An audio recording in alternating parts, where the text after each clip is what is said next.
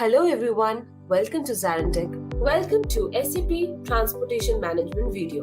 In this video, we will walk through the key capabilities and configuration steps to leverage SAP logistics and supply chain functions for efficient transportation management. Before we dive in, please make sure to subscribe to our YouTube channel and click the bell icon so you don't miss out on latest videos from us. In this video, we will be walking through Introduction to SAP TM, Global Supply Chain, End-to-End Flow of SAP TM, SAP TM Integration Architecture, SAP TM Terminologies, Organization Structure, SAP TM Master Data, SAP TM Order Management, Transportation Planning. So today will be a module 1. So in the module 1, if you see the content which I received, obviously it starts with master data, but I will not start with the master data because if you start with the master data, what are the different features of transport management that will obviously be has to cover first of all, because when we start with the overview part of any transport management, it is very important to know why we have transport management in today's supply chain process. What are the different impacts and force and benefits we have when we are implementing transport management? What are the features and scope and also the deployment options we have for transport management? So these are the different features and things one needs to know before you actually go deep dive into the system. Okay. So today we'll try to cover that part so that you can have an idea of what are the pillars and components that makes up transportation management. So when I say pillars and components, like if you are from background, you know, like we have got 4 different pillars, right? Like for example, we have purchasing, inventory, account determination, and logistics LIV process. Similarly, for SD also, we have some pillars like starting with order management, delivery management, shipment. Okay. Similarly, in TM also, we have got different pillars and process components that fits to the end-to-end integration or end-to-end scenario for TM. Okay. So before I go into it, first of all, let us understand what is the implication or importance of transportation. As you said rightly, that it is considered as the backbone of the supply chain. Obviously, it is very aptly answered because no process will work without the use of transportation services behind the scenes. So when you talk about different types of industries, like for example, if you are planning to manufacture goods from different components, or if you are shipping the goods from an online store, or if you are getting any, you're procuring anything from a supermarket, everywhere, every processes, whether it's for any across different industry LOBs, you'll find that if transportation is not working, the entire supply chain tends to falter down. Okay. And transportation is such an important component because it's not only about, delivering or moving your product from one point to another, but it is also about meeting the different types of commitments from different customers, right? So if a customer is telling me that I want a product on this date at this location, it is very important from the shipper perspective that I need to make arrangement for the products and goods to be delivered to the customer, right? So to able to daily procure a goods or sell your goods, okay, you need a module which is actually responsible for making the goods movement from a point to point. So whenever we talk about transportation, it is very important that it's always a point-to-point transfer. So when I say a point-to-point transfer, that means it always pertains to location. Because today transportation always has 2 different points. Point A means is the source, that means from where the shipment originates. And point B is the delivery, where the shipment has to be delivered to the customer. That is the final destination location. So throughout the entire content, you will see that I'll be using source location and destination location as the concept or as the terminology. And whenever I talk about source location and destination location, it is not only about transportation management, it is also talking about SAP transportation management also. Okay. So today managing transports are done across multiple modules. I don't know whether you have heard about, it's not, although SAP is considered as a market leader, But there are different software products which have been launched in the market. Like if you talk about Oracle, if you talk about JD Edwards. So these are the different software modules which have been implemented in the market in order to track and trace the entire transportation process. The transportation process is not only the movement of the product. Transportation process will also ensure the movement of the product respecting the capacity of the resource. So when I say the capacity of the resource, that means you need some means to move the transport, right? So if you're moving from point A to point B, you may use a truck. Or if you are doing any type of long distance haul or long distance shipment process, you need a sea, mode of transport, sea or vessel to move it across. So it is very important that whenever the transportation process starts, you need to know the means by which the transportation needs to happen. So if I now just rephrase the definition of transportation, it is actually the movement of your cargo from point from source to destination using a specified means of transport.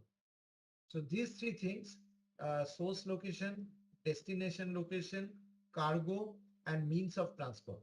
So these four dots make up your entire transportation process because all are very tightly integrated with each other. And without this, the transportation process cannot be realized in practice. So if you see my first slide, so in my first slide, you see that there are different types of, the shipper, you can see that. Terminology is very important in TM. So you should be very much clear what is, because these are the different part functions which is played by different entities in any supply chain process, right? So you should know what are the different, who are the basically the partners in the entire transportation process. So you can say shipper is also actually called as a consignor. Why they are consignor? Because they are usually the supplier or a owner of a commodities being shipped. Okay, so if I am supplying or if I am owning a particular commodity which is going to be sent across to my customer, then I am a shipper. So whenever you are working for any shipper scenario, okay, and whenever transportation management is being used, please note that a shipper scenario always needs to trigger the shipment process using ECC, right? So you use the ECC as a source system to trigger any shipper scenario. So that's why you see in the figure in the left hand side, if you see my shipper is there, and from the shipper, this is pointing to suppliers. This is pointing to logistics providers. This is pointing to customers as well as carrier. So all the entire transportation process, which originates from a shipping point or from a shipper scenario, is actually interlinked with all these other business partner functions. Obviously, for example, supplier. Why supplier is important? Because supplier is my vendor location. And whenever any type of movement of cargo happens from the vendor location to my receiving plant, you can use transportation management. So that is also called as an inbound freight.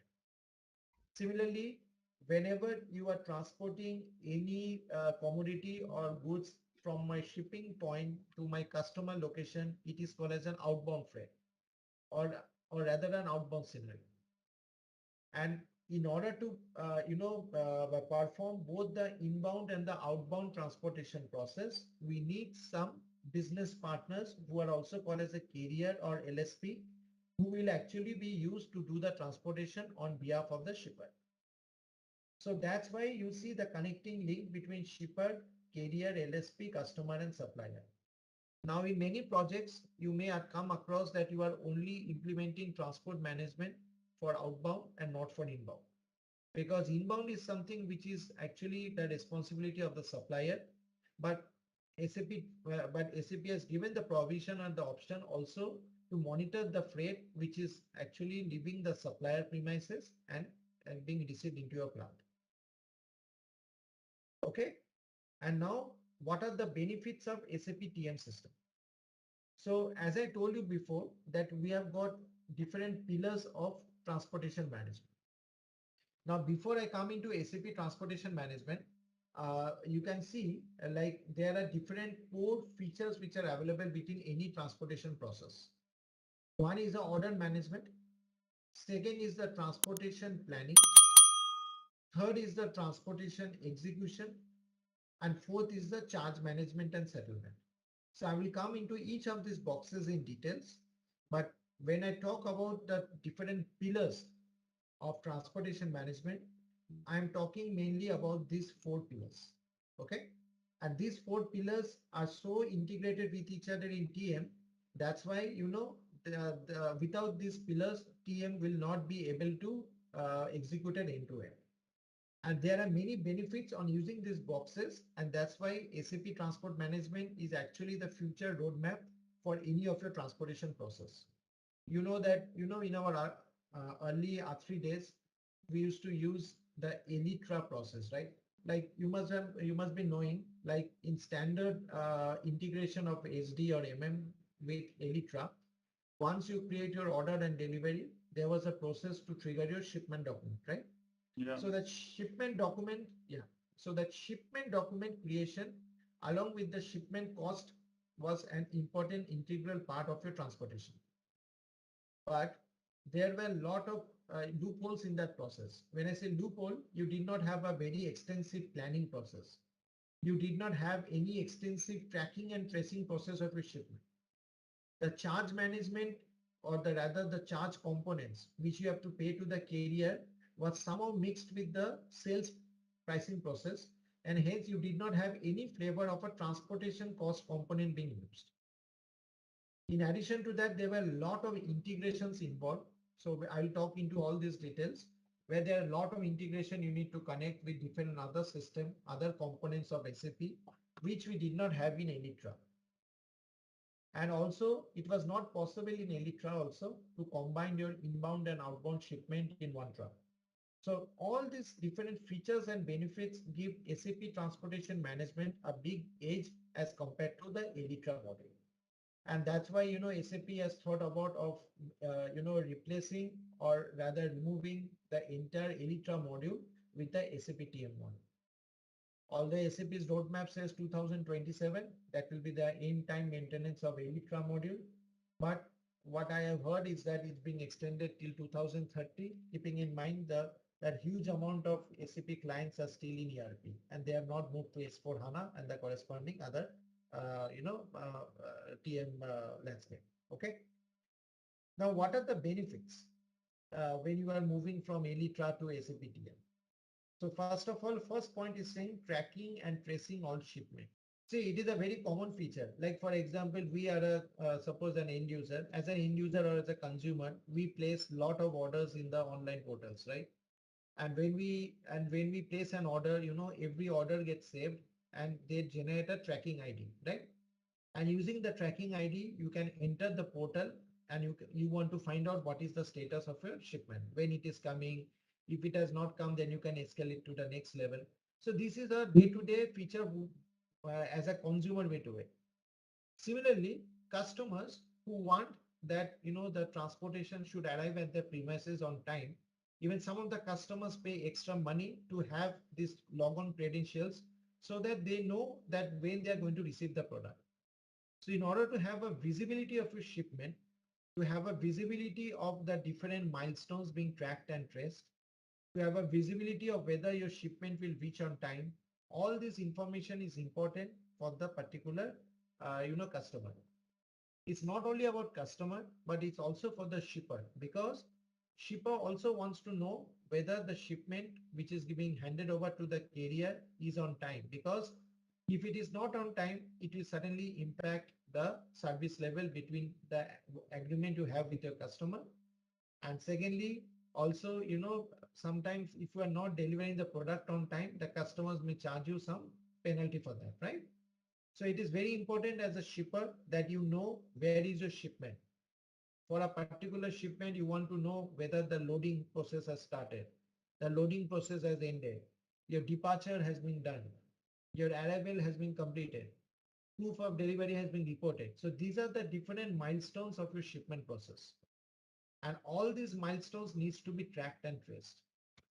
So the real-time updates or visibility to all these milestones of tracking and tracing is possible using the tracking and tracing shipment process within TM. The next part is the international trade. So international trade, dangerous goods, EWM integration. So these are the different other integration applications which you have with TM.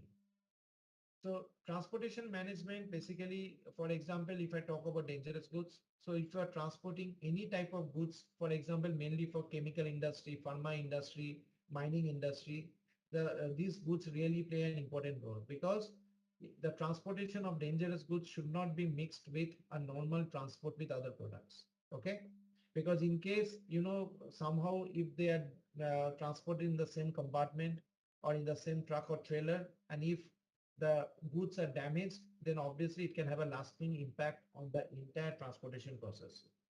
So it is very important to know that whenever you are transporting a dangerous goods, whether your particular carrier or a shipment who is responsible for doing the shipment has the necessary equipment, has the necessary truck to do the shipment of the goods. So for that, dangerous goods is integrated with TM. When I say integrated, that means whenever any type of transportation starts with dangerous goods, there are certain checks which is done.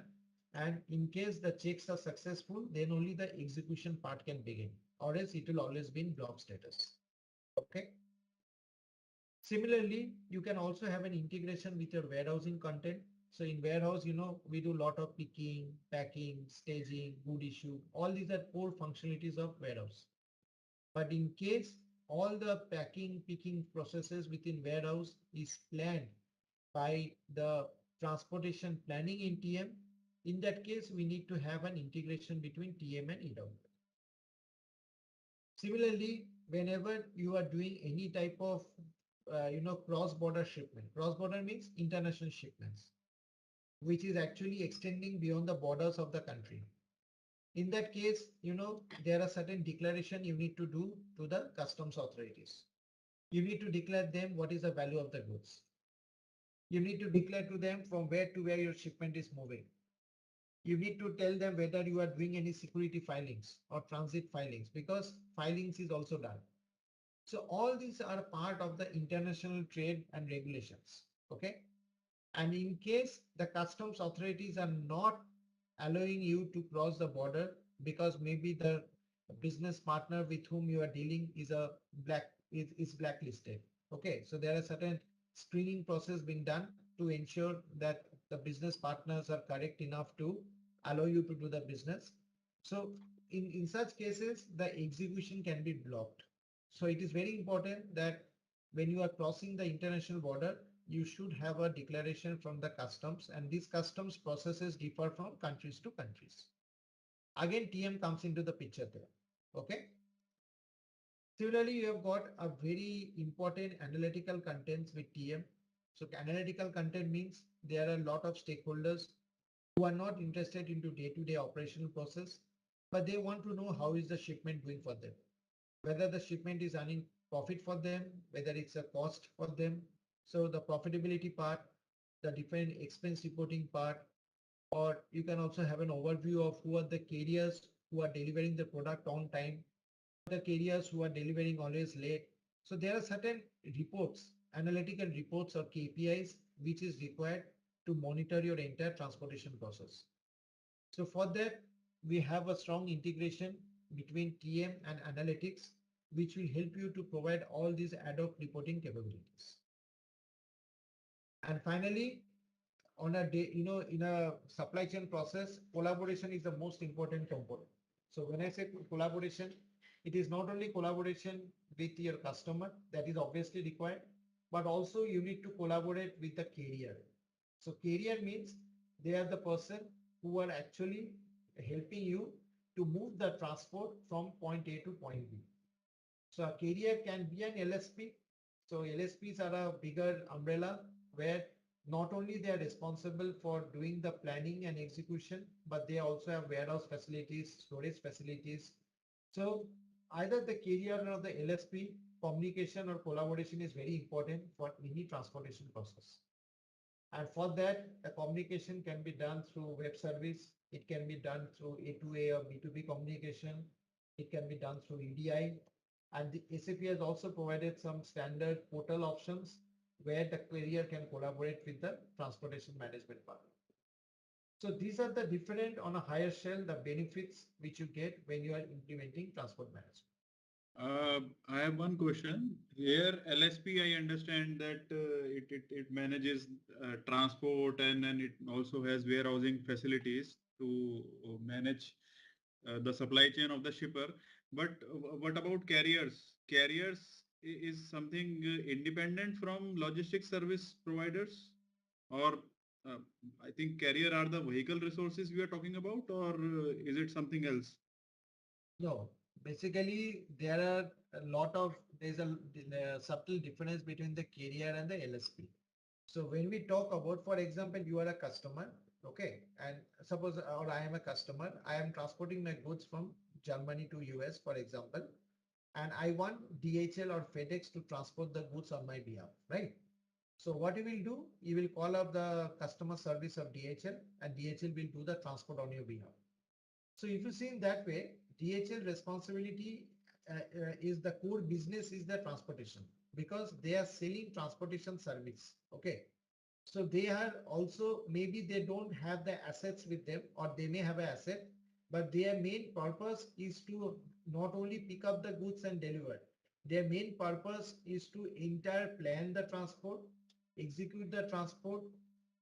They do all the custom documentation, custom clearance. Okay. They do also a lot of brokering services. They are also responsible for storing the product in case, the pickup and the delivery time window is violated. So in other words, LSP is at a very much higher level. And sometimes, there are LSPs who are actually also working in closely with shipper to plan and execute the entire shipment. Okay. So such is the power of LSP. But when we talk about carrier, carrier is something, LSP can also be a carrier because ultimately responsibility is to do the transport, right? But the carrier in terms of, final performing its functions is not as much huge as compared to LSP. So what are the carrier? Carrier like the forwarding agents. Like if you see in any Elytra module, you have carrier in your shipment document. Their main responsibility will be that, okay, once a shipper has created an agreement with them, they will just come and pick up the goods from the shipping point and they will just deliver to the customer location. Okay. So the amount of work, the amount of, the responsibilities of a carrier is much less as compared to LSP. So LSP is work is a different industry. Okay. They have a different industry, which is also called as a freight forwarder industry. But when it comes to carrier, the main objective of carrier is to just pick up and deliver the goods. So if you see here that there are basically four, pillars, if I say in that way, for transportation management. Just as we have got multiple pillars in ECC, similarly, transport management also has all these pillars.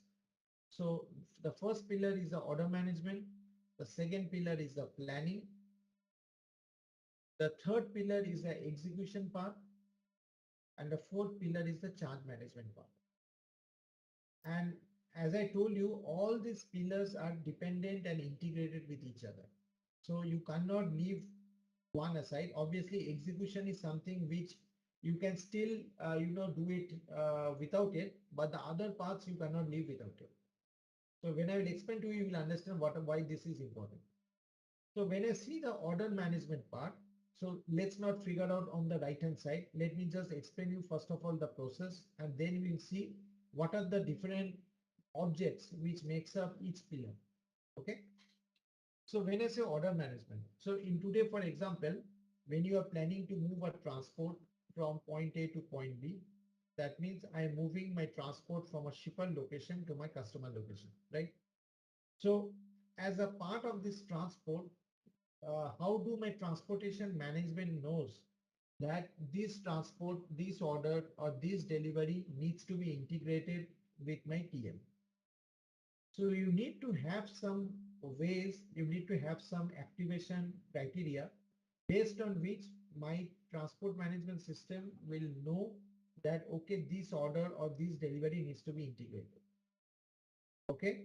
So every time an order or delivery is created in ECC, a transportation demand or a transportation requirement is generated in transportation management system. And that is what we call order management. So for example, if we're talking about purchasing scenario, sales scenario, subcontracting scenario, or consignment scenario, various other scenarios where your order or delivery is in place, it may be that out of 10 orders in the system, you only want to integrate TM with six orders or six delivery types, because maybe the third party order need not to be integrated in TM, or maybe the consignment fill up process is not required to be integrated with TM. So what are the different orders or deliveries for which integration is required? That is called as an order management. And this order management is actually triggered from different documents. If you are considering a shipper scenario, so that's where you can use sales order, purchase order. You can also do it from delivery. But if you are considering an LSP scenario, so LSP do not require ERP documents to start off. They generally start their processes with forwarding order. So based on these different order or delivery documents, the requirement or the demand for generating a transportation process execution is done in the order management. So once you are doing this order management part, basically what is the effect of order management? So the main effect of order management is to create a planning document. Okay. So this is called as a freight unit building. So the freight unit building, or rather the freight unit, is the object which is technically created, which will actually tell you that my transportation order and delivery has to be integrated with TM. So this freight unit actually answers three questions: what you are going to transport, where you are going to transport, and when you are going to transport. So these three questions are answered by my freight unit. So freight unit is always created automatically. So they can be created once the order or delivery is created and saved. And once the freight unit is created, that will trigger my subsequent process in TM. So whenever we see that freight unit is not created, then that calls for an investigation as part of the AMS or whatever project you're working on. Because unless a freight, because as I told you, it answers three questions, right? What you want to transport. That means whatever product is there in your freight unit, that product information needs to be captured there. Where you want to transport. That means I need to have my source location as well as I need to have a destination location in my transport management system in freight unit. So my source location is generally my shipping point from where the shipment originates, and the destination location is my customer location where the shipment needs to be delivered to. So under the planning section, we have a freight unit creation required. And this freight unit is also called as a planning document because the planning will start once the freight unit gets created. Okay. So when I say planning, so for example, when I'm creating my freight, unit, so let me just show you in the quick in the system quickly. Okay. So suppose I'm creating a sales order. Okay.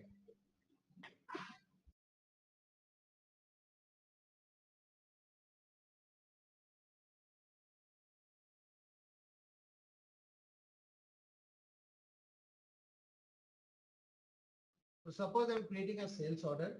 Okay, I'm just using a sales order with reference so that you know from which sales order I'm creating. Just to show you, give you the concept of freight unit.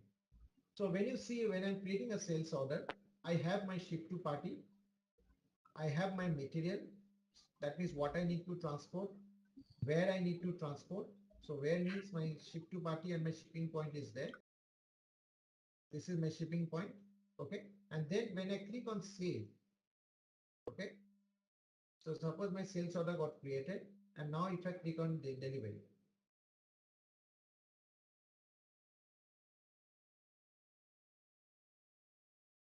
what is the date I used? Just 1 minute.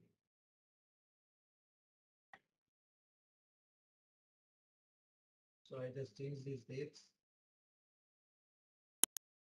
Suppose it's on 20th. Suppose I do a delivery of my product on 20th.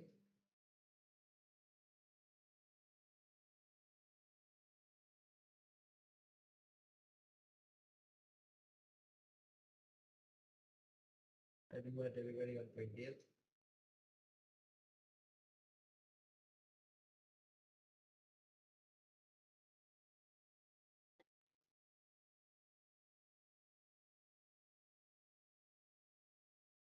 When I'm creating my delivery, you will see if I go into the change or display mode, you will see that this delivery has a status tab here. So this status tab indicates that my delivery is integrated with transport management. So that is the first thing. Now, when I go into details of this tab, so when I click on this TM status tab, for example, I click on this, I will see automatically my freight unit got created. So this freight unit, as I told you, is the starting point of your transportation requirement document in TM, because unless a freight unit is created, you will not get to see from where to where my transport should move. My transport should involve what material and on which date my transport should move. So all this information is there in my freight unit. So freight unit is also called as a planning document. So if you see here, this is my source location. This source location is my shipping point.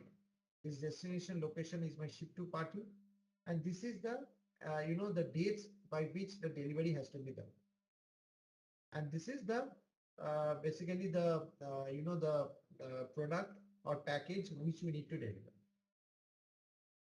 So without a particular freight unit getting created, so if you see here, you get a stage. Stage means from where to where my shipment needs to move. So the freight unit is a document based on which the entire shipment process originates. That means it's still on a planning phase. Huh? I have not done any physical movement, but I need to send this information to my transport planner so that he can start planning for the shipment movement. So that is what is called as a freight unit. So yeah, so freight unit basically, I'll not say an exact replica, but it actually captures transportation relevant data from delivery documents, if I say in that way. Okay. So because in a delivery document, you will have many data which is more related to the order management part. But at the same time, because delivery is something where your goods movement is planned to occur. So for transportation process, so the transportation relevant info from delivery is passed on to this freight unit. So a freight unit can also be created from sales order. So I'll come to that part later on, whether a freight unit can be built from sales or can be built or should be built from delivery. That is a different question.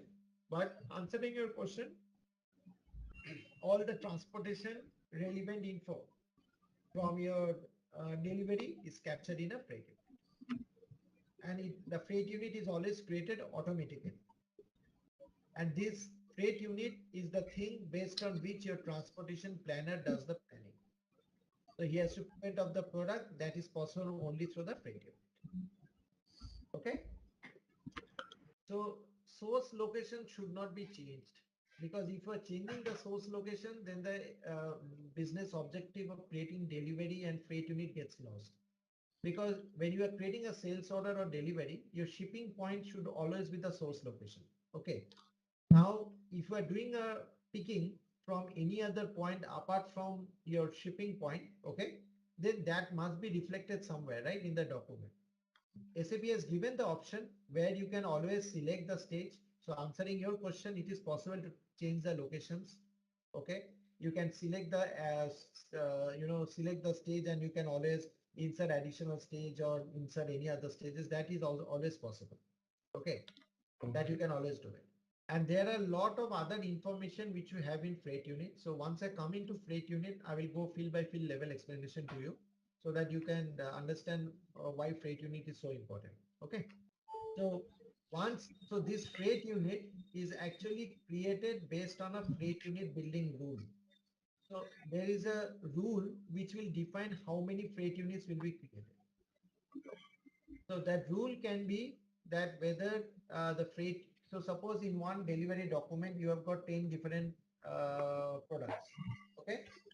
Now, whether you want to create a separate unit or whether you want to create 10 different freight units per delivery document, that is entirely defined and set up by the freight unit building rule. So this freight unit building rule is very important because the entire build up of your freight unit is controlled by the freight unit building rule. And this freight unit building rule you can always see in the freight unit. Okay. So now once my freight unit is there, now my transportation planner comes into the picture as part of the planning process. What he has to do? He has to plan the freight unit. So what is the objective of planning? The objective of planning is ultimately to create a shipment document. Correct? So in order to create a shipment document, basically you need to check how my freight unit is to be moved to my final destination location. Which is the route I need to consider for my most cost optimization process. Which is the preferred carrier I can use so that my freight unit reaches on time. In case costing is my main criteria, I should select the cheapest means of transport or resources available. I can also do always a check if my freight unit is relevant for dangerous goods or not. So all these different checkings, which are the resources who are available to transport the freight unit, all these things are part and parcel of the planning one. So planning is very important in TM. And if you see, there are two inputs to planning. The first input comes from freight unit and the second input comes from the master data, which is nothing but it's your resource. So resource and freight unit are your input to my planning process. And whenever you are doing the planning, the output of planning is your freight order and freight booking, which is nothing but it is a shipment document. Because unless a shipment document is there, you cannot physically move the product, right? So till planning, it's always in the planning. That planning means there is no physical movement of a cargo as of now. So you are just generating the planning processes so that I know which shipment, which freight order, which carrier, which means of transport I should use to do my physical transport from my shipping point to my customer location. And this planning part is actually done in a planning tool called as a transportation cockpit. So transportation cockpit is the planning tool for TM where you physically plan your particular freight unit and create your freight order or freight book. Okay. And this planning can either be manual or automatic. So manual planning means basically interactive planning, and automatic planning means it's a planning done by the optimizer. Optimizer is an engine which does the planning for you. So either you can adopt a manual process or you can use the optimizer to do the planning on your behalf.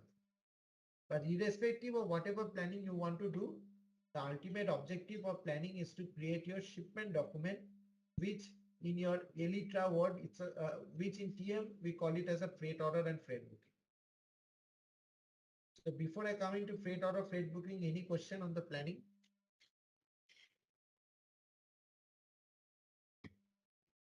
So then once the planning is done, that means once your freight order. So why these two different terminology? Because I'm calling them both as a shipment document, but then why these two different terminology?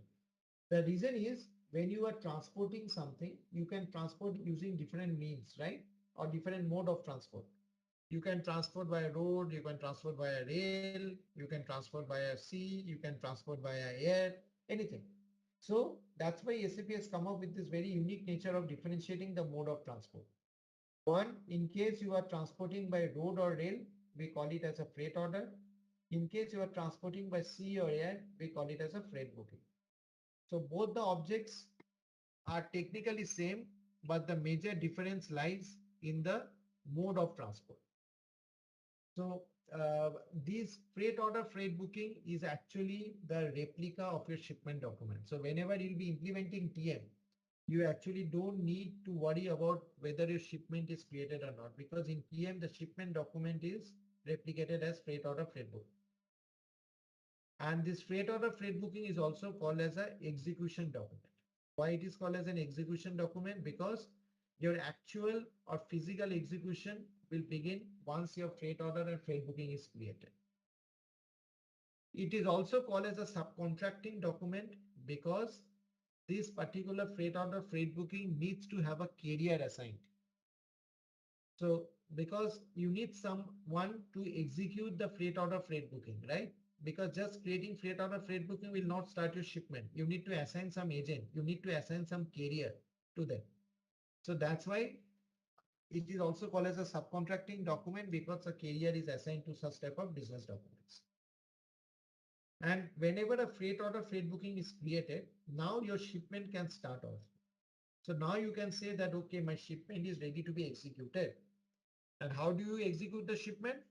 The execution part is done by tracking and tracing through different events. So for example, you can say, okay, my shipment has departed. So departure is an event. My shipment has been loaded. My loading is an event. My shipment has arrived at the final destination. So arrival at destination is an event. My shipment has done a check-in, check-out at the yard. So that is also another event. So all the different events are actually nothing but the milestones of the shipment can be used to do the execution process. You can also specify in your shipment document or your freight order whether your load plan is being done so that your integration with EWM can start off.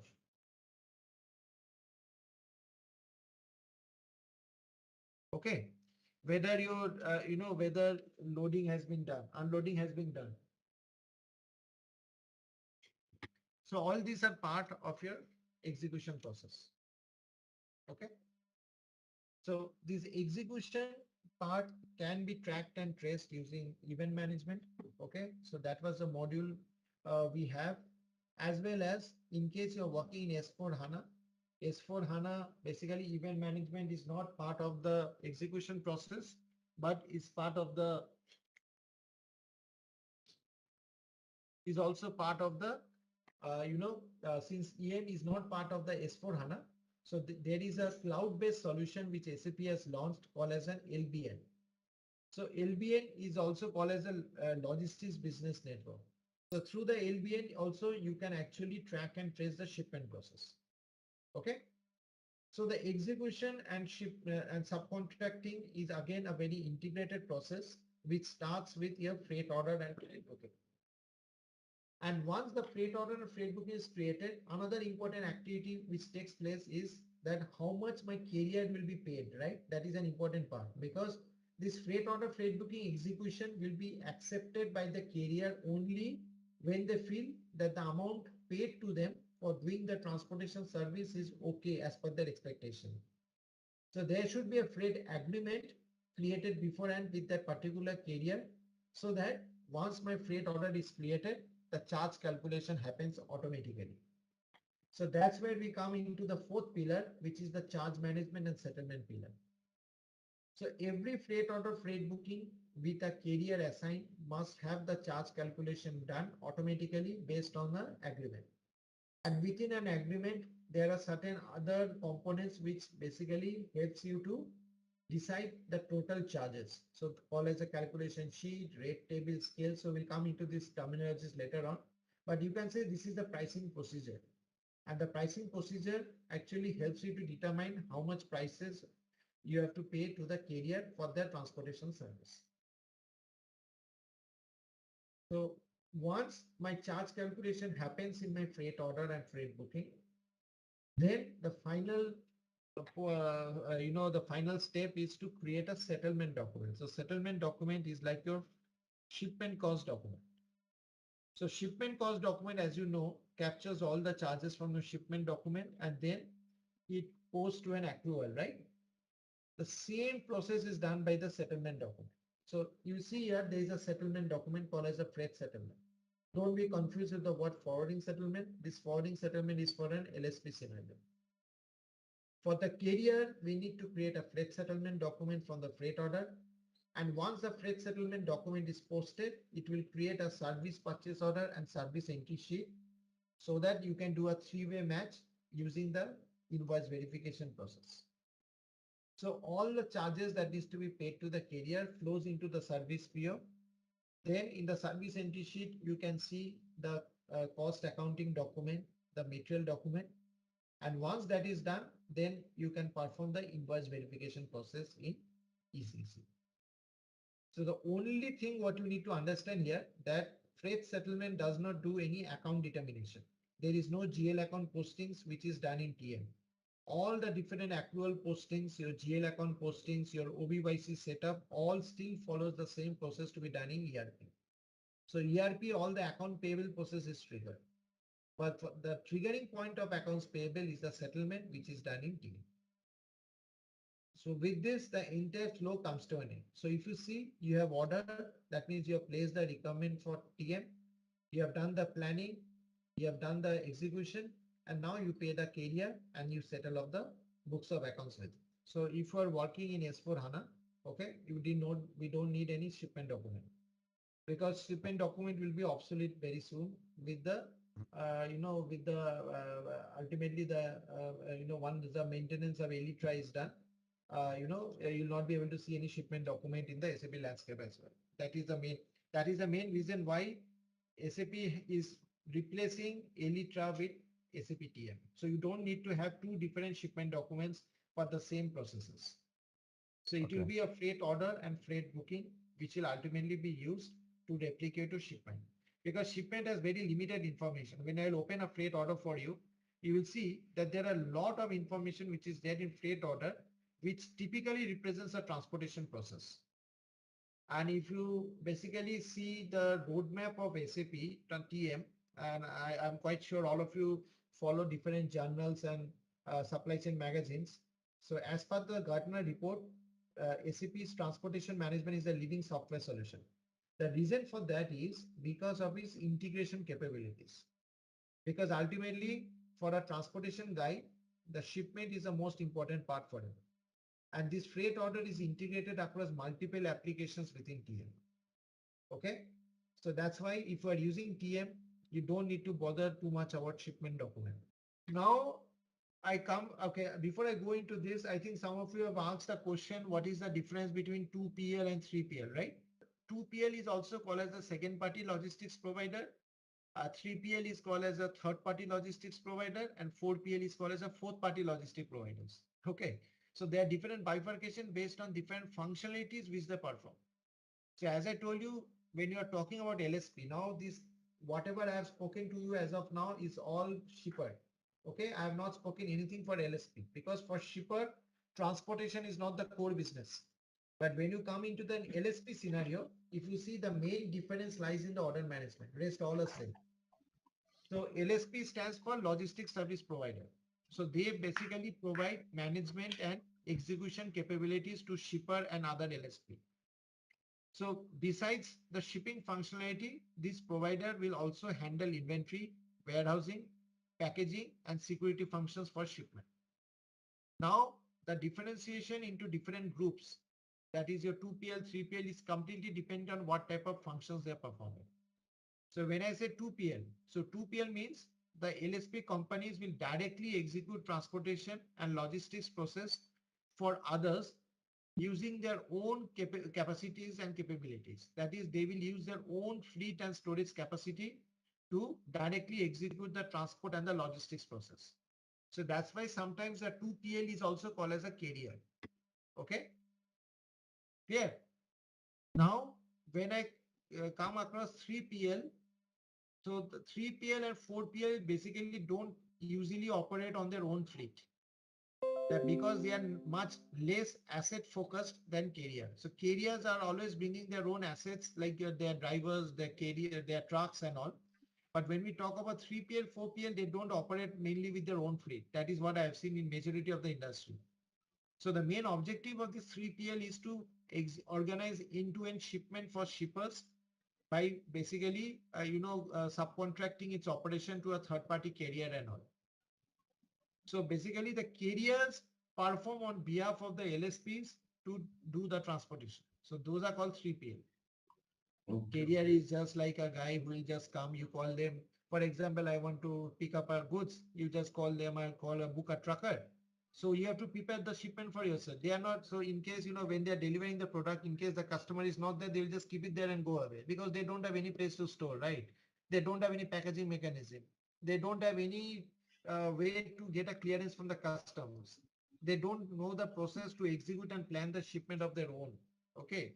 What they do, they just pick and do the delivery. That's it.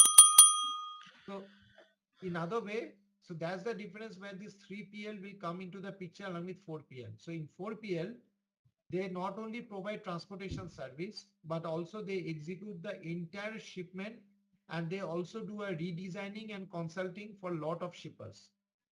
When I say redesigning and consulting means basically they also, prepare the plan of when to transport, how to transport, when to transport, where to transport, all the planning, execution. So sometimes they are also being hired by the shippers to do the or set up the entire transportation process for different customers. So this 3PL, 4PL is at a much higher level as compared to carrier. Now I come into this part where basically, this is little bit a technical thing. The reason is when we talk about, nowadays the buzzword is this one, like S4 Hana, right? Obviously, today or maybe after a few days, you have to move into this platform. Okay. So that's why SAP has come up with different types of deployment options. It is very important to know this because if you are not sure about different types of integration, what SAP offers in terms of S4 HANA and all, basically it is not going to help you. The reason is after a few years down the line, anyway, you have to be in S4 HANA, right? So if you see this is basically the first version of S4 HANA which started with SAP Transport Management. Although we started with 1610, but basically the more releases came in 1709. So in the 1709, if you see there, so there are two different boxes here. So in 1610, SAP released the basic shipping, okay? And this basic shipping basically had the code line of Elytra. Okay, so when I say code line, these the basic functionalities of Elytra were still visible through basic shipping. There are very limited functionalities you can do using TM at that time. But with 1709, what SAP has done, they have added one more box called as a professional shipping. So these two are actually licenses. So whenever you are using basic shipping, so basic shipping is always focused and it is applicable for both S4 HANA as well as Elytra. When you are coming into professional shipping means it is actually the S4 HANA advanced license part. That means all the functionalities of your standalone transport management is available in S4 HANA. So that is why if you are using a basic shipping license, you don't have to pay any extra fees. But if you are using any advanced license, you need to pay extra fees to the SAP. And in the long-term view, actually, you will not be using Elytra. So we have removed Elytra from the picture. All will be done based on S4 HANA TM. So that's why when I say, so SAP in terms of Elytra, means Elytra module and S4 HANA module, there are few changes, differences in the model, in the functionality wise, you can say in terms of usage wise, in terms of end user experience, there are a lot of changes which you have. Also, in addition to obviously simplification. Okay, simplification is another reason why the S4 HANA product is there in the market, right? So for that reason, we have this differentiation.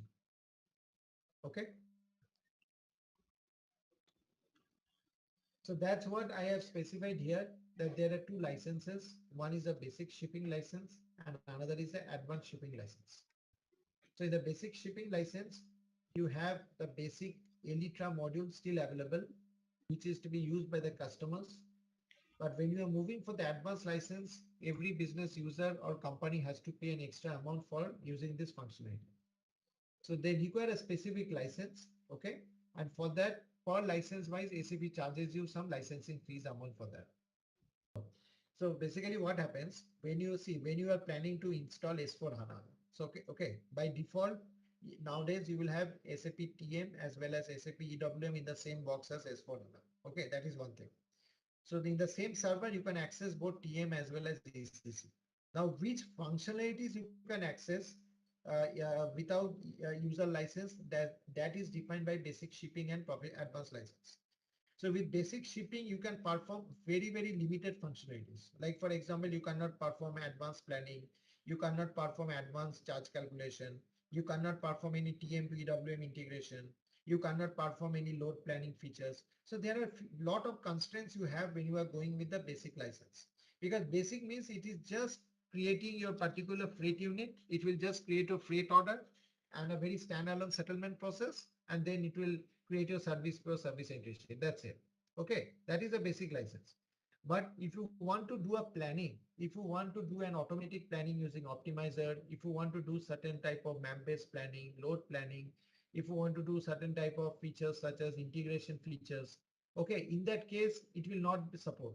So if you want to have the support of those features in your S4 HANA, in that case, you have to use the advanced license. Okay. So I will send you a document where you can see what are the features which are available for basic shipping as well as advanced shipping. Okay. Okay. So this slide will help you to clear a lot of doubts. So when I say deployment option, so deployment option means what?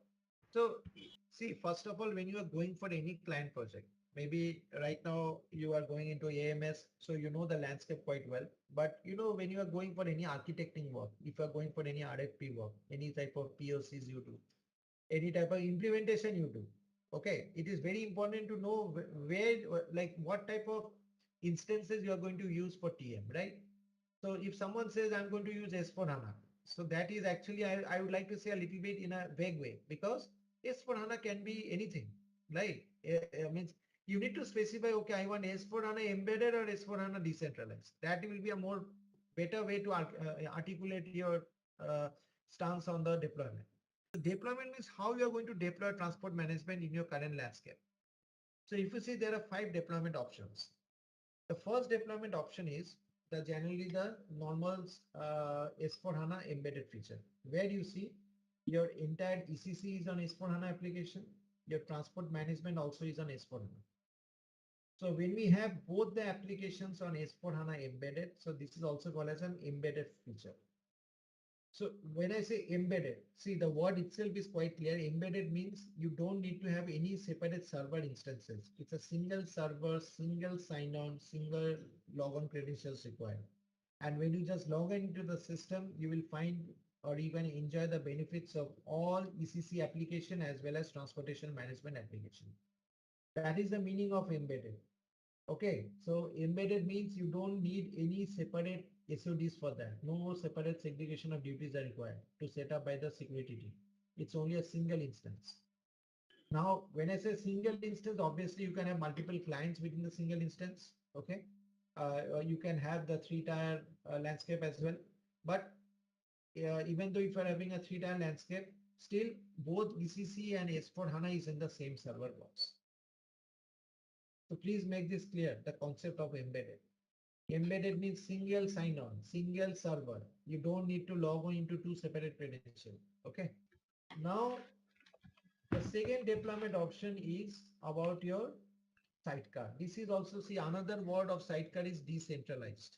Why decentralized? Because it's not on the same server content like embedded. So if you see here, this is another option where your S4 HANA and your transportation management is separated by a code line. So this code line is the middleware. It can be a PI or which can be a SOA manager, which is actually separating the application between 2 sites. So you need to transfer your data from S4 HANA to TM, and also an update is required from TM to S4 HANA. So you need 2 separate servers here. You need 2 separate instances here. 2 separate login credentials are required. And you need a monitoring mechanism for the transfer of your data from ECC to TM. So that's what we call it as a decentralized version. So in both the servers of the systems are on SAP S4 HANA. Does anyone know what is the meaning of S/4? So it's the 4th generation simplification business suite, which has been launched by SAP. Okay. So hopefully we will not get any S5 or S6, S4 only, but I don't know what is SAP's roadmap for that. But as of now, we will be happy with S4 only. Okay. So this is the second instances. Now, can you tell me why or which client we try to have these instances? Or why you want to propose someone that both are in S4 HANA, but I want to have separate server. See, this scenario comes into the picture when suppose, so there can be two variants to that. One variant, your SAP, your ERP client is already on S4 HANA, but you want to have a separate server of SAP TM because you don't want to have the same release cycles of your implementation for both the systems at the same time. So first of all, I want to have a stability in my ECC system, then only I should go for the implementation of S4 HANA for TM. That is another one reason maybe. Another reason maybe is that maybe, my ECC part is going to have different upgrades and different types of lot of, interfaces, frameworks, lot of RICEPs are there. And for that, I don't want to mix that with my TM because TM, I should go for a standard best practice business suite. Okay. So some of the other clients is that then why to in that way, why should I basically merge and mix both the applications in one? Because I have first to stabilize my ECC and then I should go for transport management.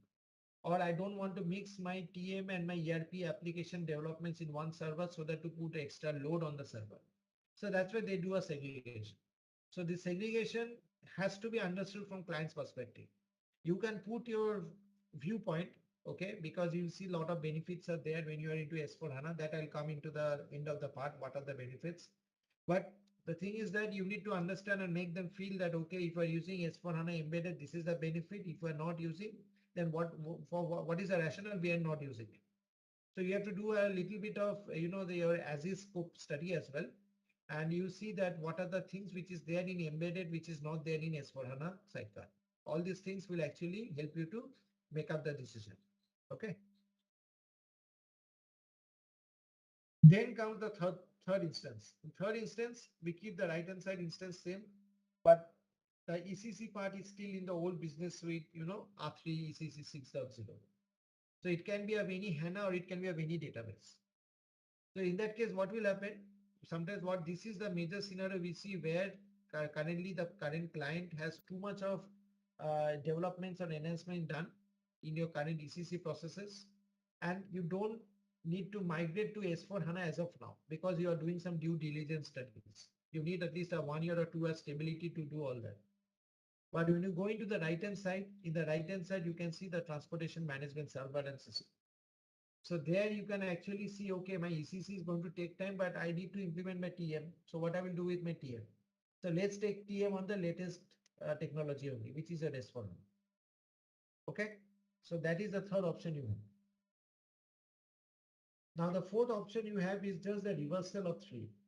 So in case of this, your S4 HANA ECC is in S4 HANA, your TM is not in S4 HANA. Again, this is the thing which comes into the picture where you are perhaps working both on a long-term basis or where none of them were on S4 HANA, and now you have upgraded your SAP ECC system to S4 HANA.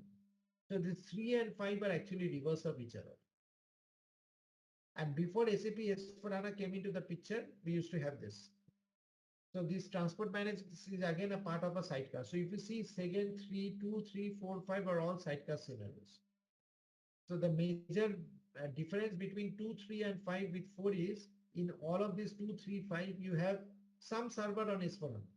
But in the fourth one, you see none of the instances are on S4 HANA. So this was the scenario much before 1610, where you have your SAP TM in a separate supply chain execution box, and you have your ECC, which is in ECC 6.0, and they are doing the standard documentation exchange and transfer across for application system for TM.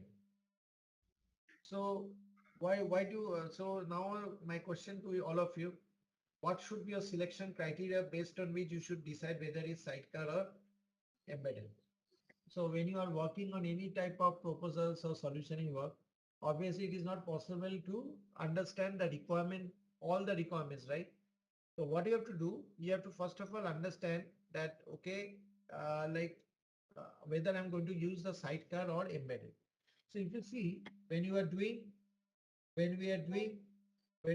for particular this embedded part, okay, if you see there is no middleware required because they are using the same S4 HANA instances. Okay, So when no middleware is required in embedded, that means there is no need to transfer any master data or transaction data across two servers, right? So what does that mean? The cost of ownership of the middleware gets reduced. Okay, because you need to have resources who has to monitor different transactions transfer. You have to also require the middleware to be kept up in order to transfer the master and transaction data, as well as any type of error messages are there, all the alerts, lot of communication to and fro happens. So if you see, this is a more simplified data model, what we call in SAP's terminology, simplification, right? So that simplification is achieved to a great extent when you are using S4. That is the main pros. Because if you are going in a decentralized, you need to send your master data from your source sender to receiver. You have to transfer your transaction data from sender to receiver, and all these are in a particular middleware. So you can use PI as a middleware, which will map your web services from your ECC to TM, or you can use SOA manager as a direct communication between TM to ECC. So obviously, and also SAP is also basically advocating hard to move into S4 HANA embedded so that you don't need to think about a separate server maintenance. But there is a catch, like I don't know who said, the licensing cost, that also you have to be considered, because the decentralized licensing cost is less costly. Again, please don't take it as an official comment from my end, just an observation. But SAP's rate changes based on the clients, because if you have a very strong client who has been using SAP for the last 15 to 20 years with a lot of licenses, obviously the cost of the advanced license is drastically reduced. I have seen that. Okay, so don't quote me anywhere, but it is just an unofficially I can see you because your advanced license is a little bit more expensive as compared to the this one. So sometimes decentralized version can be opted out, but recommendation should always be to go with the standard, this embedded part, because that is what SAP is also advocating for. Okay. See, the thing is that it depends on what is the application usage of the particular TM. If you are having too much of interface, see, anyway, whether it's decentralized or embedded, any type of external, any type of B2B communication, you need to have a middleware. So this what I am telling you in terms of A2A application, where A2A, that means both the applications are in the same SAP system. In that case, at least you can reduce the usage of PI. But anyway, if you are going to interact with any type of B2B communication, which is outside your SAP system, anyway, PI has to be used. There is no, alternative thinking. But like if you are having too much of usage of PI, obviously the licensing part also costs a lot of money, right? PI is also not cheap. It's quite expensive if you see it that way. And also you have to think about resourcing perspective. So a resource who is managing PI, from a B2B perspective, he cannot be responsible again to do all the monitoring from A to A perspective, because there are a lot of data transfer which happens between ECC to TM if you are working on a decentralized version. And the latest version what you have, okay, so in S4 HANA we'll have S4 HANA 2020, okay, and in transportation management we have the latest launching as TM 9.6. And SAP has decided not to extend any more feature beyond 9.6 because all the changes will now be done in S4 HANA. So you have to move to S4 HANA. You don't have any option actually. Okay. So I now come to the TM integration architecture. Please don't be misguided with this terminology TM 9.4, 9.5. Just forget the version now, because the version keeps on changing. Okay. And, but the underlying architecture remains the same. Okay. So, so if you see here, you can directly seeing the architecture on an overview level. That's where TM comes heavily on Elytra, because Elytra is not actually, has not adapted itself to talk with so many modules. It can talk with the shipment processes, but it cannot talk with different other modules with the same flexibility framework which TM has. That's why, because SAP's roadmap is TM, so all the new features, functionalities, developments, the custom products, enhancements, all this being done on TM only, not on Elytra. SAP is not funding anything on any type of new releases and core functionalities on Elytra. Okay. So be careful on that. So don't basically recommend TM now for any type of the shipment process, because that document will anyway be wiped off after certain years down the line. One thing I needed to tell you, okay, so when we are working in either a standalone server or a S4 Hana server, the only difference lies in the order management. Okay, there are two additional documents which gets created in order management. So that is your OTR and BTR. And when you are working in S4 HANA, you don't have these two documents, because these documents are redundant objects, and unnecessary redundant objects basically slows down the performance of the system. So this is the major change what you have from your TM standalone to S4 HANA. Now, when I come into the different integration part, so integration means to which other modules SAP transportation management talks of. Okay, so that is very important. So SAP transportation management talks both functionally as well as technically. So if I talk about first module as EM, when I come into the integration architecture, so as part of the integration architecture, first integration we'll talk about is event management. So event management is the tracking and the tracing module.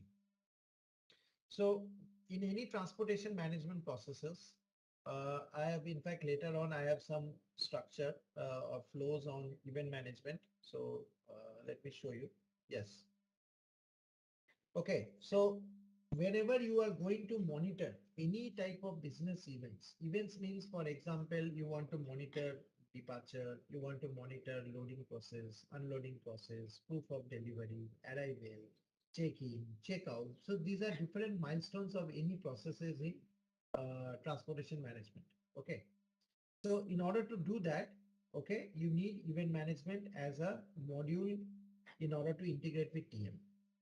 Because unless the event management is there, so you can also live without event management. First of all, tell me that event management is not mandatory, but event management gives you real-time updates. It, it gives you an exception management feature. Exception management means, for example, if your transport was supposed to come at 6 p.m., but it is not able to come at 6 p.m. So that means there will be a delay, right? So because of the delay, it will impact the entire planning of the other subsequent process. So in that case, you need to send an alert to the corresponding transportation planner or the operational guy that, okay, my transport is going to come after 1 hour. Still the operational guy needs to be there in the warehouse for receiving the products, right? So in that case, an exception, alert, communication can be sent across in case the expected events become overdue. Overdue means 6 o'clock was the time of the planned event. It did not occur. It has become overdue because it has not been reported by someone. So that reporting can come from different sources, that come from carrier, can come from some external interfaces. But all the milestones of your transportation has to be mapped, and those reportings can either happen in TM, or you can also use event management to report the events. But the major difference why we always propose event management, in case you are interested to monitor the milestones, is that it gives you a real-time update. You do not get real-time update when you are using transport management. That is the first thing. Second thing, if you want to know which are the events, so for example, you want to know the list of all events for a specific freight order, which has been reported or not reported. You can get a very good flexibility tool within event management to do that. But in case of transport management, you don't have any standard tool for that. What you have to do, you have to go into individual freight order, and there within an individual freight order, you have to look into individual events. But if you go into EM tool, in the event management tool, you can just give a selection criteria. Okay, please show me all the events from 1st of August to 8th of August which has been reported. So if you give such type of criteria, automatically referencing different freight orders, the entire list you can retrieve. So there are a lot of features available within EM. Okay, you can also do a resource tracking. You can know where is your resource. You can do a asset tracking. You can also, so in case there are any discrepancies while delivering a product, you can also use the events to report those discrepancy. Okay. So in other words, event management is also called as a visibility tool. so that you can have an entire visibility of your supply chain process. And the event management is integrated with TM for freight unit, freight order, freight booking. It does not have any integration with any settlement process or service order, whatever objects you have in TM. Only freight unit, freight order, freight booking are the objects with which you can integrate. And the communication between TM and EM is done within RFC communication. So in case any event is reported in event management, through RFC, it will automatically update in TM and vice versa. Yeah, so that is there. See, there are two ways by which if we're working, okay, I talked about S4 Hana, but if we're talking about decentralized, see, you can have a SCE box, supply chain execution box, and the supply chain execution box can have TM, EM, EW. That is one way. Okay.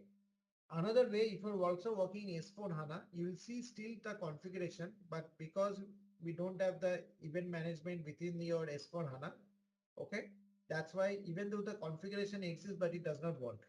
There is no connectivity or linkage between EM and S4 HANA in that way. But around 1 or 2 weeks back, I heard from SAP that they are planning to have event management in S4 HANA as an add-on, but with an advanced license. That means you need to have the advanced license of transport management to talk with S4 HANA embedded event management as well. But event management will be an add-on. It will not come automatically. But that is still on the evaluation phase because we don't have any successful customer story on that because it just got released a week back. Okay, if I say it that way. So in warehouse, basically you perform your picking, packing, staging, good issue, loading, etc. Right? That is what the warehouse activities are. But in addition to that, there are some other activities. There are certain warehouse tasks you need to do. There are a lot of other process, value-added servicing, meeting, like production integration, quality inspection. Right. There are so many things you can do in warehouse. But so that is a warehouse feature. But you can also integrate transportation management with extended warehouse management through through two different services. Okay. The reason why transport management can speak with warehouse management is that my planning in TM will drive the warehouse planning. So in other words, when I create my freight order can send a load plan to the warehouse, and based on the load plan transferred by warehouse to warehouse guy will basically wait for the truck to arrive, and then they will do the staging, good issue, picking, packing, everything. So that means here my transportation management is the leading force which drives the entire warehouse execution within EWM. Okay, so whenever when the good issue or the departure happens from your warehouse for a truck, it sends an update back into TM as well as ECC. So this entire integration or the touch point between ECC, TM and EWM is also possible using TM as a the sending system. And you can actually connect your transport management with extended warehouse management. So you see there that there is a direct web service. Okay. So in case you're using an embedded part, you can use a web service or a PI basically also to set up the transfer of data between TM to EWM and vice versa. So if you are using a S4 HANA, you should use SOA manager as the point-to-point or direct communication between both the systems. Okay. Clear? The third integration, what you have is with the GTS. So GTS, I told you, it's a global trade service. So global trade service means whenever you are actually transferring any type, or rather not transfer, I will not use the word transfer, but I will use the word communication.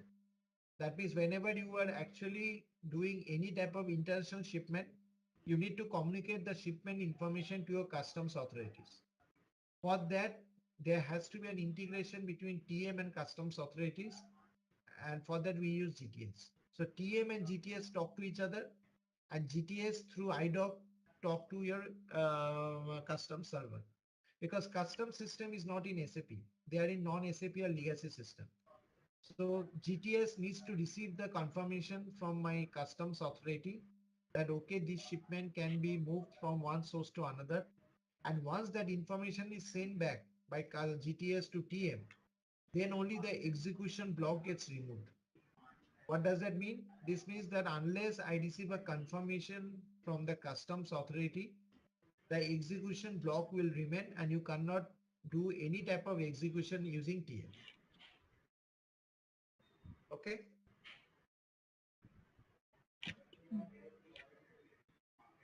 And this GTS can talk with again by two different things. Either this GTS can talk directly through your SOA manager also when you are using the web service direct, or you can also talk with through via PI. Okay. So when it is a direct service, it is a SOA manager. When it is an indirect service, it is always via PI. Okay. Next comes the ERP part. So I think ERP part, more or less, you guys will have an idea. So if you're working in S4 HANA, you can have both a sidecar as well as a decentralized version. Okay. So when you are working in the S4 HANA content, if you are using your S4 HANA embedded, we don't need to have any mechanism to transfer your master data and transfer your transaction data because it's in the same system, right?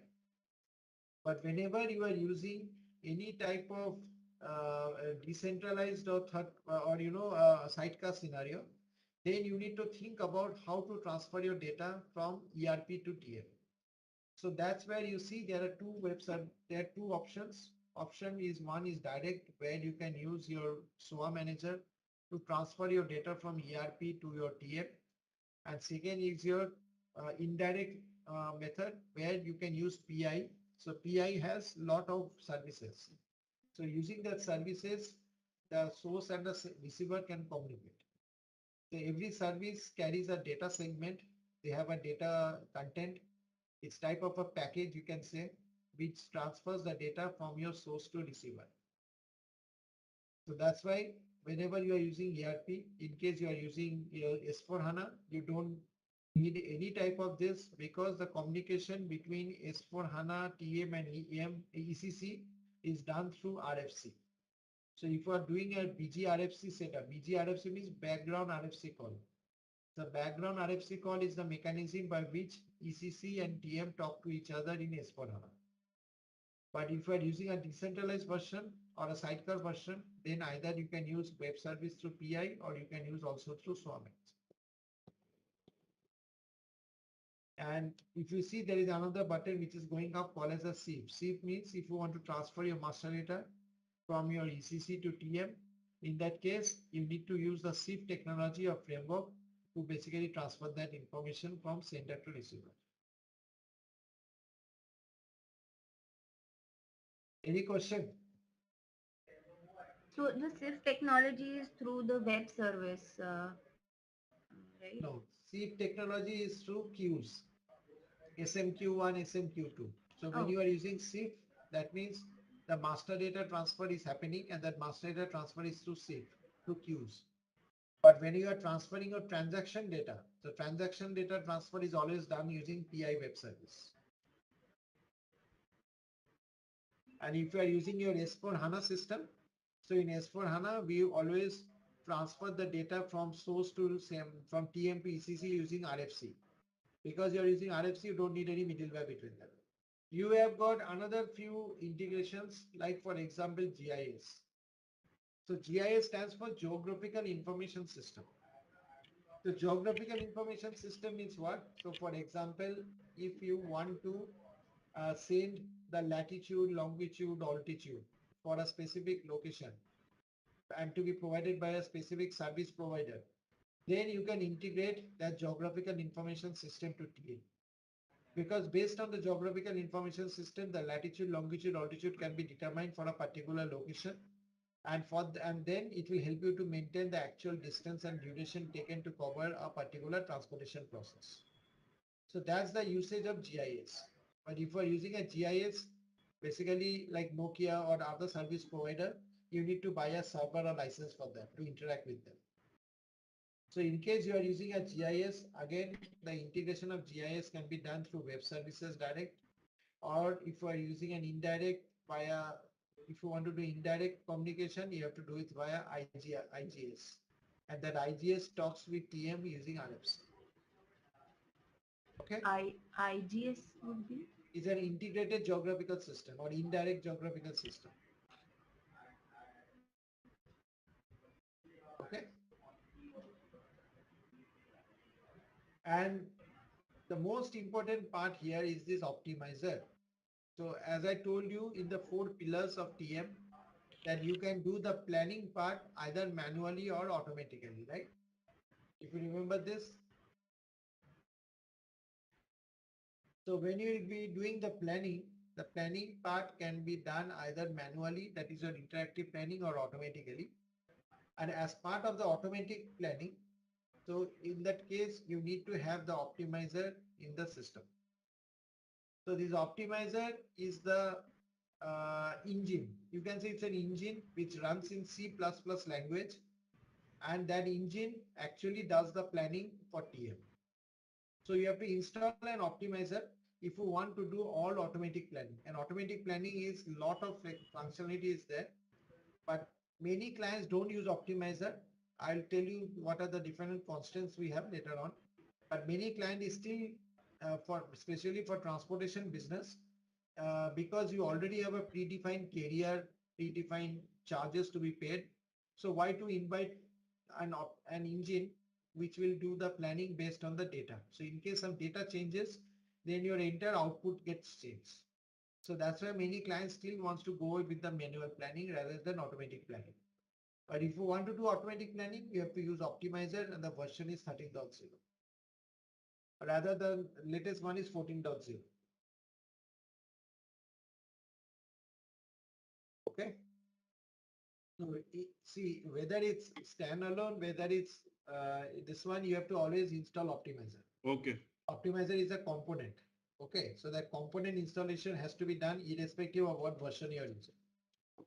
If it is connected through ECC also, that is the standalone you were saying. Okay, in that case, I have seen, see, optimizer installation and connection is not very complex in terms of license fees. Also, it's quite very negligible. Okay. So depending on the client, you know, sometimes SAP do not charge anything, even if you are working on your standalone server. But if you are working in S4 Hana, and in case you want to have the advanced license, then only you can get optimizer with that paying of additional cost. Similarly, you can also have and that connection or updates is based on RFC. You can also have an connectivity with ADS. ADS, I think all of you know that in case you want to do any printout of any forms and all, the Adobe forms, in that case, you have to build up an RFC with the Adobe server. You can also have an integration with BI, BW. So in case you need to perform some analytical contents, analytical analysis, in that case, the business information warehouse content can be used there, which is called as a BI and BW. You can also have an integration with modules such as CRM. You can also have an integration with yard logistics. Yard logistics means suppose the truck is entering the yard and you need to monitor where is your truck, whether the truck has performed check-in, whether loading has been done, unloading has been done. So the entire movement of the truck within the yard can be integrated between TM with yard logistics. So if you want to have that, then you can also have an option to integrate with yard logistics as well. So there is a slide which is called as a terminology.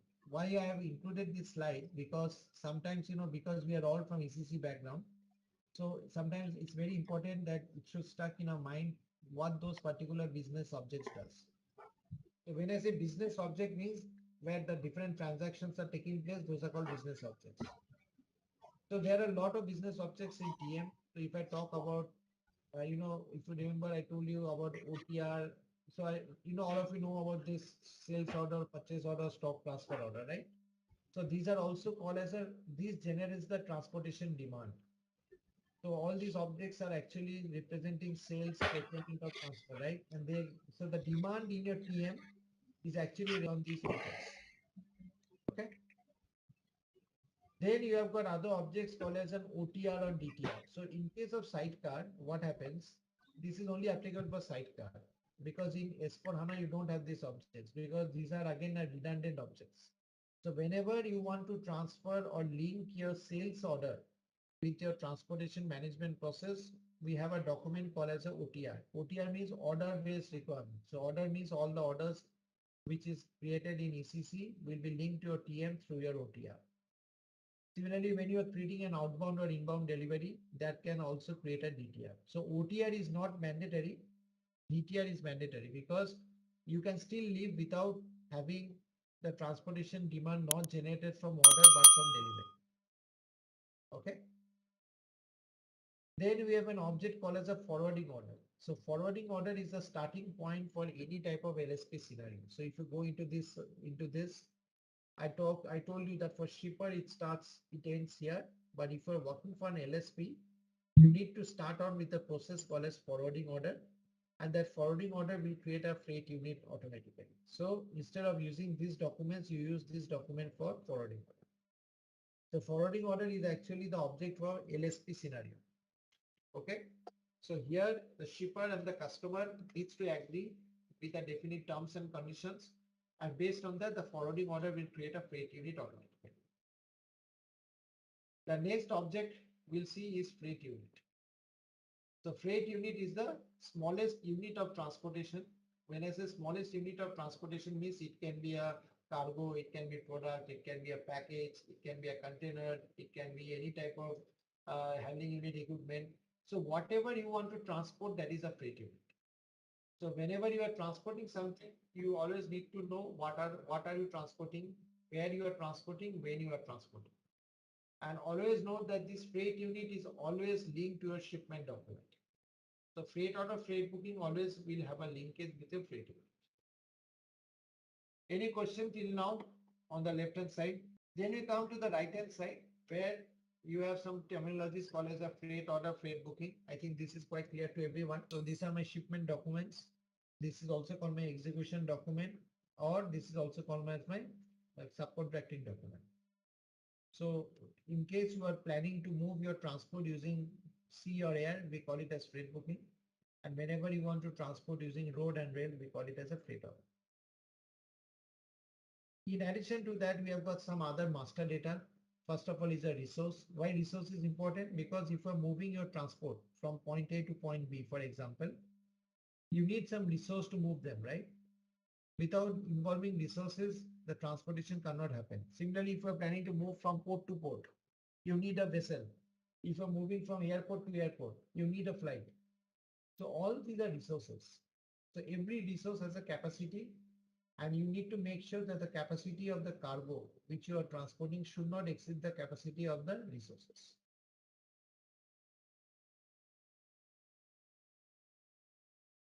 In addition to that, we also have schedules. So again, this is a master data. So again, when I come into the master data, I will show you in details. So schedule means it is a sequence of stops. So basically, for example, suppose if you are traveling from Mumbai to Hyderabad every Monday, Wednesday, Friday, and you are catching the Indigo flight. So Indigo will have a schedule every Monday, Wednesday, Friday at 9 a.m. to 11 a.m., right? So based on that flight's departure, schedules are created. So schedules will actually provide you an overview of the arrival and the departure date. And by doing that, you can also create a freight order, freight booking from a schedule. Because in a freight order, freight booking, we generally have your loading date, unloading date. So the loading and unloading information in your freight order, freight booking can be captured also from schedule. Because in schedule also, you have arrival date, departure date. And finally, you have the settlement documents, trade settlement. I think all of you know as of now that this is a shipment cost document. So the document which is posted so that your service PO and service entry sheet is created is called as a settlement. So if you see here for a shipper, once my settlement document is created, it inherits all the information from my freight order. But when I'm talking about my forwarding settlement, so forwarding settlement is an LSP terminology which is always created from a forwarding order. So in case, so for example, I am a customer, I want to have my shipment from Germany to USA. I call up DHL or FedEx. I tell them to transport my goods. Now, while they do the transport, I have to pay them, right? So that means if you are implementing TM for DHL or FedEx or UPS, you need to install SAP in their own premises. And because you are getting a payment from the customer, okay, in that case, what I will do, I have to create a settlement document. So that settlement document is also called as a forwarding settlement. So this forwarding settlement is a revenue to my LSP because it will ultimately create a billing document. And freight settlement always create a invoice document. So freight is always my cost and billing is always my revenue.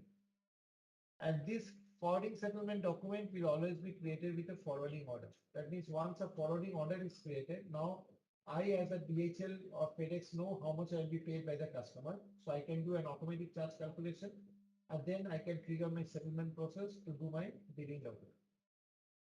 Alright, let's test your knowledge. Here is a question for you. What is the purpose of the career determination in SAP TM? A. To assign couriers to delivery items. B. To optimize transportation routes. C. To calculate transportation costs. D. To schedule delivery appointments. Take a moment to think, and when you're ready, choose the correct option. And remember, each choice holds a key to unlocking the answer. Good luck and type the correct answer in the comment section. Future proof your supply chain career with SAP Transportation Management expertise. ZaranTech offers in depth SAP TM training program designed to help you master this powerful logistics solution. With easy to grasp online video modules, this course breaks down end to end processes of freight orders and shipment management using SAP TM. From transportation planning to track and trace visibility, you will gain hands on practice configuring and operating SAP Transportation Management. Check out our testimonials on our website from professionals who have become sought after supply chain experts after taking this career boosting course. You will be confident applying your skills in roles like logistic manager, transportation analyst, and shipping coordinator, and more. Whether you want to stand out in your current organization or explore new opportunities, SAP TM skills are highly valued for top employers. Give your resume a competitive edge and enroll in our SAP Transportation Management course today. So, click below the register SAP TM course details. Let me know how I can help answer any questions about growing your skills in the transformational SAP solution. So today we will have obviously some hands-on in the organization structure setup. But before that, I would like to spend some few minutes on what is the org structure for TM. And when you are setting up the organization structure, please note that the org structure, whether you are setting this in your S4 Hana or whether you are setting it up in standalone, the organizational structure always remains the same. There is no difference in the setup in the content level whenever you're setting up TM for any of the components. Okay. So before coming into the org structure setup, so I'd like to know what do you understand by organization structure? So if I say in a way, like different elements of an organizational structure are actually used to map an enterprise operational framework where different functions of your logistics and financial processes occur, right? So an organizational structure also allows you to create some models which is actually applicable on a legal, geographic, or for organizational boundaries for different components of your enterprise. Okay. So through the enterprise structure setup, the framework is built, and within that framework, all the different applications, transactions, execution of transactions, processes occur. So it is very important to know what are the different organizational structure we set up in TM. Now there is a thing what you need to know when we talk about organizational structure in SAP transport management. There are two components we talk of. One is your internal org structure. Okay. So these are the org structure which you actually basically set up when doing any type of transportation management system setup. As well as also we have the master data component, which is although segregated from the organizational structure, but all different master data is very interconnectedly linked with different organizational components in TM. So that's why when we are talking about organizational structure, we talk about the internal organizational structure, which represents the organizational entity, as well as we'll also come up with the different master data, which makes up the entire organizational structure. So today we will mainly focus on the organizational structure which makes up the enterprise framework for TM. Now, if you see in this particular org structure component, there are three important roles what we see. Okay. So one from the perspective of selling, one from the perspective of purchasing, and one from the perspective of planning. So whenever you are working for any shipper scenario, okay, so that means where your core processes are created in your ECC system, where you have your orders or deliveries in place, there we need to have purchase org and planning execution org. Okay. The reason why I come into this, why we need this, and when you are working for an LSP scenario, LSP means a freight forwarder industry scenario. At an order management level, we need the sales. Okay. So when you are doing for a shipper, especially in S4 Hana also, we don't need any sales organization at that point. But if you are working for an LSP at the order management level, we need a sales org as well as the purchasing and the planning based on the execution and the planning process. Now, what are these different components? See, why sales organization is required. So if you think about a freight forwarder industry, so freight forwarder industry means like LSP industry, whose main business is transportation. They want always to sell their transportation service. So if you call up DHL or FedEx, and if you are transporting goods from Germany to US, what you want to do? You would like to basically contact them because DHL FedEx sells transportation service. So that's why when you are implementing TM for a LSP scenario, the triggering point is your forwarding order, not the standard sales and delivery process. And in a forwarding order, sales organization is required because the main objective of sales organization is to trigger the selling activities within the organization. Okay.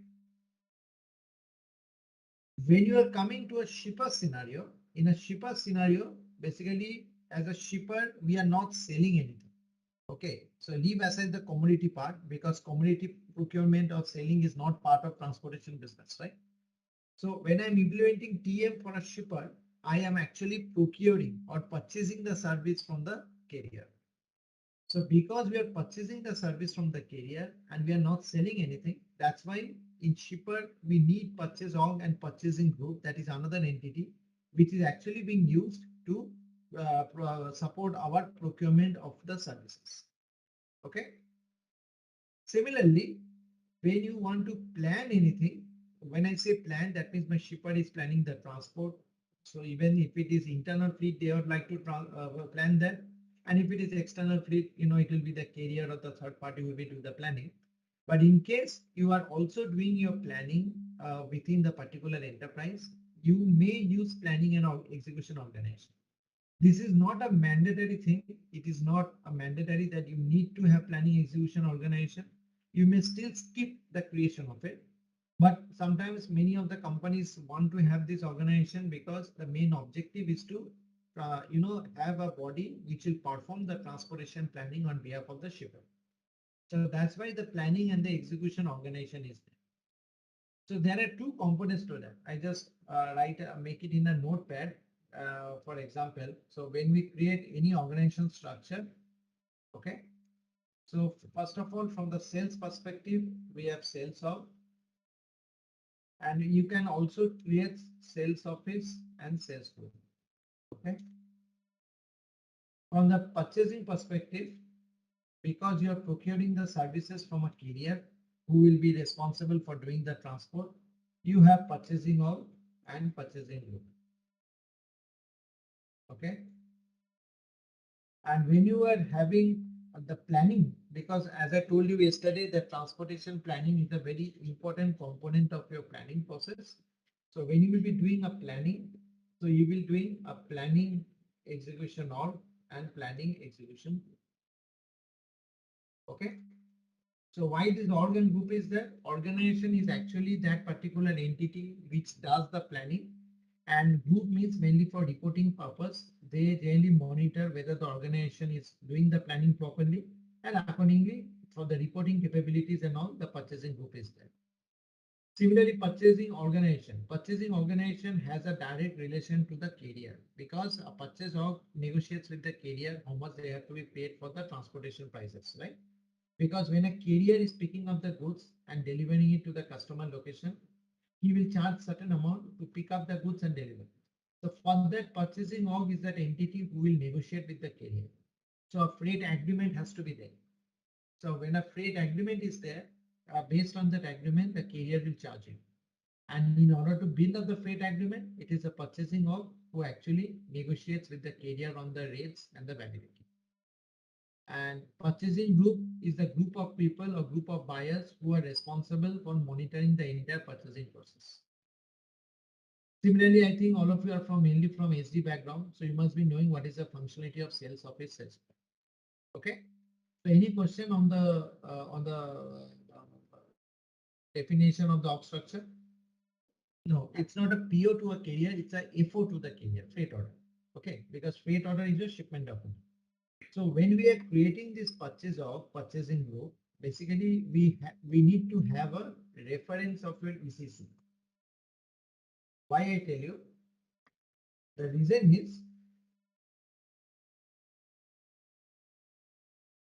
is when you are creating a purchasing org, you are creating an agreement with the carrier. Based on the agreement, you will have the charge calculation in your freight order, right? And once the charge calculation is there in your freight order, you create a settlement document. So that is a process I discussed yesterday, if you recollect. Now, once you are posting the settlement, it will create a service PO so that the invoicing can be done to the carrier. Now, as you know, for a service purchase order, we need a purchase of and a purchasing group to be there in a service purchase order, right? So you need to map or refer to any ECC purchasing org when you are creating the purchasing org in TM. So that later on, this purchasing org and this purchasing group can be referred to when you are creating a service PO and service entry sheet in your ECC part on the after the posting of your FSD happens. I repeat one thing here, please don't mistake the purchasing of purchasing group which we do for your commodity procurement. That should not be the same one which we should use for purchasing of purchasing group for the transportation.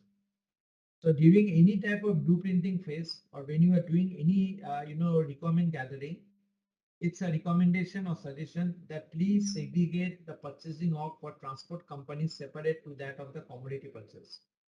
Because commodity is something you are procuring from an external supplier, and here you are procuring the services. So one is the service, one is the actual procurement. So it should be differentiated based on the purchasing.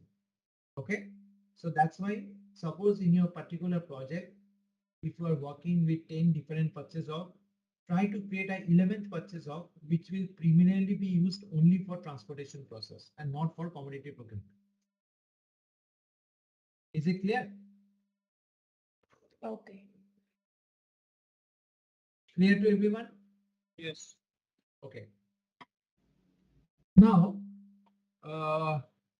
before I just begin this, so suppose I am a transport company, okay, or rather the shipper has a transport company. So whenever a shipper is doing the transport, basically he has the tendency or he would like to basically book all the transportation cost into a specific GL account, right? And whenever you want to book the cost to a separate accounting process, you need a company code to validate whether the reconciliation is going to happen at the end of the year. Okay, so this company code basically can refer to any existing dummy code of ECC as well, or you can leave it as it is. Okay, so I to show you what I mean by that. So this is my TM system. In order to create any organizational structure, so I have not specified here company organization here. Okay, so this is all the part which you have, but you can also create a company organization on the top. So that this is the umbrella, and under this umbrella, the entire sub entities are there. So for example, in your particular shipper company, you have two branches. One branch is taking care of your entire procurement part. One company ID is taking care for the entire selling part, and another company ID is taking care for the entire transportation. So that they can book the transportation cost in a complete different books of account. Because in the year end, some of the companies want to have a reconciliation separately your transportation cost with reference to your procurement cost. Okay. So that's the reason why you can create a company or you may not create a company. But I will show you with reference to the creation of a company. Okay. So in order to create your enterprise structure, the transaction code is PPOCE. So please note SAP TM is a web-based product, web UI product. Okay, the user interface technology framework is completely different as compared to ERP. So the transactions to create the screens which you see is little bit different as compared to the standard ECC GUI screens. Okay, so this is the transaction which we use to create your specific organization structure. So the transaction code is PPOCE. I click on create, and when I click on create, system will ask me for which date to which date you want to create your organizational object. I say I want to create it from till 9999. That means till the end of the entire SAP system. Okay.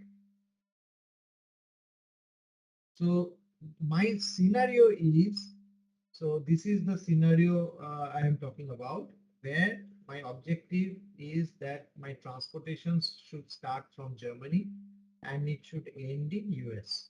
Okay. And the intermediate locations are the ports. Okay. So in case my transportation is starting from Cologne and is ending at Chicago, so I am planning to create my company organization who is responsible for doing the shipment at Germany only. Okay. So that's why I will create, when I will be creating the nomenclature, I will create with Germany nomenclature. So first of all, I want to create a company organization. So I give a nomenclature, for example, company code. So this is a free text. You can give any name. Okay. So please note this organizational ID which I'm providing is not actually used in your TM business documents. I'll show you which documents, which number is used in TM document. So so for example, company of what shipper in DE. And then when I go into the org data, you will see a number got created, 500854. Okay. So this number is the number which will create, which will be used in your different business documents. Okay.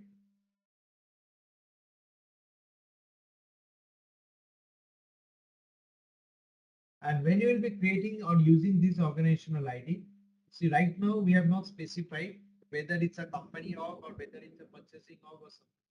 So in order to have that, we click on this create button. And when you are creating on the create button, it will ask for the function and the role. So my function is company and my role is organization. Okay. I click on this create button. And when I click on this create button, you will find that there are screens which will help you to enter some values. So this value which you see, BSG org unit. So this BSG org unit is the ECC references part which you can do. So for example, if you want to refer to any ECC company code which needs to be linked for your reconciliation purpose with reference to TM, this is the BSG, Business System Group. BSG stands for Business System Group Organizational Group. So here you need to maintain the ECC org unit which you can refer to. So now, if you want to create or refer to your ECC,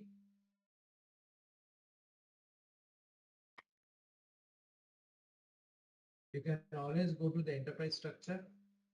You can go into the definition. You can go into the logistics, financial accounting part. And here you can specify which company code you are going to use. Okay. So suppose I'm going to use this company code for my creation of my data. So you can always go here and you can put in the data here. So that means I'm referring this particular company code in order to create my data or rather create my company organization in my transportation management system. Okay. So this company, these all unit cannot be used in any other company order. It will say that this is already being used. So it is always 1:1. Okay. Okay. And then here you need to enter the business system group. So business system group means what? So I don't know, do any one of you have an idea about SLD, System Landscape Directory concept? Anyone have any idea? What do you mean by system landscape? Okay, I'll show you where we configure this. So basically what happens whenever you are using transport management or warehouse management, any system, okay? Basically it's there, the system landscape directory should be set up. So that means I need to create a group name. For example, it's for example, it's TC1. Just want to give an example.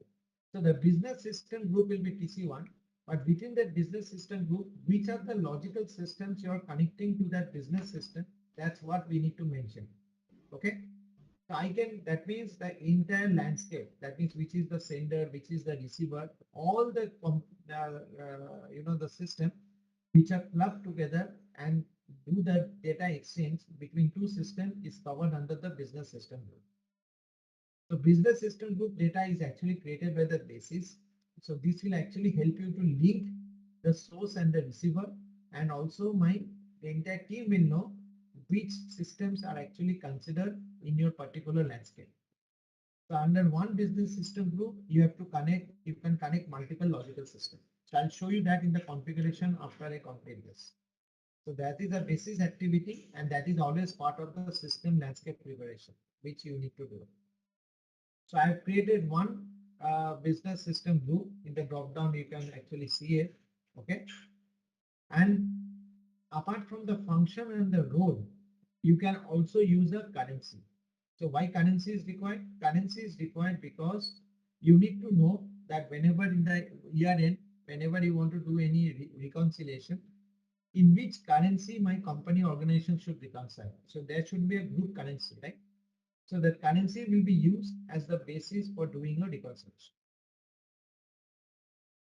In addition to that, there are two other important functionalities which you have. One is called as an intra-company settlement, and another is called as a group logistics component. So these are quite added from or advanced features of TM, whereby what happens, suppose, so I'm talking about group logistics. Suppose you have got, within a particular organizational umbrella, you have got three different units. One taking care of logistics, one taking care for selling, and the third part is taking entirely for transportation. So that transportation company, so if I have TC as the group company, then TC1 is for procurement, TC2 is for selling, TC3 is for your transportation. So this TC3 is actually responsible for doing the transportation for TC1 as well as TC2 as well. Okay. So for that, we have the option whereby SAP says, if you want to set up such type of scenarios, then we consider the TC3 setup as a group logistics because they are responsible for doing the logistics for the entire group entity as a whole. Okay, so that is called as a group logistics company symbol. And once you have maintained this data, the last data what you need to maintain is the address tab. It will take based on the country code. So if you are giving Germany, it should take on the euro. No, I'm talking about because in any company code you have to maintain the the country, right? From which country the particular company code and all exists, right? So if you are maintaining the particular country there, okay, based on the country, that default currency will be picked up. But I will always recommend please put the currency in. See, ultimately what will happen? Ultimately, this is used in two cases. One in your freight agreement, and secondly in the reconciliation when you are transferring the payments for invoicing. So whatever currency we use, ultimately when you are creating a freight agreement, there is a field where you can actually specify which currency we should use for payment to the carrier. Okay, so that is called as a document currency. So ultimately that document currency will be used for payment to your carrier and doing the invoice. Okay. So for example, if you are putting it here, DE, okay, you can put the city name here. You can also put some regions here. And you click on the save button. So these all other fields what you see is not applicable for us because this same transaction is being used by HR module, where the human resource part needs to be taken care as part of the working time, as part of the accounts assignment. So nothing is required from the TM side to fill this up. Now the second part what will come up is the building the sub units, right? So we have created the company of, now we will create the selling part, purchasing part, planning part. Okay. So now I'll start with the purchasing part because I need to procure the services from the carrier.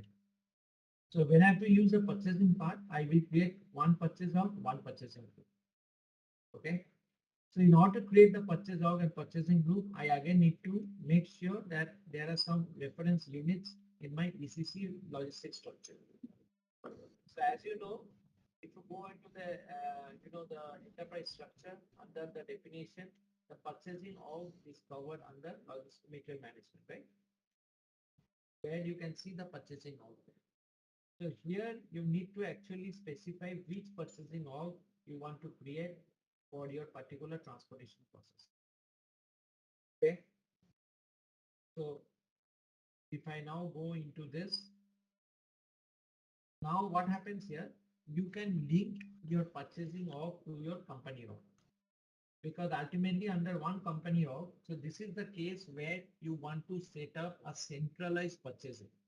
So there is a concept called as centralized purchasing and decentralized purchasing. Why centralized purchasing? Because I need to have a control tower set up in TM. That means I need to have one entity who is responsible for doing the transportation across different regions, different geographies globally. So in that case, if I just create one entity or one organizational structure, that should be sufficient because I want to centrally control all the planning and procurement from a particular headquarter, for example. So that is called as a centralized planning. And decentralized planning means for different regions, for different entities, you need to create multiple purchase org, purchasing group, planning org, planning group, because you are segregating the planning and purchasing across different regions and groups. So that is the difference between centralized and decentralized. So centralized advantage is that because you are controlling everything from the headquarter or head office, you have a better control on all the transportation planning, execution, negotiation with the carrier, everything is done from that. Okay. So what I will do, because my purchase org and purchasing group, sales org, sales group are linked to our organizational unit. Okay. So I will just select this company org. And then what I will do, I will select this create button. So when I select this create button, I will select line supervisor org. So why line supervisor org? Because now I created a parent-child relationship. I'm showing under one company org, I have this purchasing org. And this purchasing org will be doing the negotiation with the carrier for the rates and all. This purchasing org will be procuring the services from the carrier. You may not link to the company org, that possibility is there, but because you're working on a control tower concept, so it is always better that you link the different organizational units under one hierarchy, so that you can track and trace the planning and the execution fields centrally. Okay. Now I'll create a purchasing org. So I just give a dummy name. Okay. So you can change the name. It's a free text. You can change. You can give any name. Okay. I'm just given a free text here. So if you want to give any name, you can give anything as of your own. And this is my purchasing org for future.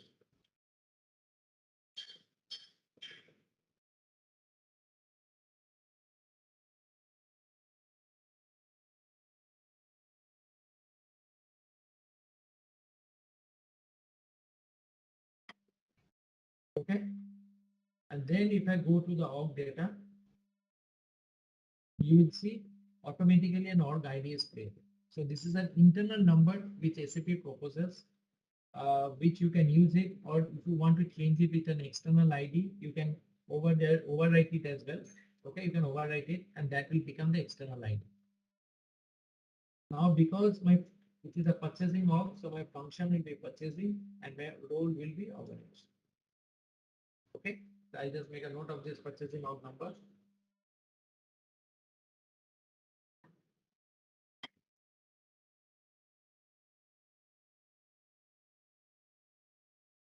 So this is my purchasing org number 855 and my company org was 854.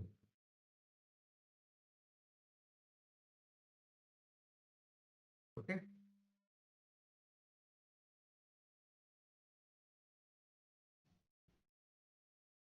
And here I need to specify the ECC purchasing org. So my ECC purchasing org is again this part, okay, which I created specifically for transportation process. So you need to coordinate with your ECC guy. When they are creating their own purchasing org, please tell them you segregate one purchasing org for your transportation process. Okay.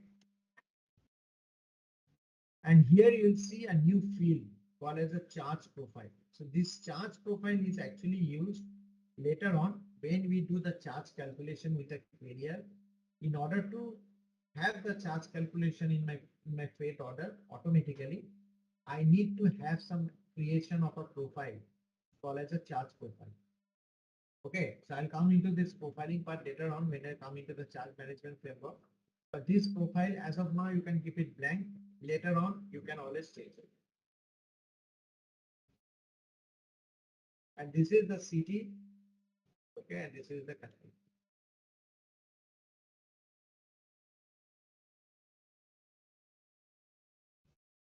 So the next part is we start on with the purchasing group.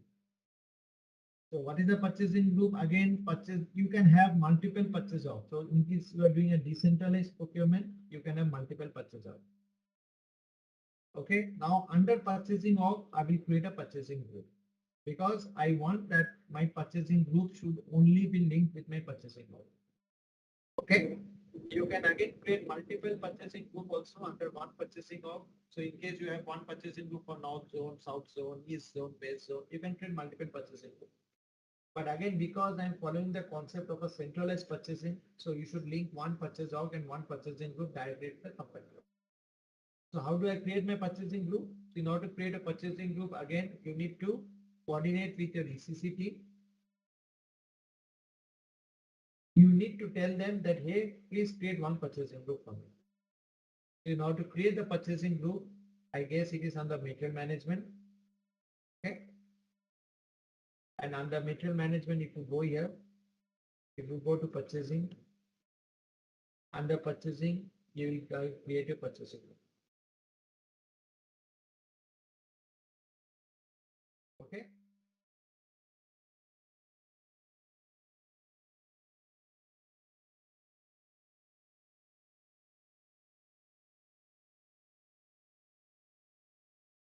So how do I create my purchasing group? So in order to create a purchasing group, you basically go here. So I select this. I select this create button. I click on line supervisor. So whenever you are creating line supervisor, it will always take a higher. And here you can maintain your purchasing group.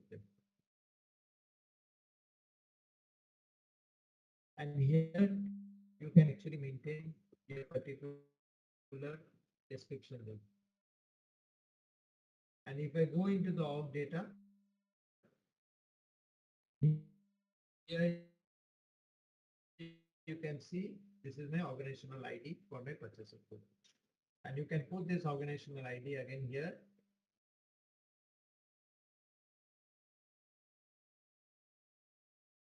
And you can click on this create button. And under the function, again, you need to specify purchasing, and under role, it should be my role. Okay, and here you need to maintain which ECC purchase org you want to use, purchasing group you want to use. Suppose I want to use STM. So you go here You go here and you put your business system group here. I'll show you where we create this business system group. Okay. And again, because my procurement is starting from Germany, so I can say my country, city. If you want to maintain telephone number, maintain fax, you can maintain street house, you can maintain. So this I think depends on you what data you need to maintain. Okay. And I click on save.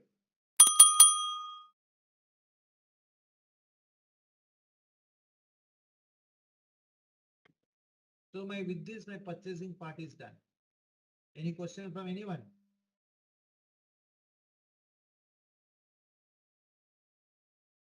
A address may differ also because see the thing is, suppose just think you have a single building where your second floor, third floor is your procurement department and your transport department is also on the fourth floor, but you are using the same head office. So maybe you are directly replicating or just referring to that organizational unit, but the address may be different because your transportation team is sitting in the fourth floor. Just to give a very, very simple example. This address is actually the address what you are speaking of. This address actually has no significance in terms of sending this information to a carrier. Okay. Okay. So, Mhm. okay. Because see, when you are creating a purchase order, there the delivery address is important. But we are not capturing this information as any communication to the carrier. The carrier is communicated about the source and the destination, right? Okay, Yeah. so that's why even if your address is different, that is not a problem here. Only thing that you should know, see, recommendation is obviously to keep the same ID, same address from ECC. That part you need to cross check because the amount of information required is not so huge. If you just put on country, postal code, city, that should also be sufficient. Okay. Or if you want to put the street house number, because it's only one entity or two entities you're creating, right? So it should not be a huge activity. So what we used to do in our implementation project, whenever we are creating such type of work unit and work structure, we first of all prepare that in an Excel template. Okay. So in the Excel, I know that, okay, these are or in a PPT format where we know that this ECC purchase of purchasing group with this street house number needs to be mapped with this TM object. So we used to create a relationship in a PPT so that you can know that, okay, this address and this address should match with each other.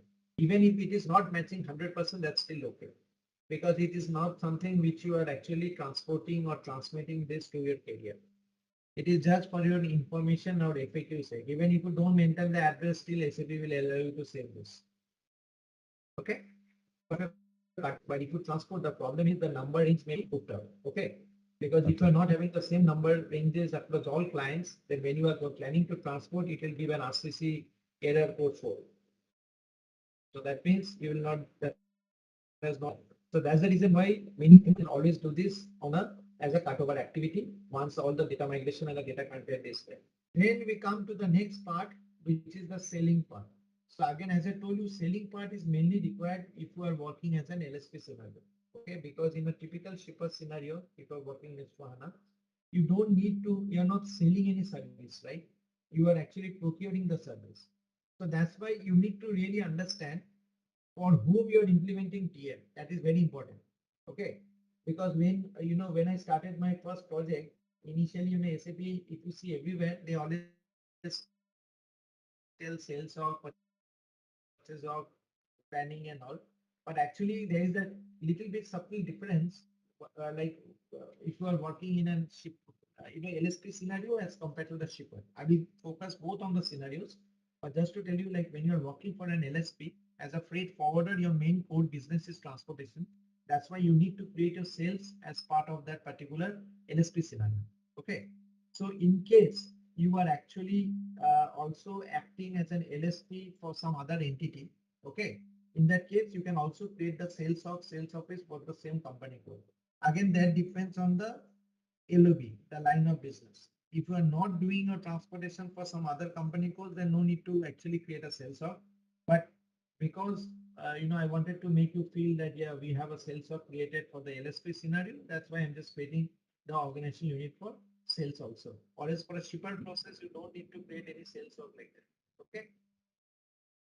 So in order to create the sales of, what you need to do, you need to go into the organizational structure or enterprise structure.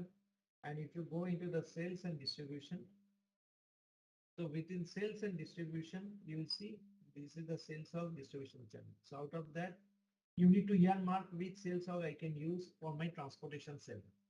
Okay. Again, you need to speak with your SDT. You need to tell them, hey, I need one sales hub. So again, for example, I will use this sales hub.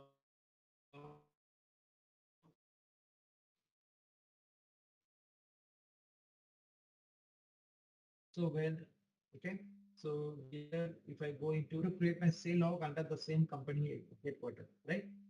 So I click on this button, I click on this create, I click on this line supervisor, and if you see another parent-child relationship has come up, and here I can specify my sales org as a naming convention.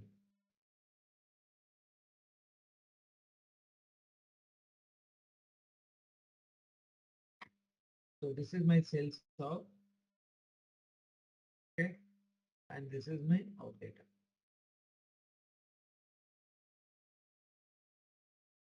Okay, so if I click this, I just put in my sales org initially here, and I put this number.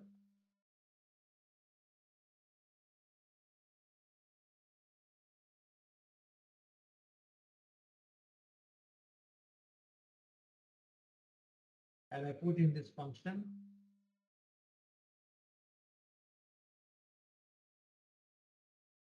Okay. And here I can put in the business system. And again, if you see, there is a field called as the charge profile. This will keep it blank because this field will be later being used for LSP to bill the customers. Okay. For billing the customers also, you need certain profile IDs to be created in the system. So profile ID is nothing, but it actually contains the different attributes, how the calculation will be done. Okay. So I'll come into this charge profile ID later on because this is part of the charge management framework. And once you have done this, the next part, what you have to do is to go to the address tab. And within the address tab, you can put in again the city and the telephone code. Okay.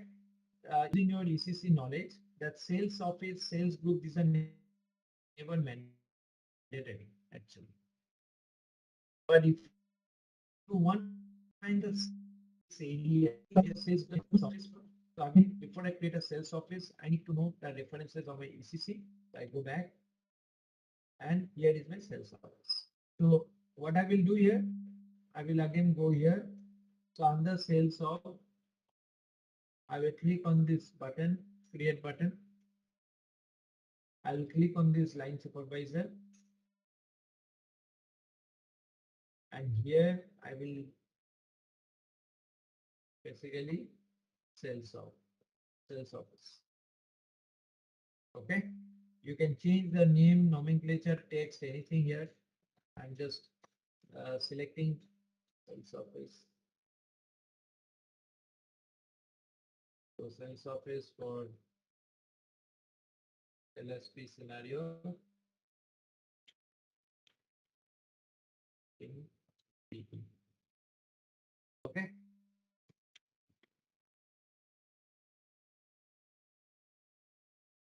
And then I go to the org data. And then you have this number again. I'll put in the sales office here. Okay. So you see here, already this has been used by some other organ. So that's what I think someone asked whether it says 1:1, right? So if this is being used already, you cannot use this. Okay.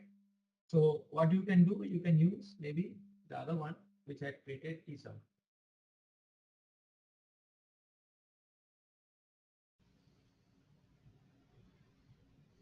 Okay. And this is a business system group again. And if I click on enter, You will see there is no charge calculation available for sales office. So charge profile ID is not there. Okay. And if you go into the address tab,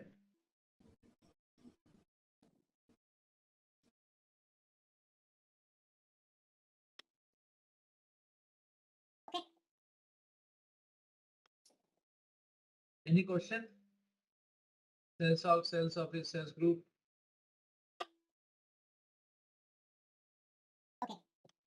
Yeah, this staff is used in case you want to assign a specific individual to a particular organizational unit ID. So suppose you are a HR. So basically this is used where? This is used, for example, if you are paying a salary to a HR guy. So how will the accounts guy know he's working in the HR department, for example? So in that case, that particular assignment of that individual ID should be there for that particular department, right? So in that case, you have to put in a tick mark for staff and the HR need to just assign it here. So you need to involve a SAP HR guy to do it if you want to basically assign a person specific organizational entity for that specific group. Or else it is not required. It is not mandatory to maintain anything here. Okay. Okay. So once you have created a sales office, now you know that the last part is the sales group. So under sales office, we'll have a sales group.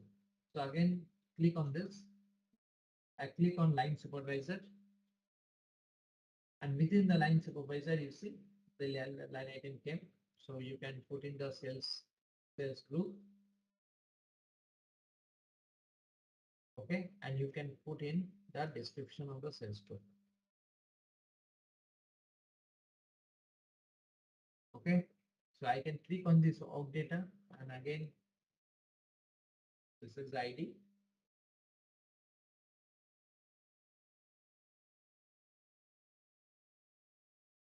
So you see here it comes in sequence. Even if you have missed one sequence, that's not a problem. It should be 858 here.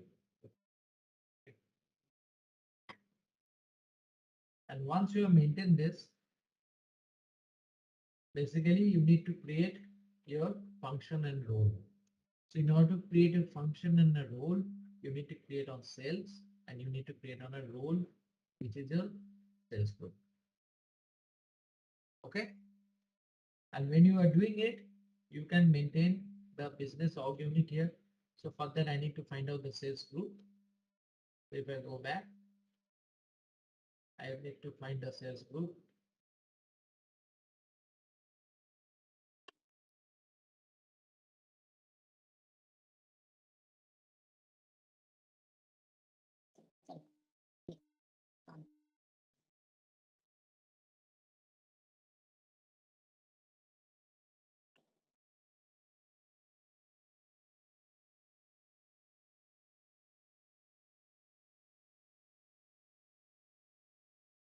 And here you can maintain the business system. Okay. So use this. Let's go. What is this error? All unit to keep it going once. Thanks.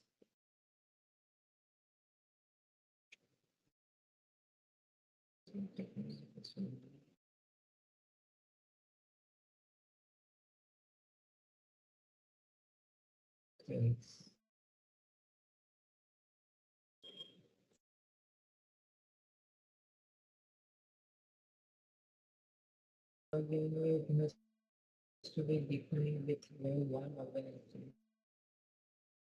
State is so.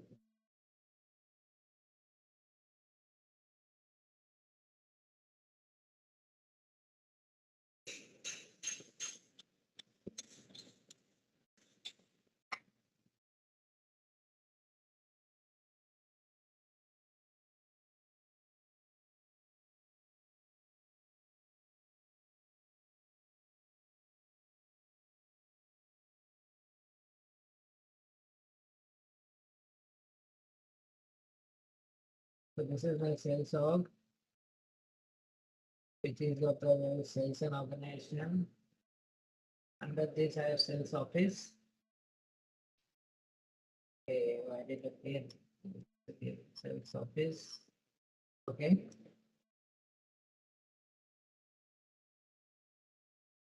then after sales office, I will have sales group. So now let me create this.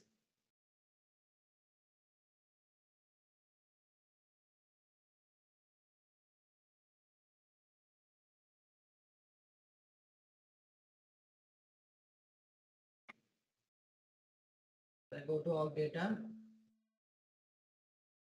Okay. I click on this. Sales group.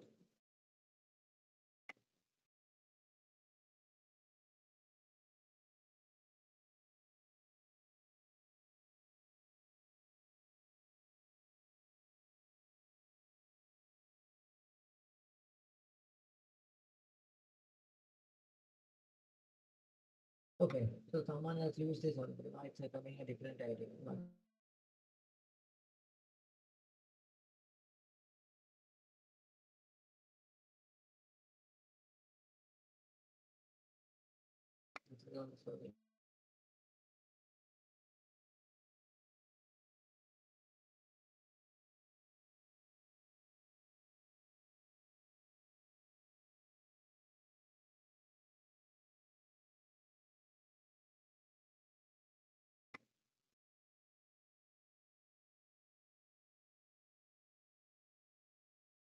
So this is the activity you need to coordinate with your sales guy.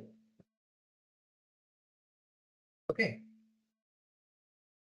And then you press the address tab.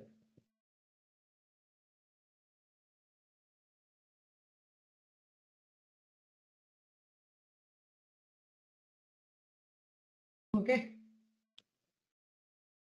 Any question till now?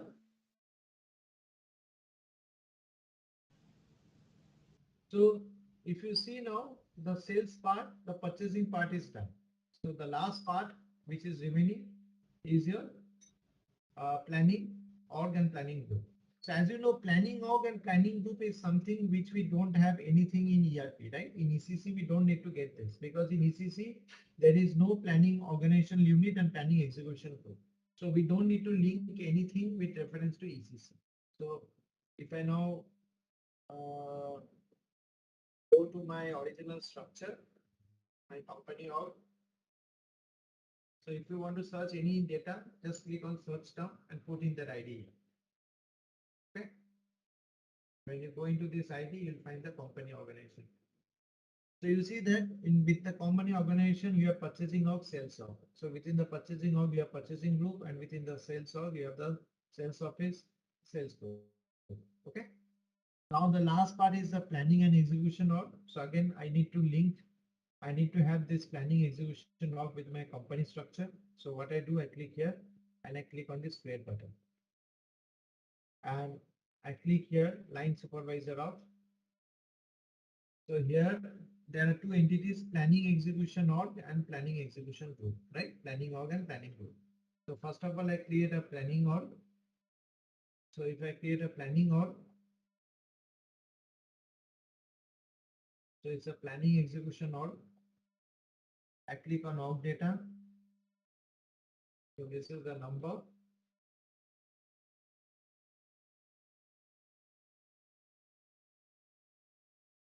Okay. And this is my particular function. So my function will be planning and execution. And my role will be, first of all, organization. And here I don't need to enter any BSG org unit because I don't need that. I click on S4X as the BSG group. I click on address tab. And within the address tab, I go to city and I go to my country. Okay. And I click on save button.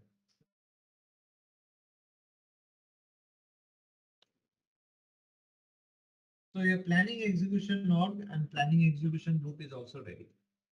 So this planning, why it is optional? Because sometimes during the planning, we don't need to actually attribute any specific organizational unit for doing the planning. Okay, so that's the reason why you can basically live without it. Similarly, on the planning execution org, we can create another entity called as a planning execution group. So I can just create a parent-child relationship here. And the last part is this planning execution group, if you see it here. So this is the planning group.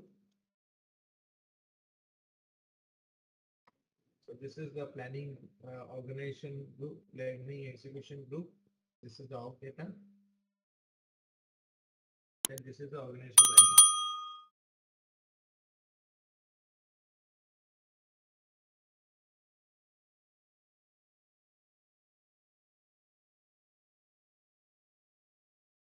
So I click on this create button. I click on this planning execution. And this, I click on this group. I don't need to enter any BSG org. And I just give the address. So now suppose I want to do some test that whether the org unit which has been created is correct or not. So if you see the screen, this is basically your Fiori app screen. Okay. So you can use Fiori app in order to run your transactions, day-to-day transactions. Okay. The main benefit of Fiori app is obviously the user experience. The user interface is more simple, and even you can run without being in touch with the recipe GUI. Okay. So the transaction code to launch any Fiori app is basically this transaction.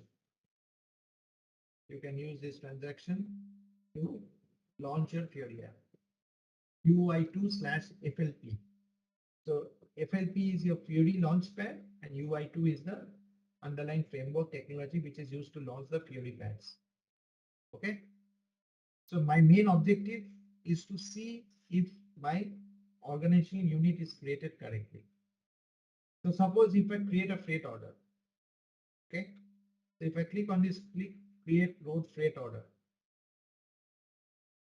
So when I go to this, system will ask me to enter some organizational unit details.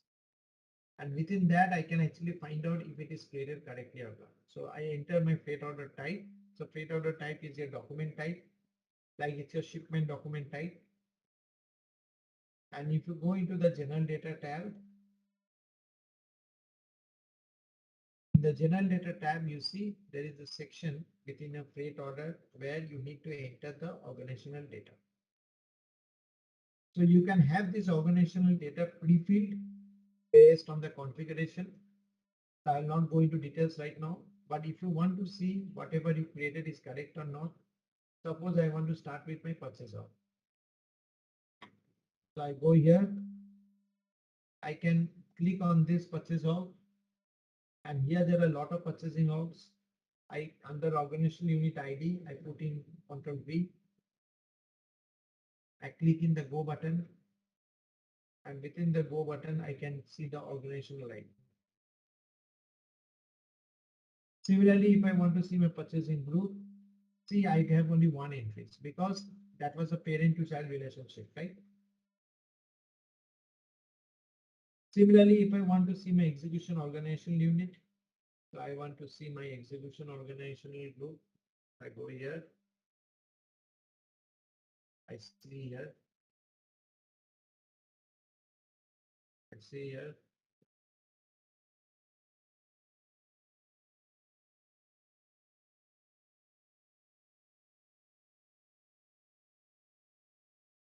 And I see on this execution group.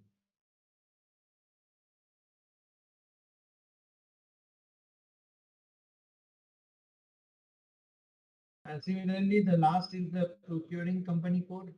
So the procuring company code is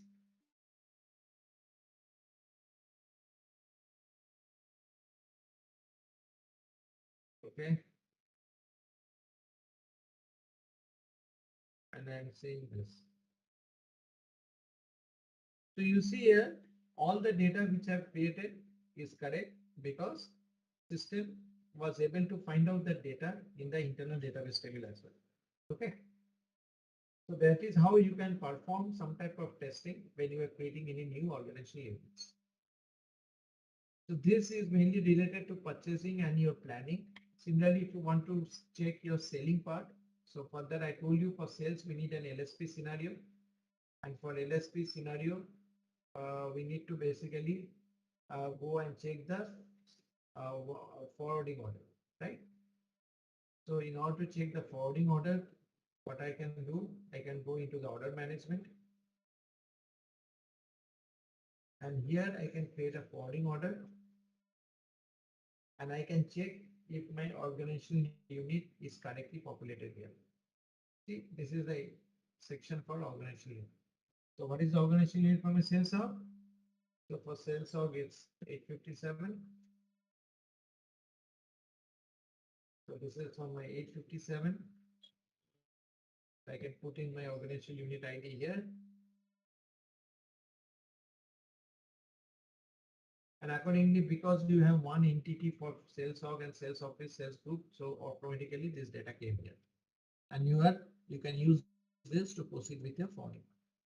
So if you see this transaction PPOCE, suppose if you want to make any change, just replace, because you know the CE nomenclature is mainly used for creation and ME is made for change. So just replace this with ME. And if you want to change anything, go to PPOME and you can change. So for example, you want to add a region. Okay, you can add a region and you can click on save. So PPOCE is for creation, PPOME is for change. Okay. And if you don't recollect the application path, don't worry, go into human resource, go into organizational management, go into organizational plan, go into staffing, and here you see create and change. So create means PPOCE and change is PPOME. Okay.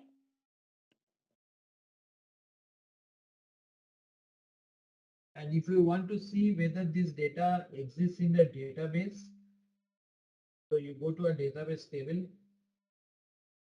So the name of the database table is HRP 1028. So this is then again an HR table you see from the starting point HR. So HR, Human Resource Personnel Management System. That is the full form. And this is the code which we use for tracking different organizational units within HR. So if I click on enter, I now need to differentiate based on what object I need to view in this table. So suppose I want to view my organizational unit. So what I do, I select O. So I go to O because why O? Because O is my organizational unit. And against my organizational unit, I can see the different organizational units which has been created in the system. So before you actually create, any type of organizational unit, okay. So one thing I just needed to tell you that there are certain basic settings which you need to actually, I would like to say validate before you start creating the organizational structure. Okay, so that is called as the system preparation activity. It is not huge, it is very less, but still you need to be sure that those are present, because if those are not working, then you will have some issues in in setting up different types of processes in TM. Okay, so the first thing what you need to do is that you need to create an active version and a model. What is that? If you click on SPRO, so all these are SPRO activities, configuration activities. They are not part of any type of BC sets. If you want to update it, you need to do it manually. Okay, you go into this, go into transport management. Under transportation management, you go to master data. Under master data, you go to create active version and model. So this you need to actually run once. You don't need to run every time.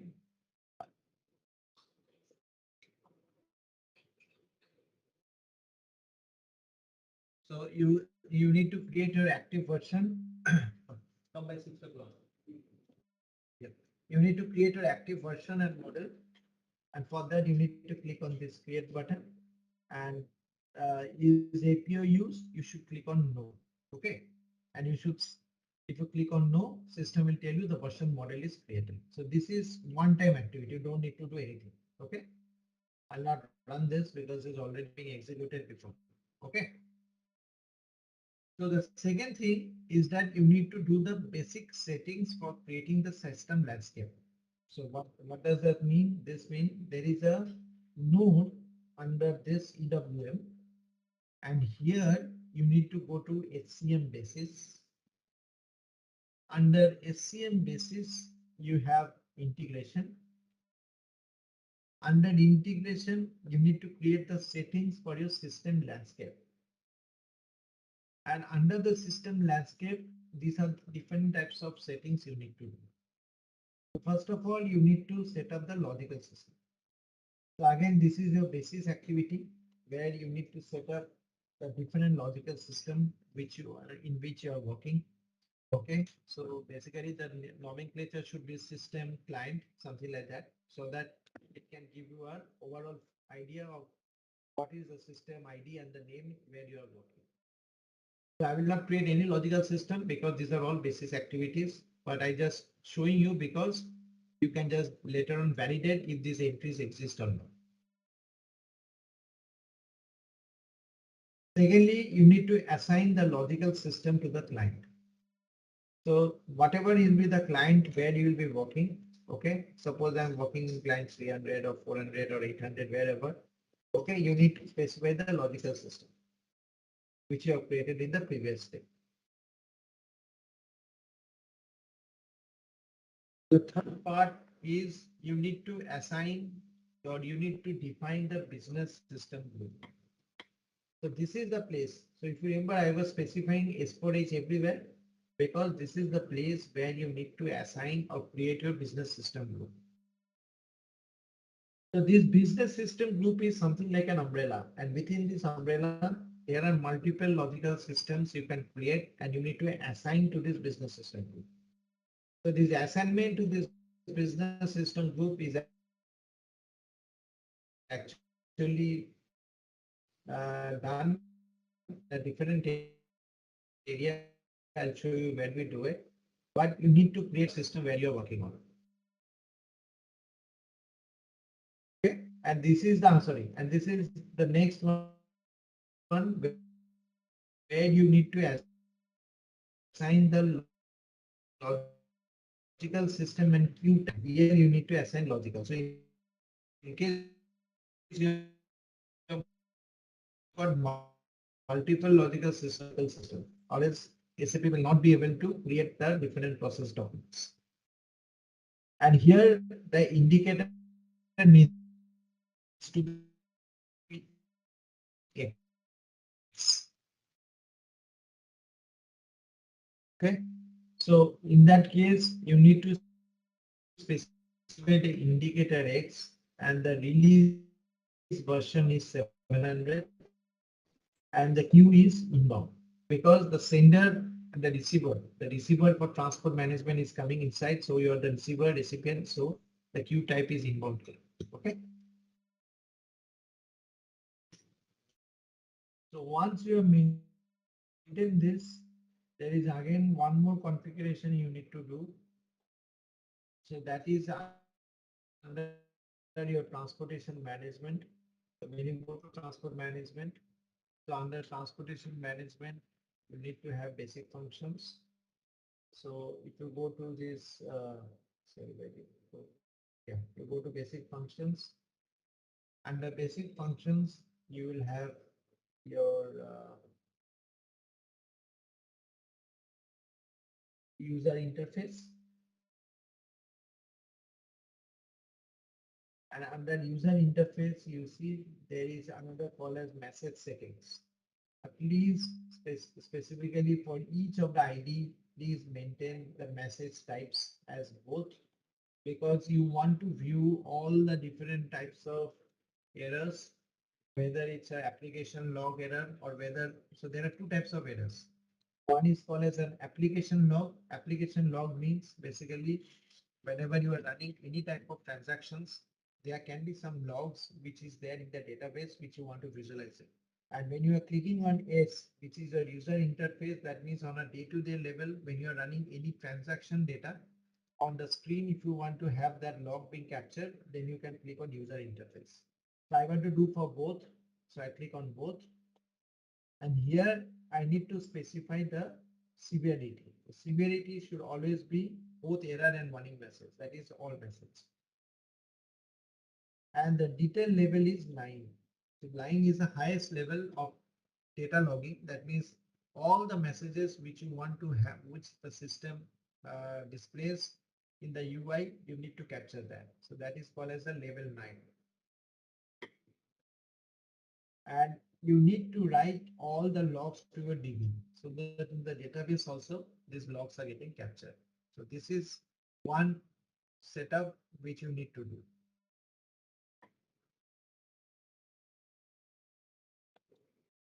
And another setup what you need to do as part of the system preparation activities is that you go to integration, and under integration again you need to define the same thing, okay, where you need to define the business system loop, and here you need to assign the the logical system to the system which remains the same, okay, S4H to S4H. So this is what your overall preparation activity should be whenever you are actually using your transport management system. And there is one more integration within your HR master data, which the HR team will do it. But let me check if I recollect that. So again, this is the thing which your HR team will do it. Okay. So if you go into personal management, under personal management, you go to organizational management. Under organizational management, you go to your integration. Under integration, you go to integration with business partner. And under integration with business partner, you go to activate integration. So here you need to make sure that these entries are there. Activate HR integration, these entries here. If this HRSC entry is not here, then you will not be able to trigger any transactions using the HR navigation. Okay. There is one more thing which you need to, so if I go into the PPT now, now the question is, where are these organizational units being used? Okay. So the organizational units which you have created basically has to be used in different application within TM. The first is your company code. So company code means basically, as you know, like company code is the highest organizational unit. Right? So here there is a separate slide called touch points. So touch points means for which transactions or for which applications these things are associated with the structure element. That's what the touch point is about. So for example, if my company code is created, it should be applicable for my payables. So that means that touch point is TCM. TCM stands for Transportation Charge Management, because it is because of the charges that the payables options are coming up, and that's why you need to have company code for booking your cost into separate books of account, right? So that's why you use company code. Similarly, if you talk about sales org, so the sales organization is again an object where you can basically use for forwarding order. The forwarding order is the business object which we generally use for LSP scenario. So use sales org in forwarding order. Then comes the purchasing org. So in the purchasing org, if you see, there are two or three business objects. One is at a freight order, one is at a freight booking, and another is a freight unit. So when I come into this freight order, freight booking, and freight unit, Basically, these are the three business documents where you can actually see where these particular things work out. Okay. So when I'm saying that your particular, purchasing org is applicable only for one specific purchasing or in one freight order. So when you open the freight order, you will see that particular purchasing org. Similarly, when you are opening any freight unit, so freight unit is a automatic creation which basically drives your planning process, which I had shown you just yesterday. When you are creating a sales order or delivery, don't close, don't close. At that time, the purchasing org is being used. Similarly, I have not shown you purchasing group, but anyway, the purchasing attributes are used in all these three business objects. Similarly, the planning and execution org, that is also linked to a freight order, freight booking, as well as a freight unit. So if you see the entire structure of your organizational unit, it is actually interfacing with all the processes within TM, starting from order management to planning to execution to settlement.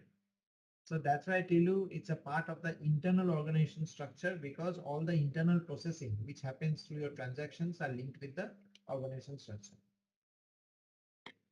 And on the left hand side, you see the different roles. Roles means basically the person who will be executing the different transactions. They are called as the roles. So why roles are important? Because every purchasing or every procurement guy do not want to run any other transaction apart from purchasing, right?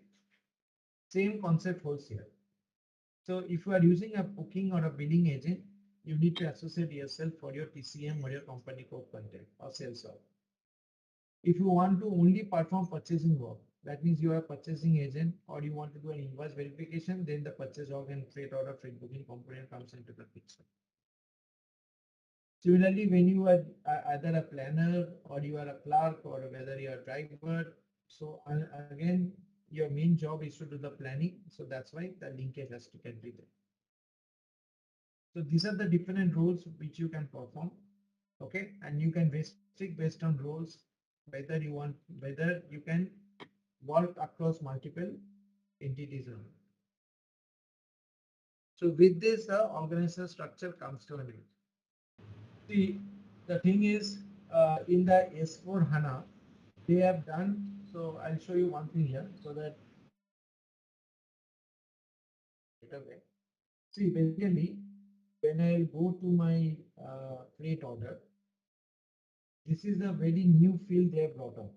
Okay, so if I just close this, if I check in transport management, if I go to freight order management, if I go to freight order, so this is the document type I'm using. And when you're going into document type, you see there's a subcontracting checks where they are given two options, basic checks and no additional check. So in the older versions, they did not have these basic checks. So basic check was there, but it did not incorporate the logic of validating company code.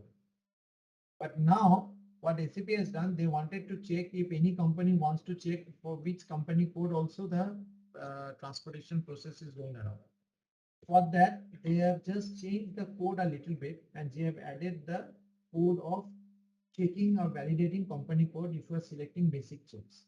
If you are selecting no additional checks, it will not validate if a company code exists or not. So that is part of the master data. That is part of the master data, which we will see. But if you compare with the organization structure of ECC and TM, this is what we have in TM. Because in TM, we have one for procuring, one for selling, one for planning. No other thing actually is required in this case. So I have a question for you. So suppose if I want to create an organization structure in TM, suppose you are given an opportunity to present in a workshop, okay, organization structure. So how will you start off? You will not directly start creating in the system, right? So what will be your approach when you are working for any type of TM projects? how will you start off your workshop preparation for organization structure? So you are from TM team. Okay. You have your SD and your MM team also doing some workshops parallelly. Yep. Now, how will you approach that? How will you tell your, because see, when you are working on any transportation management workshops, you will not have the entire logistics team in your workshop, right? Mhm. So, so first of all, when you are presenting it, business does not know TM. In that case, if you directly tell them that, okay, I need a company code for separate codes and all, their first reaction will be, then why we are not doing the workshop together? Correct. So that is a very valid question, right? So in that case, what will be your answer? Because these are the things we have faced before in multiple clients. So I'm just trying to be a, you can say, a guide for that. How will you act? How will you work on that? So in that case, what will be your way forward? See, when you are talking about the organizational structure, so first of all, before directly arranging or coordinating with the business on the organizational structure perspective, please have a discussion with your logistics team. Try to have your workshop after the logistics team has done it. The reason I'm telling you, because ultimately this component of setting up your purchasing group responsibility lies with the logistics. Okay. Even though you have the system access and you can also create one purchasing group, but they have to be correlated with each other, right? So if you want to correlate that with each other, you should always first of all have an internal session within your team that what type of organizational structure you are going to present to the client. So you have to have an organizational structure, internal setup discussion with your finance, with your procurement, with your selling. Now my procurement and selling tells me, yeah, I need one, suppose 2 or 3 org structure based on some scenarios, or my procurement team tells me, okay, for direct procurement, for indirect procurement, for subcontracting, for STO, okay, I need some certain organizational structure setup and all. So you need to understand that, and you need to tell them, okay, if you are having so much organizational structure, now just keep that in mind that we are going to create this organizational structure for my TM. You don't need to create in the system first of all, because first of all, you need to have an input from your internal team. What are they planning? Then you start the workshop of TM. Then you tell them, okay, this is the logistics enterprise structure, which is as per the discussion with my MM and SD counterpart. And then as far as my requirement goes, because so in that case, first of all, you have to ask them whether you want to go with a centralized or decentralized plan. That is a very, very important question, because directly if you start creating only one, and later on if you find that they are into multiple entities, multiple geographical regions, that is not going to help, right? Because you know the first impression is the last impression, right? So you have to ask them, how is the business thinking in setting up the transportation tower? Whether the transportation tower will cater to the requirement for all the X or Y or Z number of regions, geographies centrally, or is it that each of the entity, each of the region, each of the geography will have their own particular setup?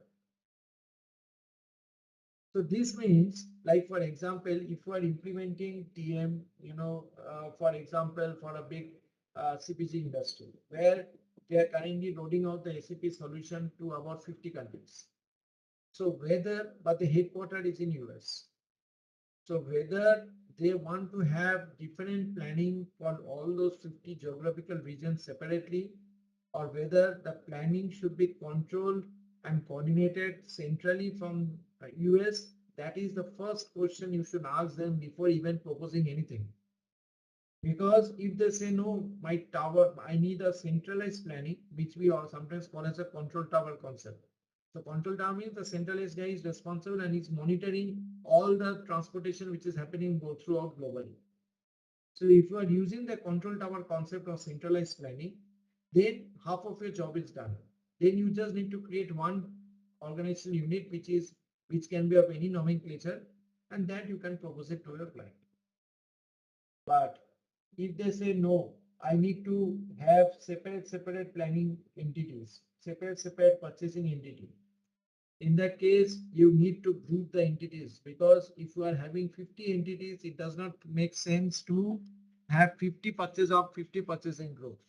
It will be a bad design, because if you are doing planning for 50 entities, you can see what is the amount of load you will have in the system.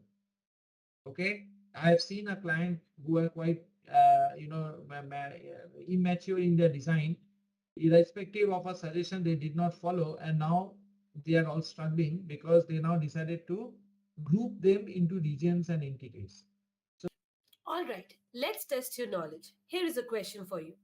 In SAP TM, what is the function of the freight order?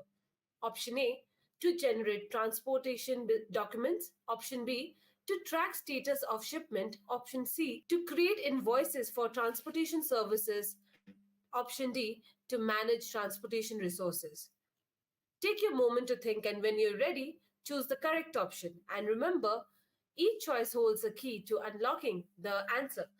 Good luck and type the correct answer in the comment section. Future proof your supply chain career with SAP Transportation Management expertise.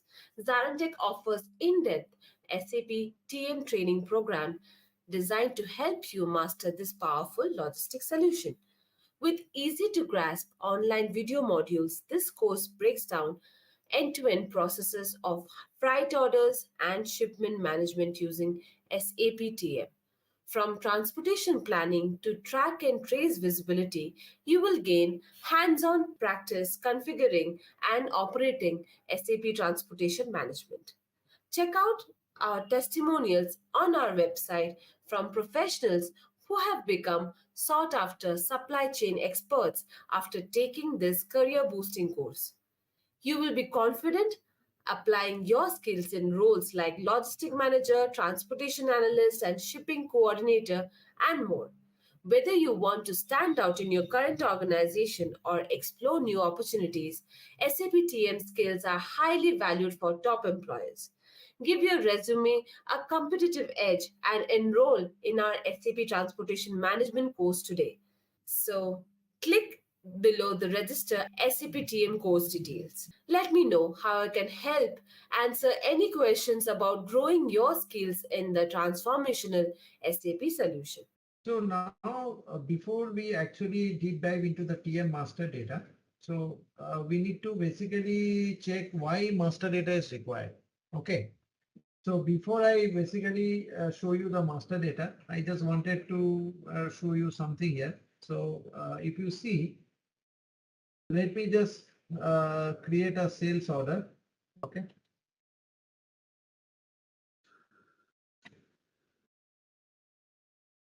So I just put in a particular, maybe I do it with, don't do with reference maybe. Or I do it with reference. Okay.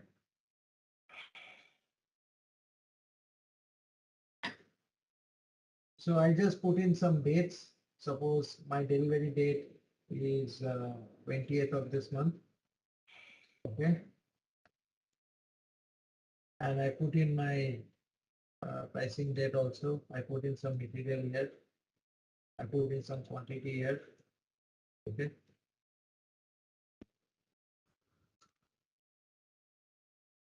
And my delivery date also same. And I just click on save button. So then system will do a check here. Okay.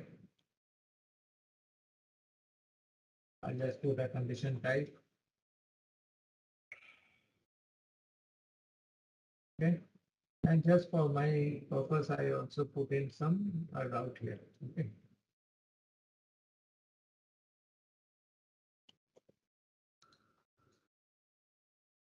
And I just click on the save button. So when I press save button, so if I go into display mode, so there is a status tab which is created here. Okay. And this status tab indicates that my sales order is integrated or getting integrated with my particular transportation management. That means I have a demand or a request from my sales order that my transportation has to be integrated with SAP TM. So that's the significance of this TM status tab. So how this TM status tab has come up, what config we need to do, that's all we'll see later when I will start with the order management. So my objective is to show you why master data is required. So if you see this particular status, and if I go here, and if I go into this document flow tab, so you will see that, in my standalone, we have this order-based requirement created. So all the transportation relevant information from my sales order is basically captured in an order-based requirement. Again, I'll come into details of this document later on. And when my order-based requirement is created, at the same time, my freight unit also got created. So freight unit, if you remember, is the, you can say the most important critical document because that is the planning document which actually connects your ECC with TM. And when you go into S4 Hana, in S4 Hana also I'll show you what will happen. You will see that this order-based requirement is not there, but rest of the flow remains the same. Okay.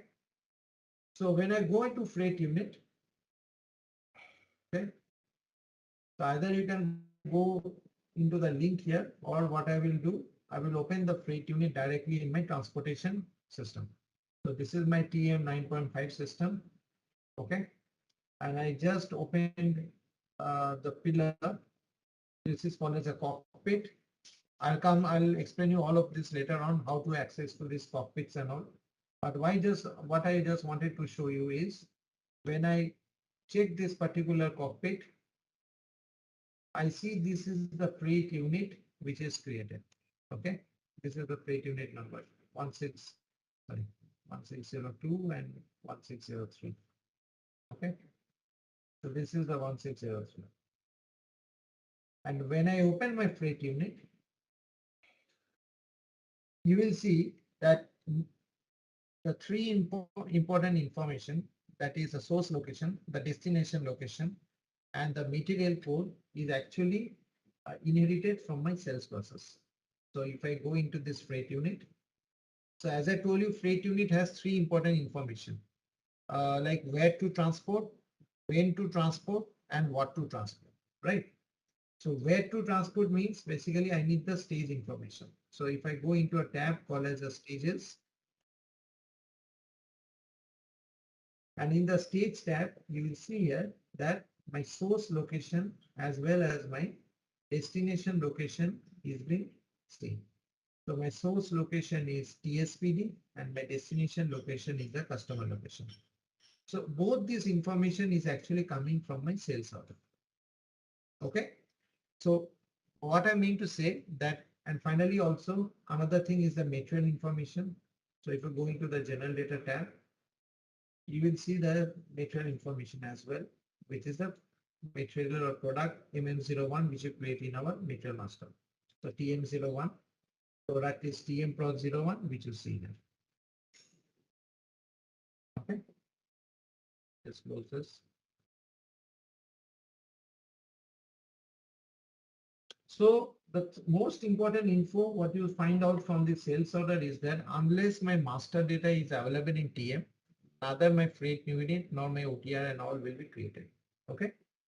So this product information comes from sales order. The customer information comes from sales order. That is source location also comes from the sales order. So based on these three important information, we are actually transferring the requirement into SAP TM. Okay.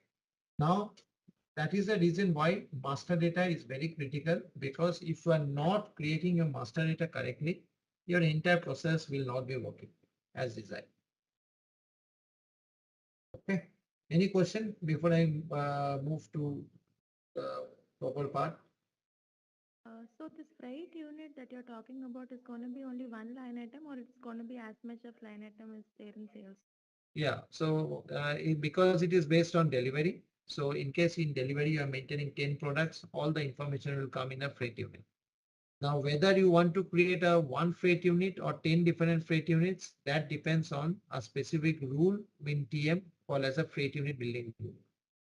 So when we'll come into that, we will see that. But in other words, to answer your question, yes, it is all coming from the delivery. Because unless in the delivery you are specifying what product to transport, SAP TM will not be knowing anything. Because all the information is driven by the ERP here. Because the ECC team only knows what you are going to transport based on the customer order. The transportation management team will not be knowing on that. Okay.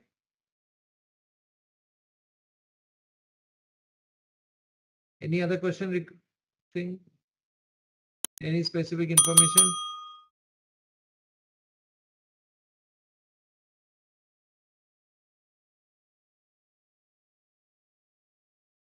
Okay. So I just go back to my TM overview part here. Maybe discussing this if you recollect. So you see that the most critical information is the transportation network. Okay, because unless a transportation network is set up, your entire integration with TM will not work.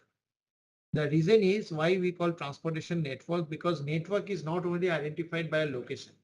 Network is identified by a lane, network is identified by what, the transportation zone, network is identified by transportation location.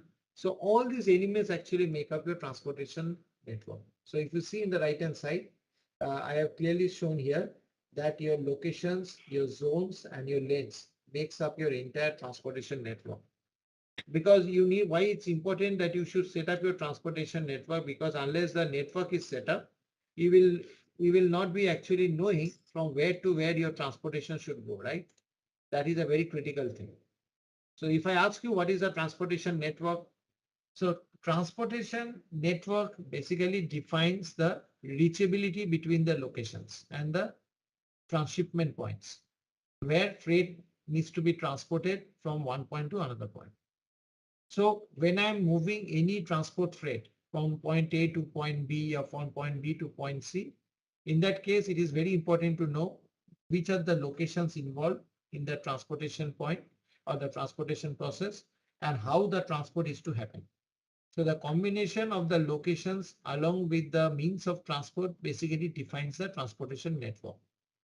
And this transportation network is essential for your planning process, because through the transportation network, the planner can determine the best path through which your particular transport can reach based on the requested delivery date, based on the cheapest means of transport, and also based on cost and the route optimization.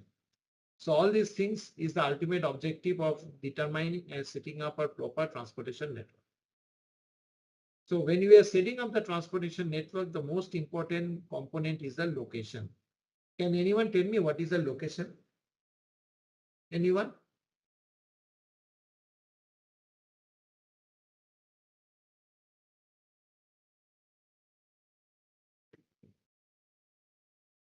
No one knows what is the location. Just means not only from TM perspective, but no one has heard about what is the location. A plant normally they call plant as locations in general. Okay. Yes, it can be a plant, it can be a warehouse, it can be a port, it can be an airport, anything. Okay. So locations, basically, we can say they are the most critical node of any transportation network, because this is the point where your goods are loaded and unloaded. Okay. And whenever we set up locations, we basically consider three locations. One is the source location. Second is the destination location. But in case the locations are getting routed through some other locations as well, they are called as a transshipment location. So for example, I just give you an example here so that you can understand in a better way. So if you are a customer and if you are communicating with your shipper that I need my goods in Chicago, which is the consignee, and your Cologne location is your shipper location. So that's why you saw when I created my freight unit, initially it is created of a single stage. So single stage means my source point and my destination point. So here my source point is Cologne, which is my shipper, and my destination point is Chicago, which is the consignee location. So always remember, whenever your SAP, when you are implementing transport management, because my customer is not interested through which my carrier or my shipper is routing the goods, but is only interested, okay, what is the pickup point, what is the destination point.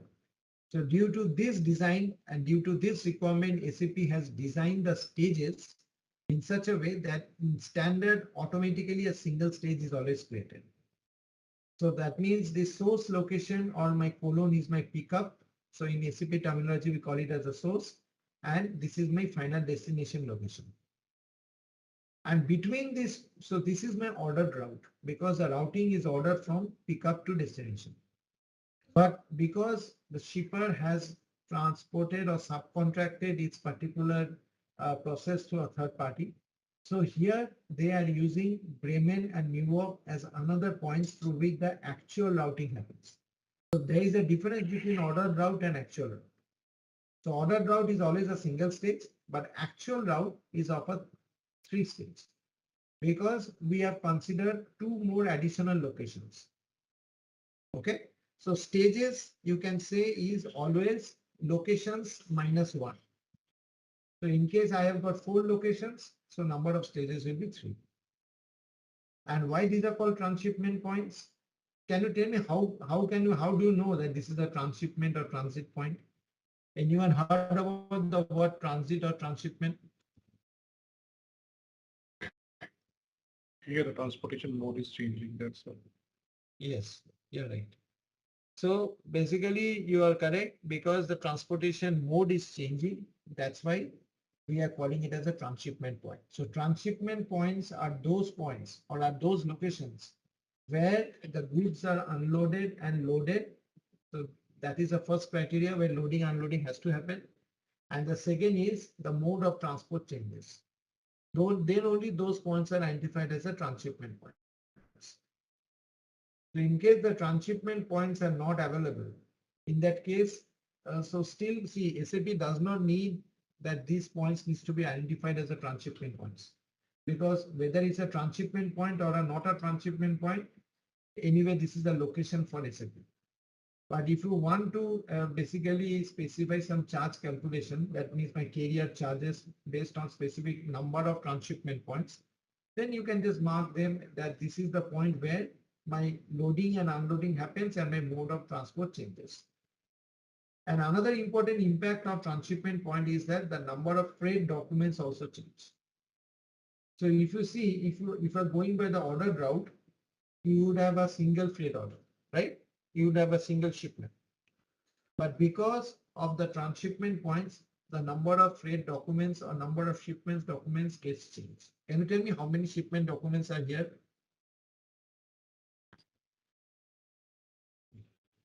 Okay.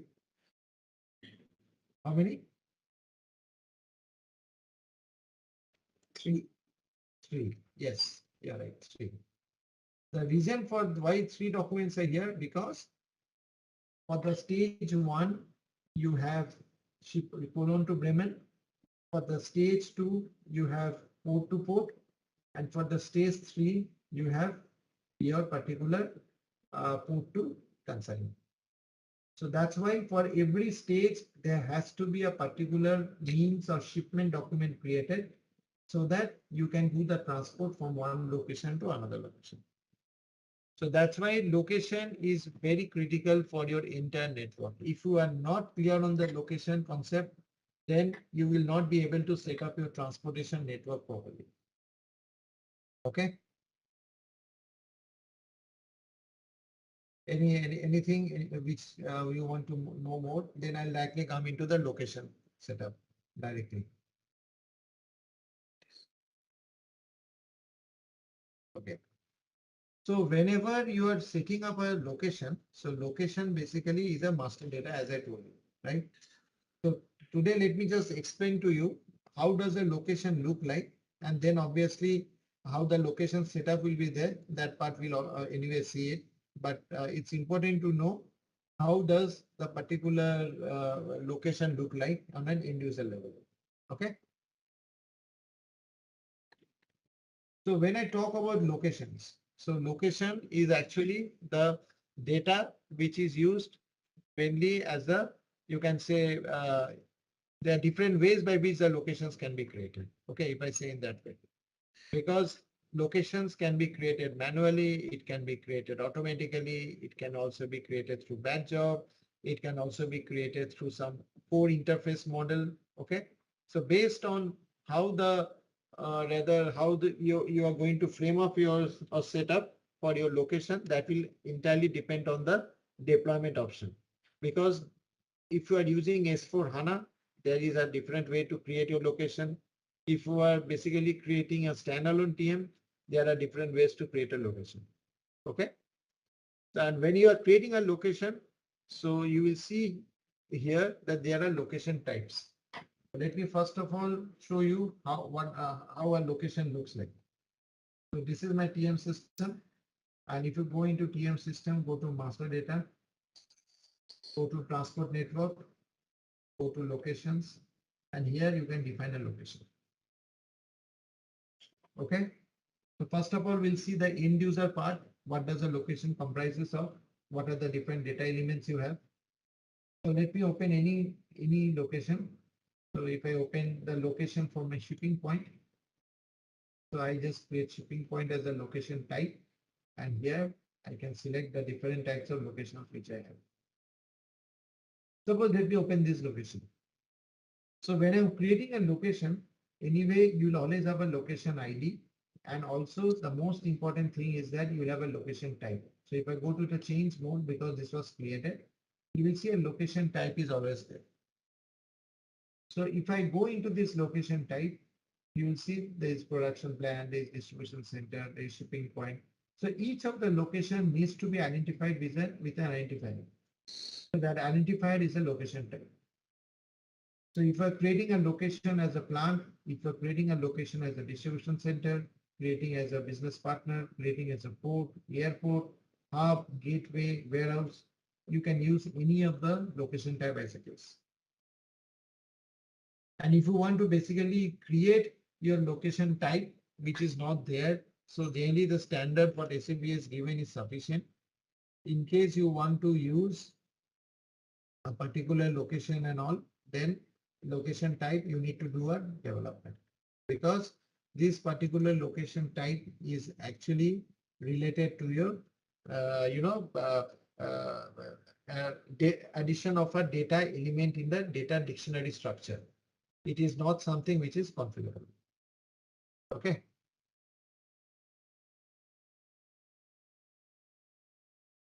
Okay.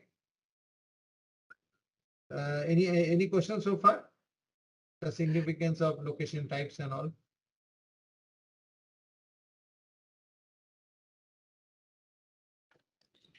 No.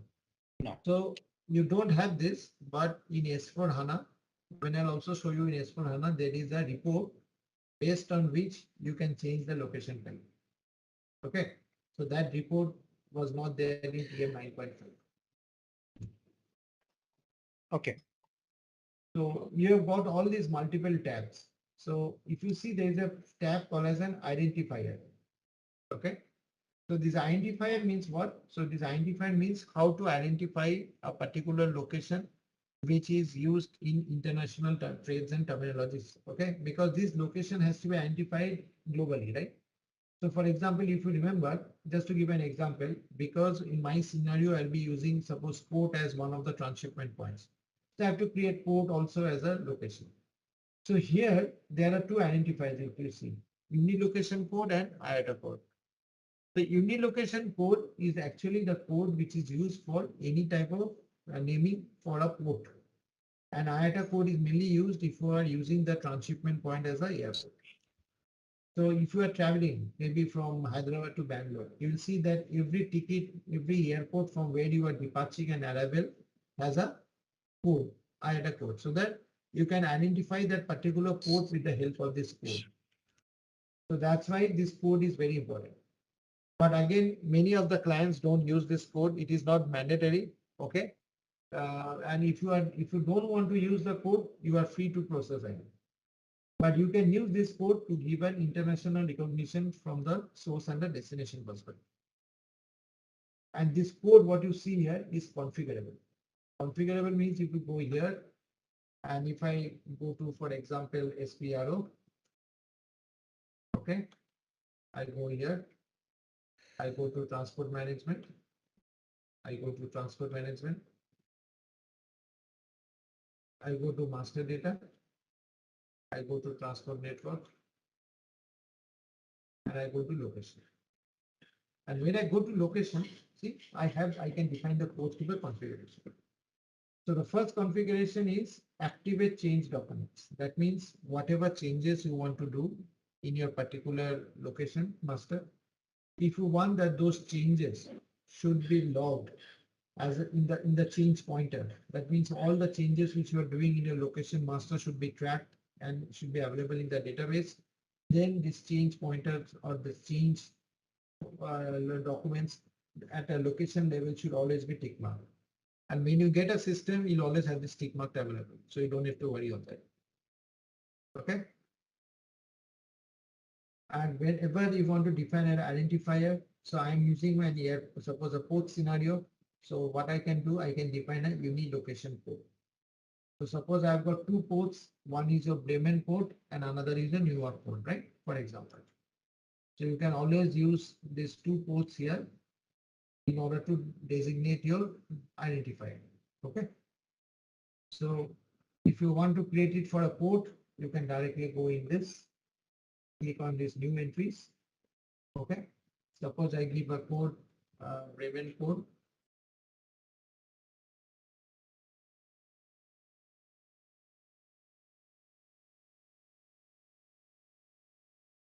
And I can get another one called as a New York code.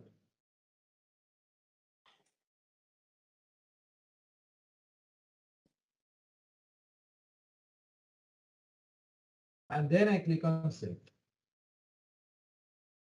Okay. So you'll see here, in case you want to create a location code, you can also maintain in case this maintenance of the data belongs to the responsibility of any planning execution org. So you can maintain the planning execution org which we created yesterday, or you also can keep it blank also. Because if you are keeping it blank, that means no planning and execution organization is responsible for maintaining this unilocation. Okay, that is the main. Now, if I go back to the transport management, if I go there, so once you have maintained this unilocation code, or you can also specify the IATA code, you can see this is the external location short text. So this short text means whatever text you are maintaining in your location, that will automatically be coming here. And this is the business system group. Why this business system group is required? Because my TM system should refer to that logical system where it is built up. Okay. So in this case, if the business system group is because it is built up for BD1300 plan, the logical system. So that's why it is showing the business system group as BD1300. So remember yesterday we have created I've showed you the pathway for the business system group, right? So you can use the same pathway to create the business system group. The next comes the geographical data. So this concept is actually a concept which is used because this was very much used in Oracle. I don't know whether you have heard about Oracle software. So the Oracle software, actually, this concept was very importantly used for mainly doing the planning, because initially when TM was launched in TM, I don't know whether you know it, TM was initially launched at TM 6.0. Okay, then came TM 7 and then came TM 8. And then we began the journey on TM 9. So in the initial days, this planning, distance, duration, calculation, this was never taken into account. Okay. So in that case, why this particular latitude, longitude, altitude is important? Because geographical information always plays a role in any type of transportation process. So because without knowing the latitude, longitude, altitude, you will not be able to calculate the actual distances between 2 points. And if you are not knowing the actual distances between 2 points, you will not be able to determine the duration between the 2 points. Because ultimately you need to make sure that you are reaching the point A to point B within X number of hours. In order to determine those distance and duration functionality, we need to maintain latitude, longitude, altitude. Now, how this latitude, longitude, altitude information will come in? So there are different ways by which they come in, but please note that unless you are putting this latitude, longitude, altitude, and if your carrier charges you based on the actual distance, then it is not possible to do any type of charge calculation. So you have to basically make sure that somehow this latitude, longitude, altitude comes in. Okay. See, PC miler part, what you are saying, basically it is not possible to show here, first of all, because it's a geo service. And in order to have any integration with geo service, you need to have a license, first of all. That is first thing. And second thing, the mapping with any type of external service providers require your enhancement through web service. Okay, so you need to set up some geographical services, and through the geographical services, the information can be referenced into TM. So unfortunately, means that will not be possible because it's a standard process we are showing. Okay. But yeah, but I mean, in SPRO, there are configurations available for PC miler because it is, I think, a PC SAP supported vendor. The configuration is not related to PC miler. The configuration is related to your geo routing and geo coding. You don't have any specific configuration for PC miler. Okay, I don't know if SAP has told you that. I don't know which mode they have represented, but that is not there. Okay, and you are talking about S4 Hana, or you're talking about standalone? S4 Hana embedded 2020. It is not. It is not there.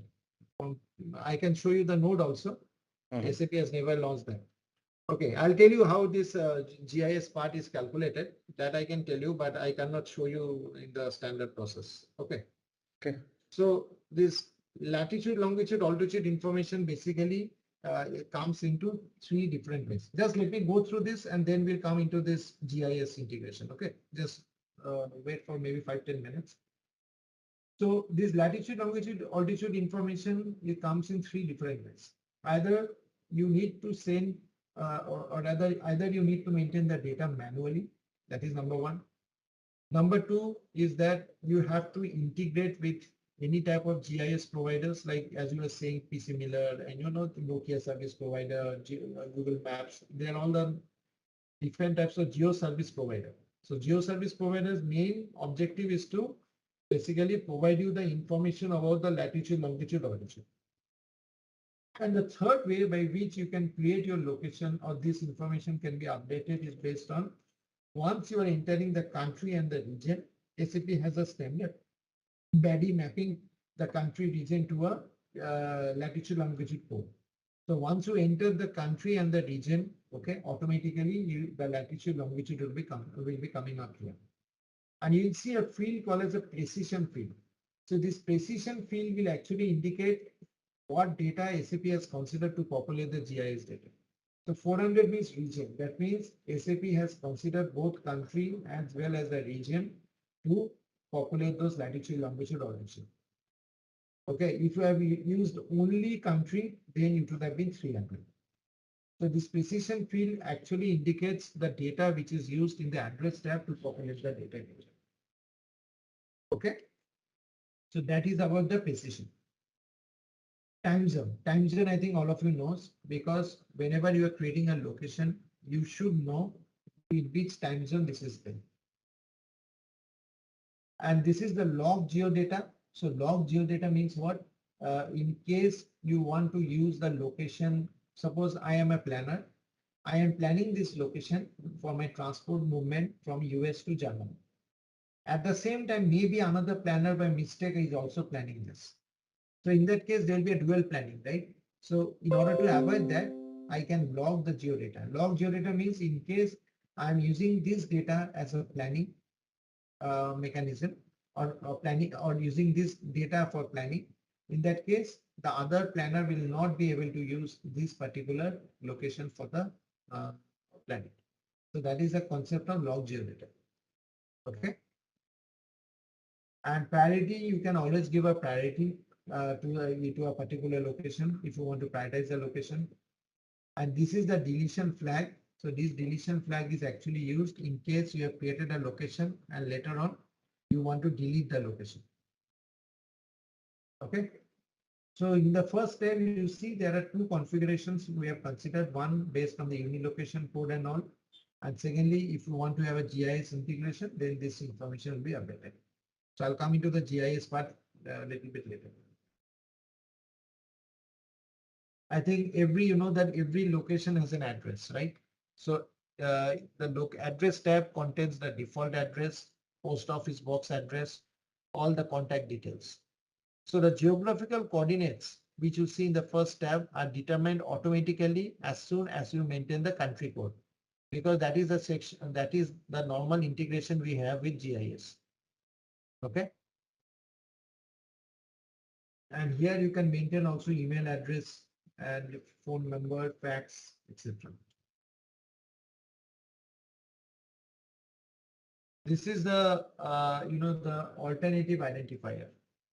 So alternative identifier means they are always maintained in this tab, because here you can define the possible types of alternative location identifier. So alternative location identifier is basically used, for example, just to give an example, suppose you are using a particular transportation location and that location is used as an yard. So in order to give an identifier to that location, you can always use an alternative identifier type as a yard, so that within the yard the truck can come in, go out, etc. But you are giving an identification to this one.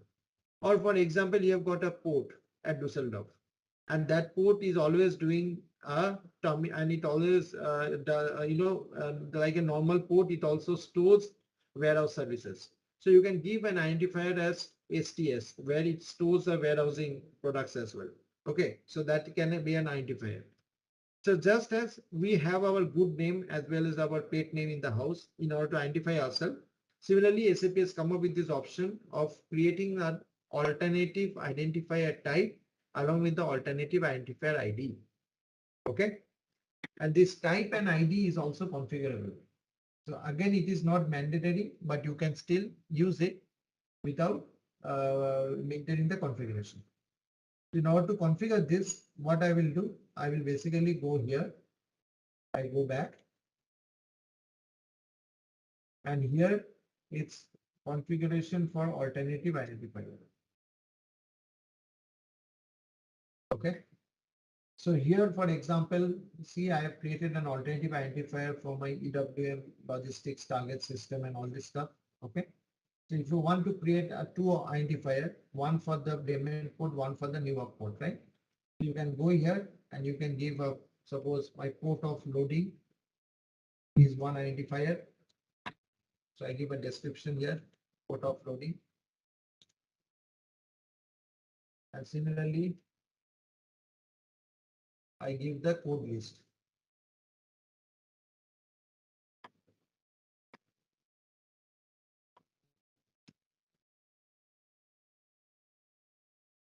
I give the code list here. So the code list is Bremen, BRE_02, port of Bremen. So this is the name. Okay. Similarly, I am creating one more identifier for my port of discharge. So just as port of loading, I also go for port of discharge. POD.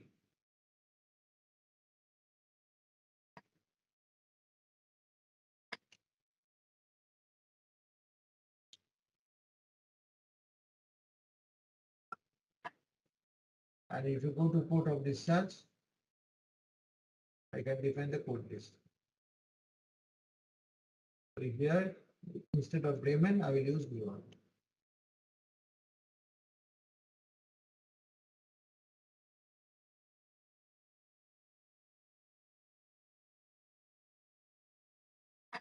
Okay.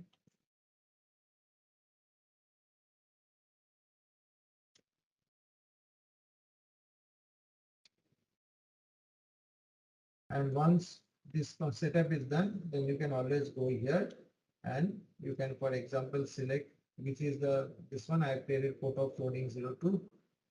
Accordingly, you can also tell the alternative item. Okay. So when I create the code for you, I will add it. Any question? Anything which you need to know? Hello, could you please explain one more time what is alternative identifier? Alternative identifier means just as you have your good name as well an alternative way to identify yourself. Similarly, SAP has brought up this option for internal identification within the organization. So as I told you, for example, you have a port. That port can also be used as a yard. So you can use an alternative identifier as a yard number there. So you can specify here alternative identifier as yard. Okay. Like you can create any number here and you can specify the ID as a yard 01. So in other words, you are actually specifying an alternative way to identify a particular location. Okay, this is not mandatory, but this is mainly used in those organizations where there are a lot of locations and you need an identifier to basically identify what that location is to be used for. If a particular location is to be used for a yard, you can give an identifier as a yard. If a particular location is to be used for storage service, you can use a storage service as an ID type. If a particular location is to be used for warehousing, more warehouse visits only. Okay.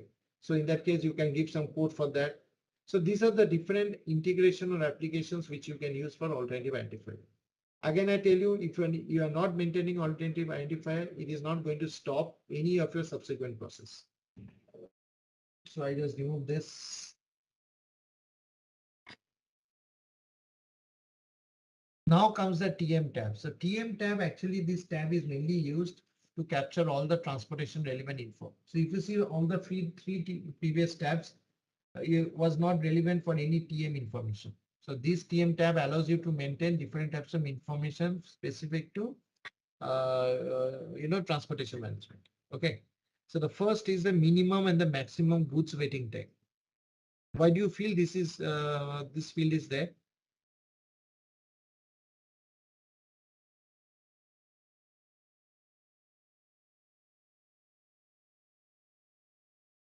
Anyone knows? Okay. See, the reason why you need this is that basically suppose you are moving from point A to point B through a port. And if you know, so based on the distance and duration, it should take 2 hours. But if you are saying that I need to wait at this port for getting some document clearance, 1 hour. So instead of 2 hours, it will be total duration will be 3 hours, right?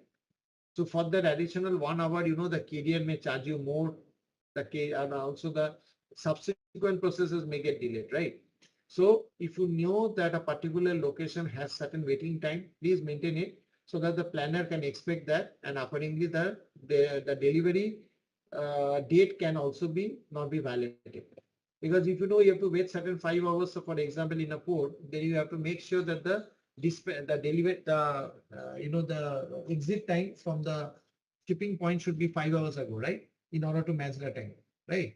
So that's why SAP has said that you can specify some minimum and a maximum duration for a particular location. Okay. And this can be maintained in hours. Similarly, yeah. So when we plan, I mean, in the transportation lane, when we define this data, so it will consider the minimum hour or the maximum hour?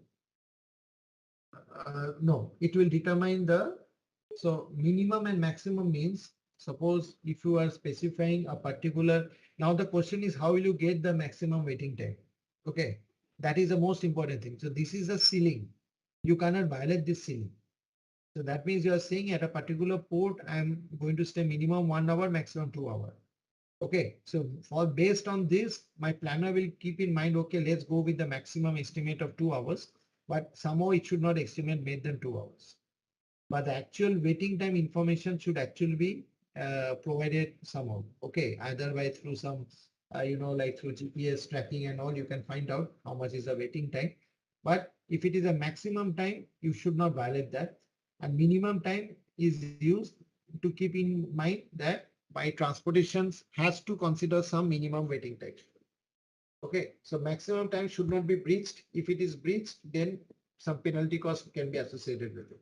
So always consider the maximum so that your planner will plan, means he has to see, he will do a backward scheduling, right? He will try to do a backward calculation and he will try to say, okay, if I have a maximum waiting time for 2 hours, I should consider that, because in that case, I can make a proper communication to my customer that at this point it is reaching to a location, right? So it is always, but this time is hardly maintained. I tell you why, because no one knows at which location, how much you have to wait. So this is generally a very I have never seen any project actually maintaining this entry. This is the air cargo security. This is mainly used for LSP. LSP means here you have to specify, suppose my freight forwarder like DHL, FedEx, they have a contract or negotiation with the air carrier like Lufthansa. And there you can specify. So when you are implementing TM for DHL or FedEx, here you can specify the air cargo security information. You can classify the location as a known shipper, unknown shipper, and also you can specify the expiry date. Expiry date means for how long you know the shipper. So for that, you can specify some information here. Okay, again, this is not a mandatory thing. You can escape without it. Okay, but in case you want to maintain some information for the air cargo security information perspective, you can maintain it. And this is not applicable for shipper. This is applicable for LSP. And this is the target system. So target system means here you can link the location to an SAP EWM, because in case your warehouse operations, your warehouse picking, packing, loading, good issue is actually integrated with your transportation process, then you have to specify the shipping location for your specific. So whenever you're creating a shipping location, okay, in that case, you should link the location to an EWM target system and the EWM warehouse number. You should not link any customer location or your port location to EWM. Okay, because the source location is always your shipping point from where the planning for your warehouse can be done. And finally, this is the equipment level information. So equipment level means, so for example, if you are transporting using a particular container, okay, and you want to say, okay, this location can only handle transports if I'm using a container of 20 feet. In that case, you can use an equipment type and equipment group. So equipment group will be 20 feet and equipment type will be CN. So CN is a identifier by which you can identify whether the transport is to happen through container or not. Okay. Now, why I recommend not to use this field? Because if you are using this field, then you can only use that specific container for that specific location only. So that is not good for planning, because you're planning, when you are doing a planning for a particular location transport, based on the location transport, first of all, your capacity may change, right? So today you are transporting 40 tons, tomorrow you may transport 500 tons. So if you're hard coding a particular container here, which uses only 20 tons or 40 tons, then it does not make sense, right? You need to have a appropriate or accurate transportation unit to transport the product. So that's why, you should keep this field blank, and you should, whenever we'll be creating a resource later on, there you can do the assembly. So what I will always recommend, don't put the value here, keep it blank so that you don't restrict the usage of a container or an equipment for a particular location, because you should offer flexibility to your planner to do the planning and not basically hard code it by using a specific equipment type and equipment group. And the last part here is the resources. So resource, resource is again a specific transaction, a separate transaction within TM, based on which you can actually decide which resources are going to be used for which transportation process. So if you see here, if you see my PPT, so you already have a separate, you can say, a master data for resource, and this resource is actually the actual means of transporting the the cargo from one point to another. So when you can use a proper transfer resource, why to use it for a location? Because today this truck is moving from Cologne to Bremen. Tomorrow it can move from New York to Chicago. So if you are restricting the usage of a truck for a particular location, you are actually confining its transport for a specific location only. So that's what we should avoid. So although ACP is given the option that for a particular location, use this resource, use this resource ID, conserve capacity and all. But when I have a separate transaction to create a resource, and there you actually should create that resource there, and then you should not assign it to a specific location unless you are making sure that the resource needs to come back to the original location.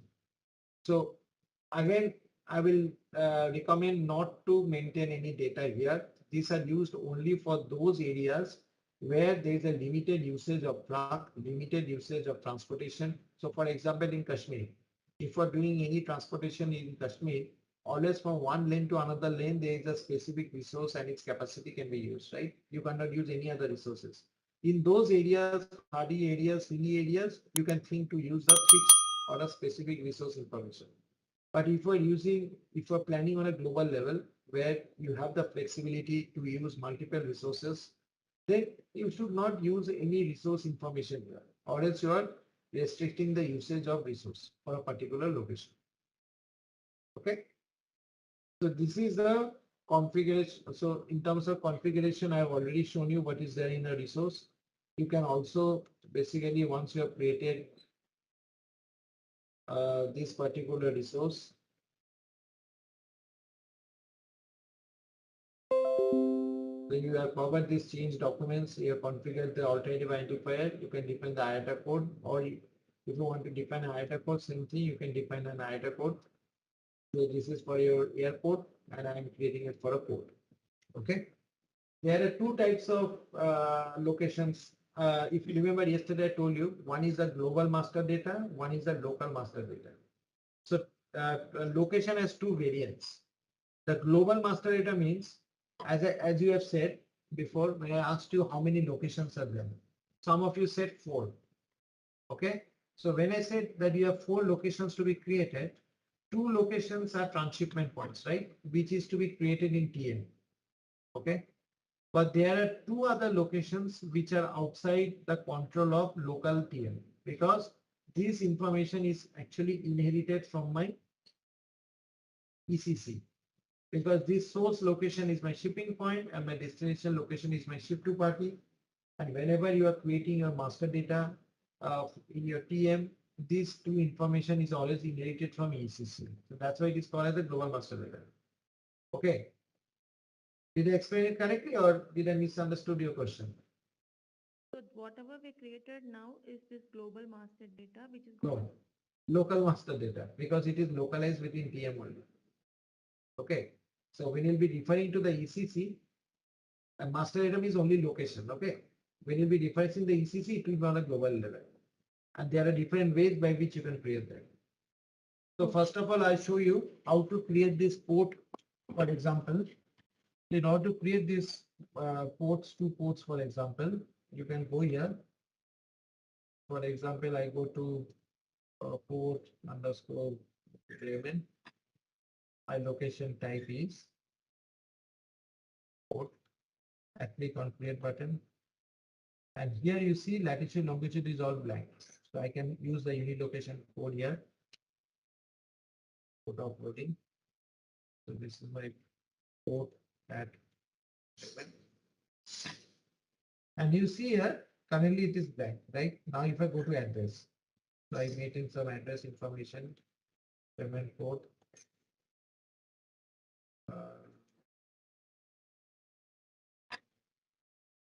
I put some street house number. So suppose it's this is house is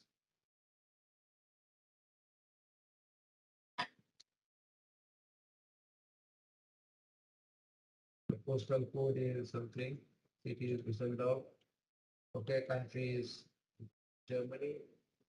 Okay, and this is my region. And when I go into this enter now,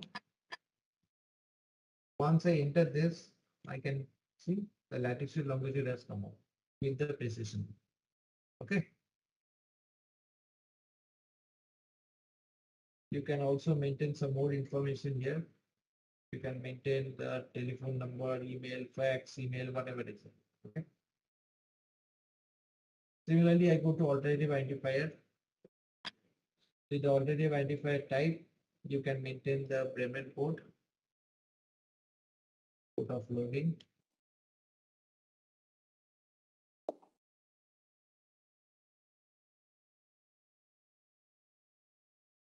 You can maintain some goods waiting time. I don't know, I cannot maintain any EWM information here, so I keep it blank and I click on save. Okay, clear?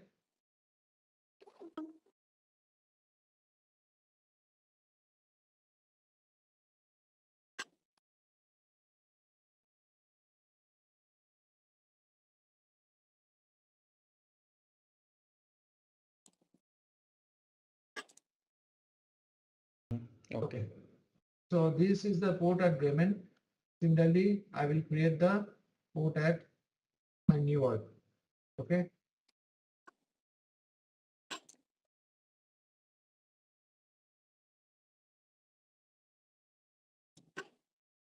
So again, I put in the unit location code.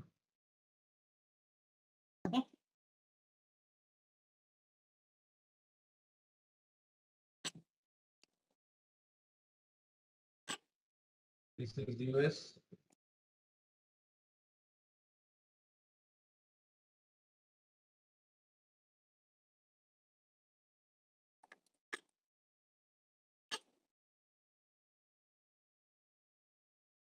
So here I will create port of discharge.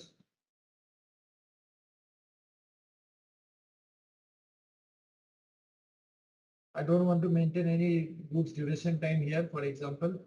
Okay.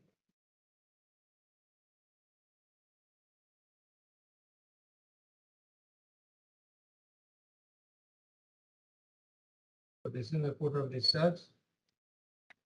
So I have two more locations. But in order to explain those two more locations, shipping point and my ship to party, right? For my customer or final destination.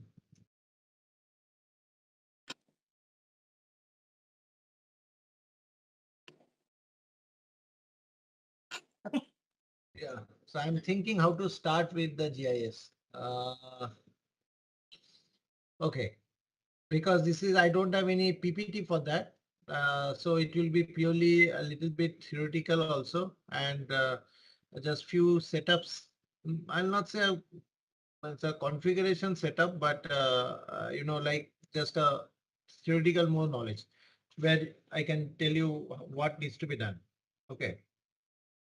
So the GIS concept is, as you know, the GIS stands for Geographical Information System, right? So this is a mechanism by which you capture and store different geographical data. And why it is required? This is required in order to enable data analysis as well as visualization. Okay. So through the GIS, it actually help you to do multiple things. First of all, it can allow you to do geocoding. It can help you to do a distance and duration determination.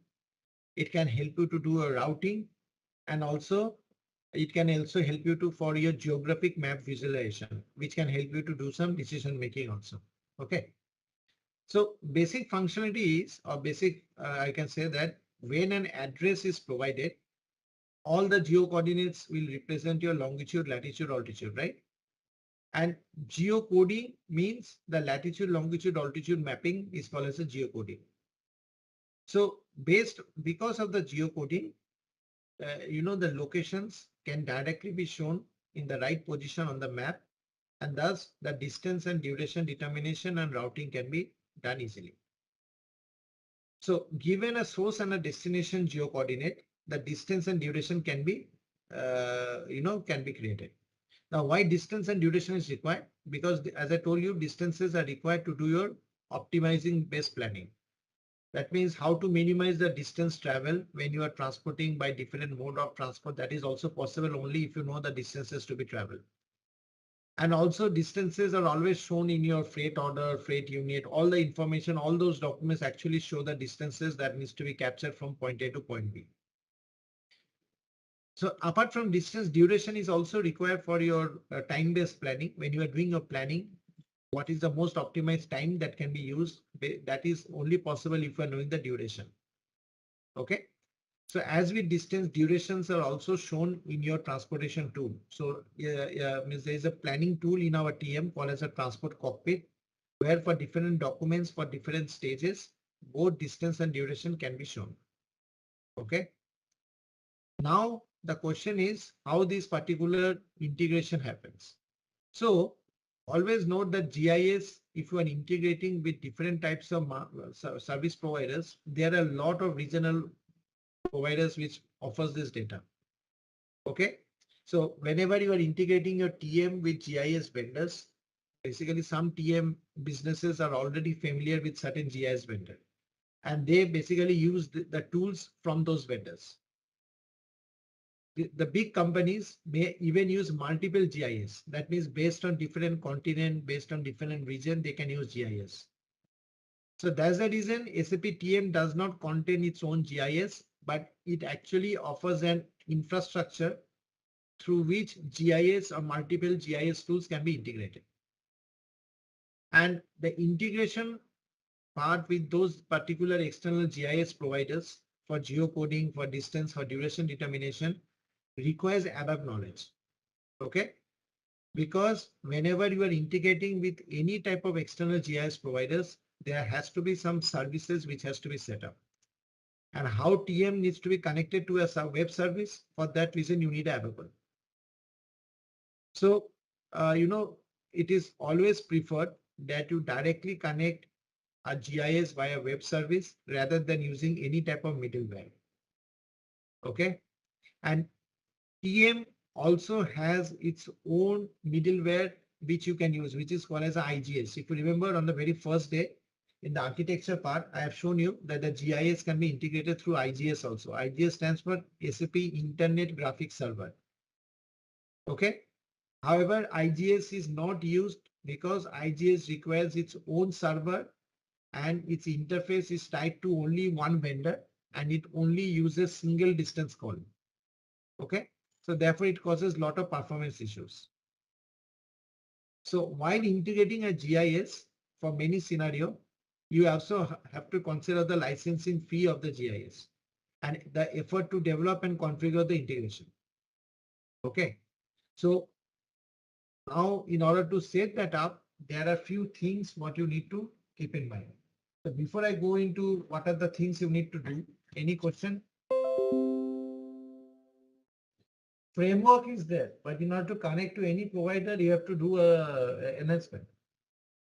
Okay, so whether it's 2020, 1909, this PC Miller and all the GIS services, basically there are three services which is supported. One is your geocoding service. One is your geo routing service. And these are all service. And if you have to basically avail any service, you cannot get anything in standard. Okay, and another is the map display.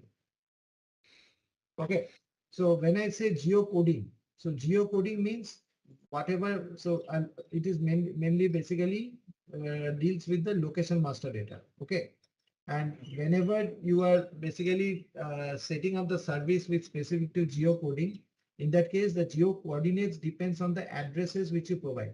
Like in the location master, you have the address, right? So that geo coordinates which you define either based on country level or region level on the location master data. So that is the concept they use for geocoding. And based on that, your latitude longitude is updated. So that is the first one. When you come to geo routing, so geo routing means all the vehicles which is used in transportation planning, they need to be delivered within the shortest time period, right? That is what we call as the route optimization and the transportation optimization, right? And reliable routing basically supports TM by providing the shortest distance. So the distance between the locations is influenced by the geographical position of the locations, right? So that's why when you are doing any type of geo routing, it actually depends on the distance and duration, the geo coordinates and the driving direction. And in order to set this up, basically we need to create the distance and duration in your particular transportation lane. So in a transportation lane, there is another master data in TM where you can specify the transportation distances and the transportation duration. And the geo routing will actually follow the data which you create there. The last data what you have is on the map. Okay, so map part is something which you basically specify. So I will be interested to know what SAP told you that it's a standard. Standard means what? How will you? So these are the basic data you need to set up. And once this data is set up, but you need to have a real-time update from all those GIS, right? And for that, what SAP has done, I show you what SAP's configuration is, but that never works. Okay, so if you go into, where did it go? Transport management, or I will show you in S4 Hana.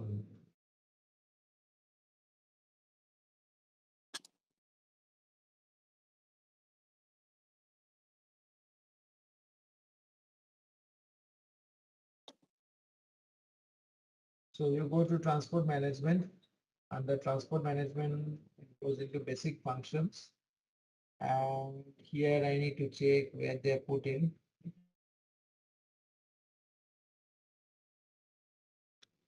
Process component text, security.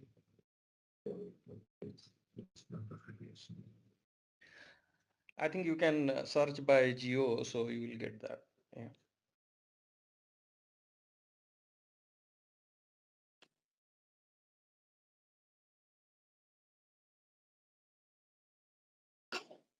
It will be a typical one.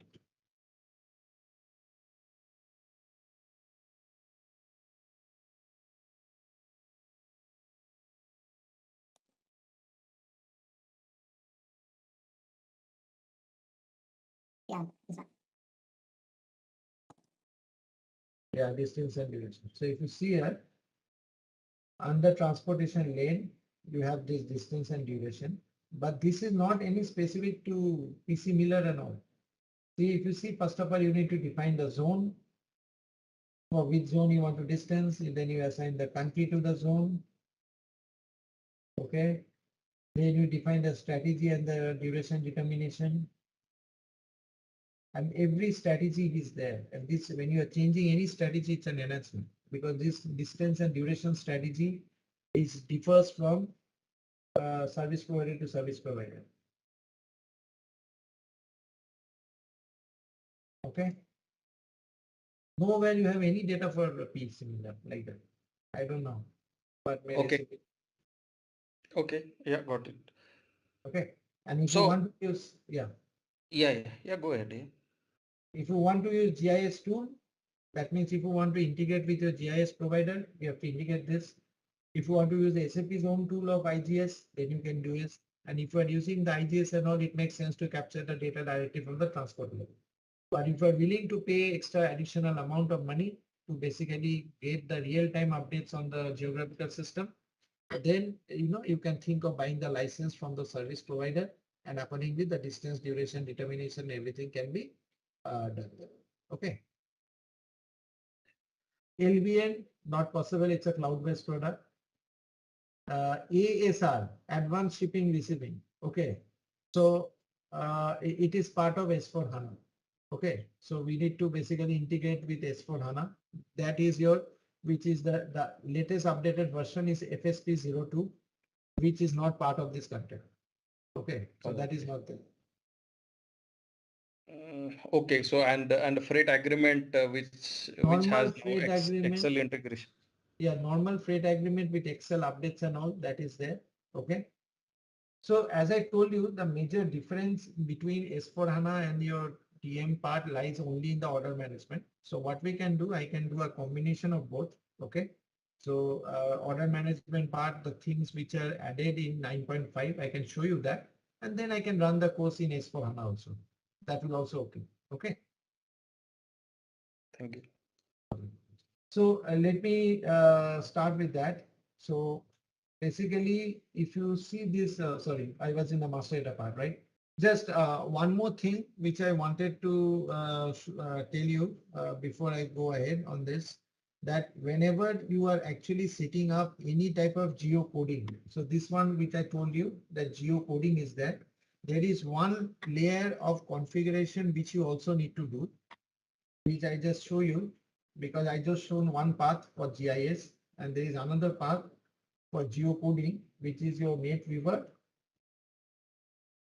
So under SAP NetWeaver, you will have general settings, and under general settings, you have set geocoding. So this also configuration you need to activate or update. Okay. So where you need to first of all register the geocoding program. Okay. So before any external geocoding functions are used, at least one geocoding services has to be registered in the system. So these services is what you are saying about you have to activate the service from PC Miller and all. Okay, so there are a lot of services. You need to have this first of all. Okay. Okay. So next, once you have registered this geocoding program, next is you need to assign the geocoding program to countries because you need to know for which country the distance and duration needs to be determined and the routing. Okay. So you need to maintain this geocode and maintenance sync. Okay. So, so for every country, this is required. Okay. Or else it is not going to work. So means each location, that means in other words, whatever location you want to have as a GIS setup, for each location, for each country, they will use this service. And in the standard, the service is SAP O. This is the standard service we use.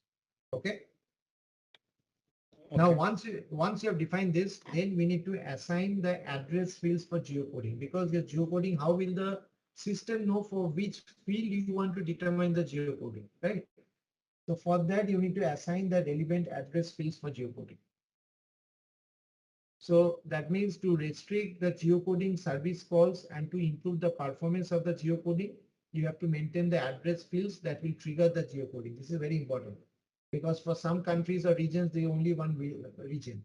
For some others, they want city. For some others, they want postal code. So these are the different fields which SAP has standard, and you can do it. Okay. And finally, once you have added these fields, you need to process the geographical data. So this is the most important part because you have to map the country with the geocoordinates. That's where you see that when I was entering the coordinates, rather when I was entering the country, the geocoordinates were coming in, right? This is because of this configuration. And the table name is GEOT005. GEO stands for geography, T005. So that is the table where all this information gets stored. So that is the standard table where you can find it. And you can also define the geo coordinates for regions. So, if like you, I think you were asking, right? Like how these latitude, longitude, altitudes are coming automatically. This is because of these two configurations. And there are certain reports also. If you want to basically run the report of mass geocoding. So there is a report if you go to AC38.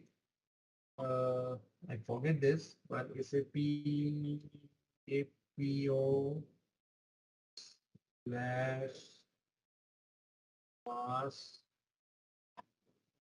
underscore geocode underscore this one. Okay. You can use this report for mass geocoding. Okay. In order to do this, why I was telling you a development is required because there is a service you need to activate, and that service is in the config. It's in the enhancement. I just show you that also. So if you go to SPRO, so whenever you are getting any service, external services from PC Miller or XYZ, okay, you go to basic functions, you go to process controller, and there is a service called as GEO underscore DET, which is a geographical determination service.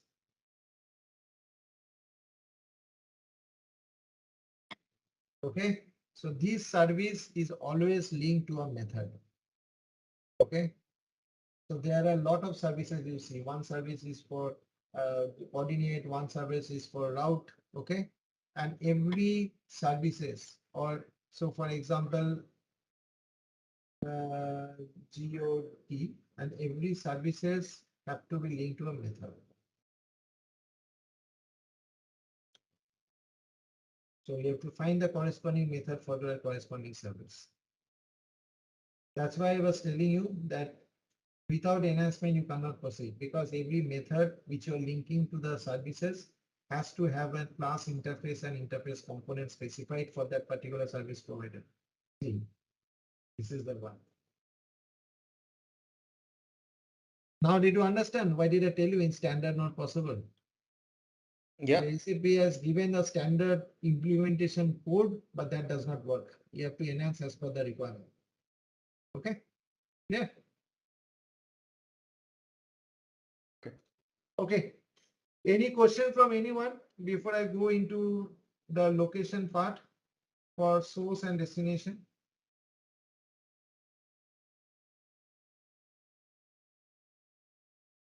Anything?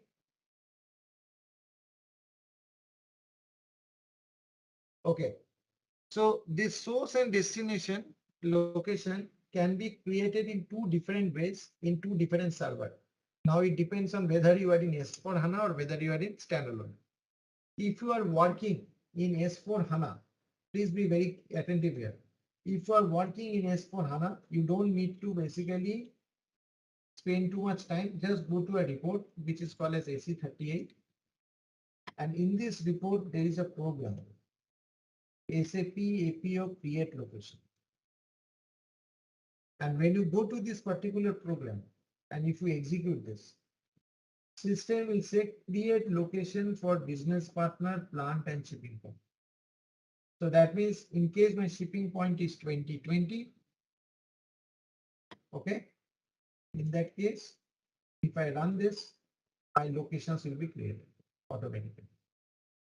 In case I need to, so this is my source location because my shipping point is my source location. And for destination location, because it will be my ship to party, which is my customer. So you can always use, for example, if you are using this customer, you can always run and you can create the location. So in SAP S4 HANA, this is very much simplified. You just need to run this report and automatically locations will be created for your source and destination. But if you are moving in through your SAP TM standalone, then we need to create your sifting. You have to do some sifting. So sifting is the process by which you have to transfer your master data from ECC to TM. So that is the framework or the methodology we use whenever we are working on standalone. So again, I write here clearly, if you are working on standalone server, you use SIF model to transfer your master data. So standalone.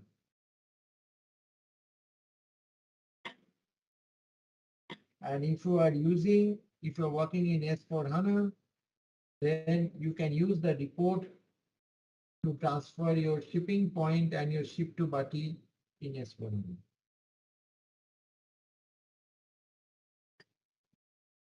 Clear? Now, how do you do the sifting? So for example, I created my master data. This is my master data, CUST_002 in SD. I hope all of you know how to create a customer master, right? Anyone who does not know?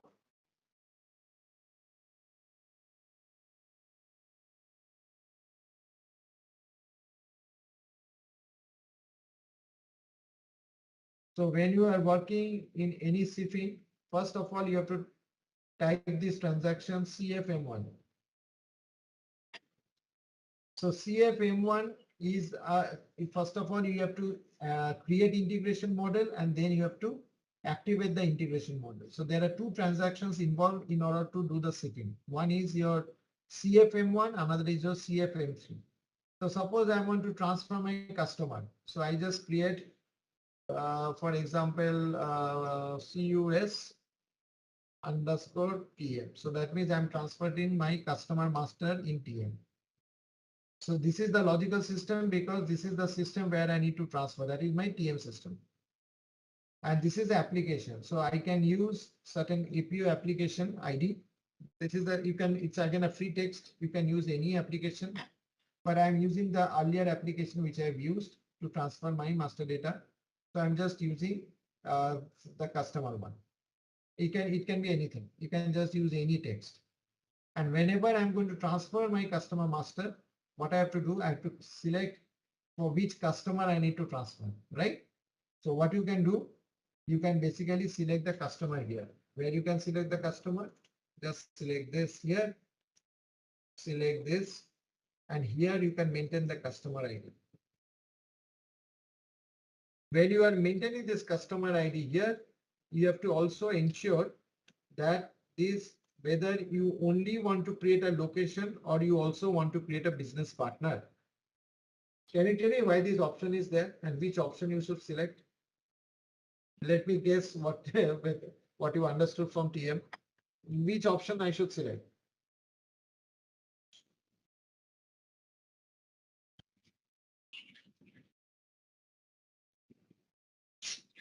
Locations. Number 2. Only locations? No, number 2. We need a location and a BP.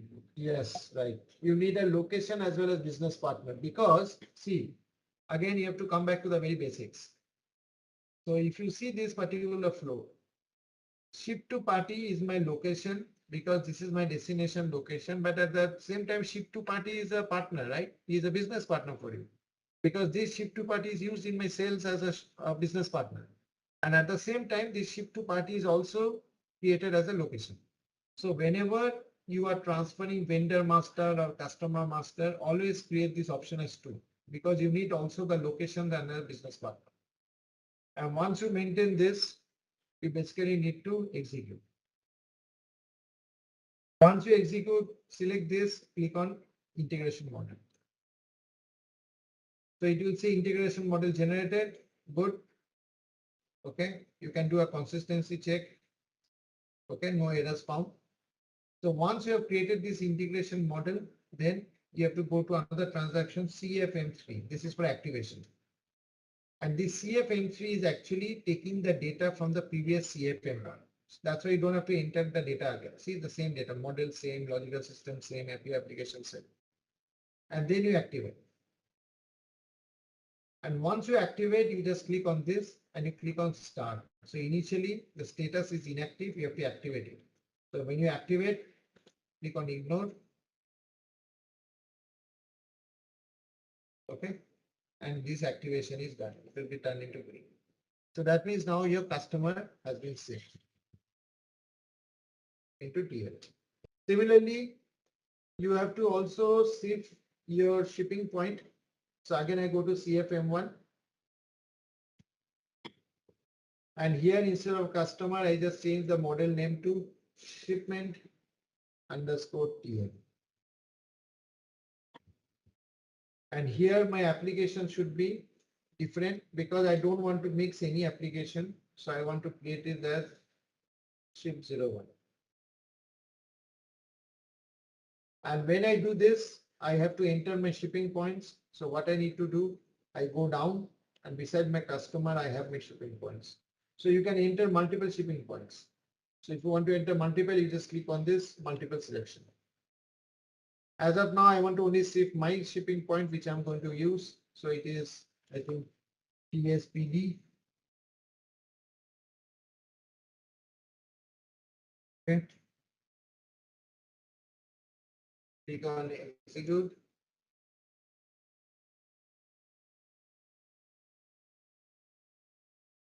And then I go to my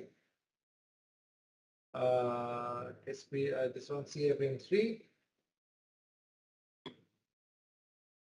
And then I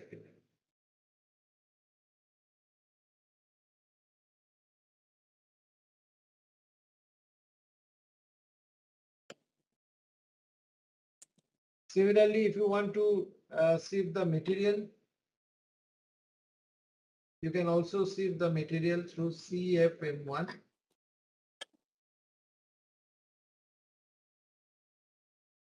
And here, instead of shipping, you can say material I want to transfer across TM. And in the logical system, sorry, in the application, I need to specify the material. And here I need to specify my materials. So my material is TM product 01.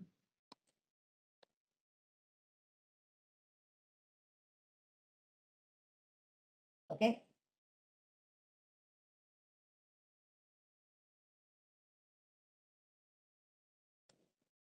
Why 5 it showed? It showed 5 because this material is extended to 5 plants. Okay. But then it went to CFM3.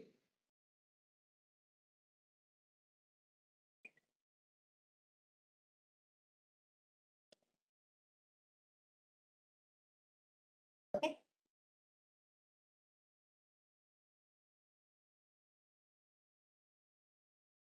And if you want to basically check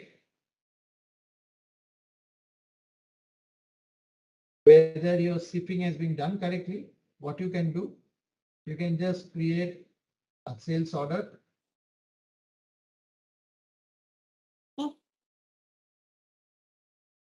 Suppose you just this hidden level information, you can just create it.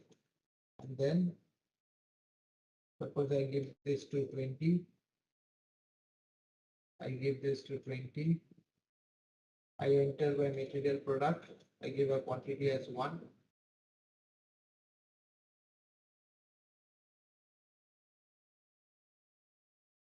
And then I click on save.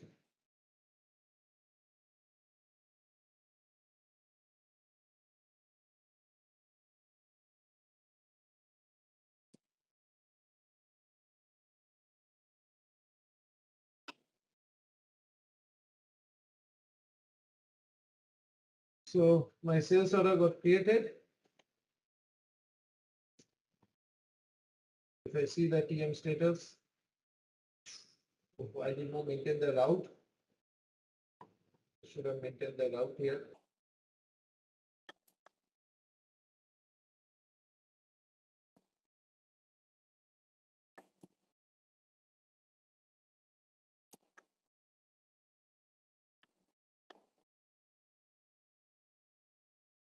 So this is my OTR, which got created with my freight unit. That means whatever material, whatever shipping point, whatever customer I've used is correct.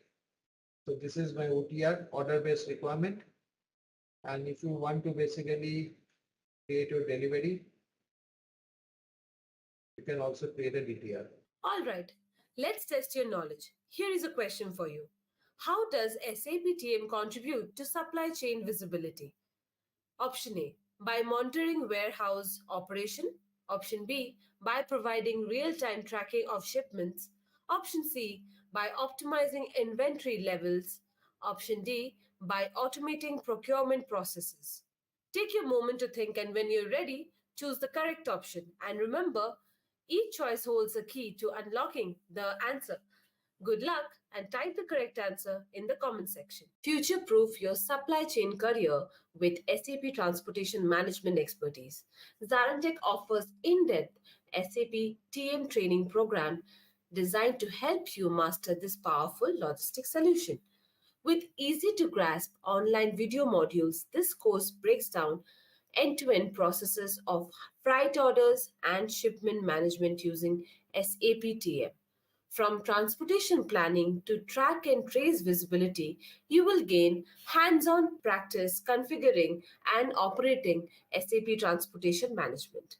Check out our testimonials on our website from professionals who have become sought after supply chain experts after taking this career boosting course. You will be confident applying your skills in roles like logistic manager, transportation analyst, and shipping coordinator, and more. Whether you want to stand out in your current organization or explore new opportunities, SAP TM skills are highly valued for top employers. Give your resume a competitive edge and enroll in our SAP Transportation Management course today.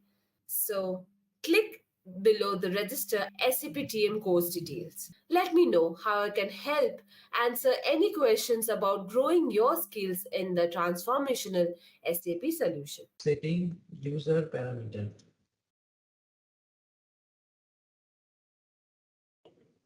So this is done with the help of transaction code CFC1. So when you are doing this user parameter transaction specification, okay, so in this you actually make certain entries for the different parameter. Okay. So so the next setup was that you need to define a number range which was CFC8. Okay. So this is the standard number where you can actually define the number range for the parallels. Okay. And then there is another transaction where you can actually specify. So you don't have to do anything there. So the transaction is CFC3. So there you need to actually define the filter and the selector block size. So you don't need to do anything here. You just need to check what are whether the different entries are correct or not. So for example, for different stocks and sources. So this is the standard entry you generally get it. But this is part of the initial landscape maintenance. Okay. So what you need to see here, mainly you need to see the shipping point if the entry is here. So it's T underscore SHP. SHP stands for shipping point. Okay. So that means the entries are here. Sales order entries are here. And vendor entry is here and shipping point entry is here. So you just need to specify this. So this is a block size recommendation which SAP always updates it in standard. Okay. So basically this will determine the number of data objects that will be transferred to TM in case there is an RFC from the initial data transfer. Okay. And it is always recommended not to change any filter and block size which is specified by SAP here. Okay. So this is the next one where you maintain view for the filter size.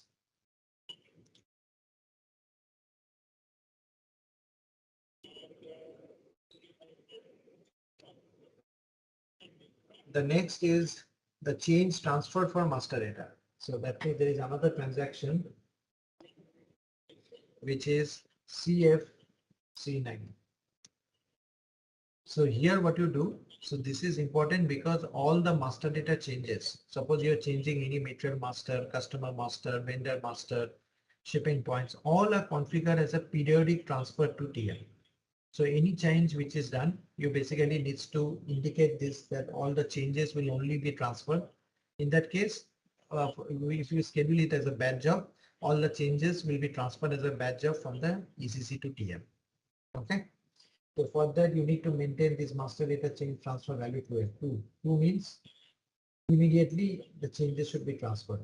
Or if you want to make it as a batch job, then you have to change it to 1. Okay. Similarly for customer also, for vendor also. Okay. Then before you actually do this, so this is my targets changes for SIF.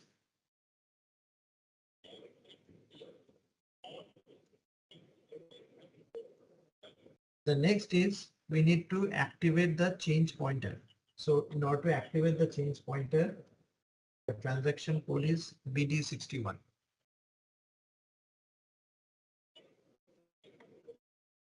So this configuration is actually a prerequisite for transferring any master data change with the change pointer. So that is what we call as an activate change pointer. And that is done through BD61.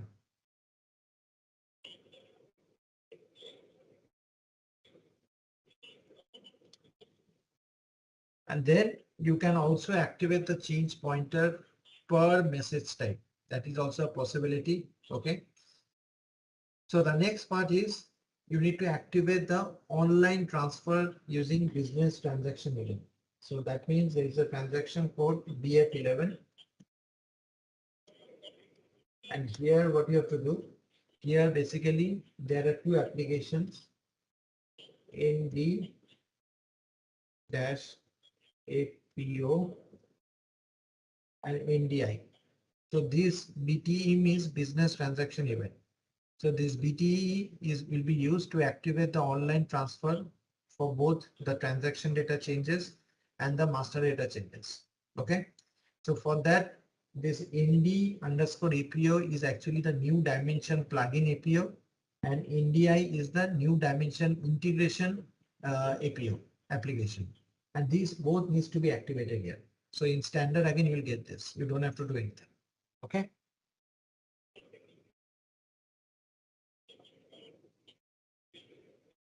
The next transaction code, what we have is SMQR.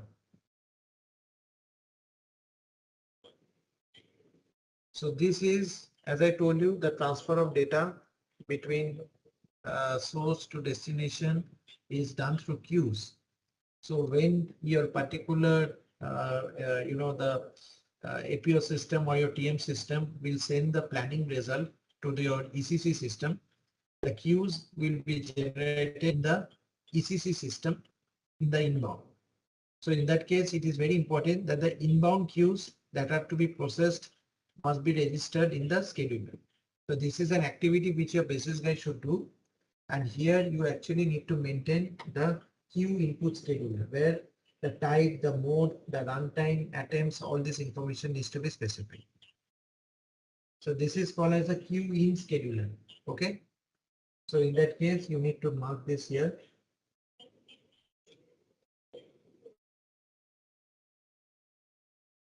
And the transaction code is SMQ1. Okay. Similarly, we need a queue out scheduler. So queue out scheduler means, so here it is SMQS.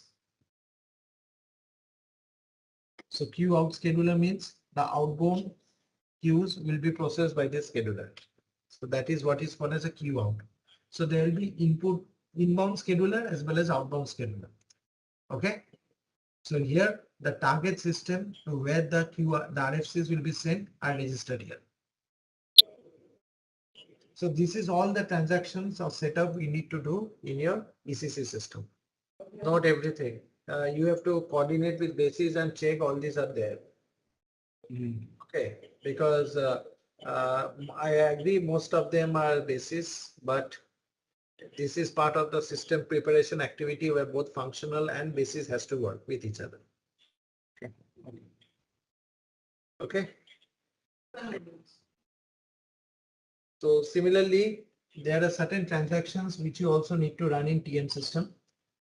Again, these are something which also relates to some basis activities, but these are part of the system preparation activity. And this comes into the picture only when you are basically mainly setting up the master data analysis. So if I go into the TM system,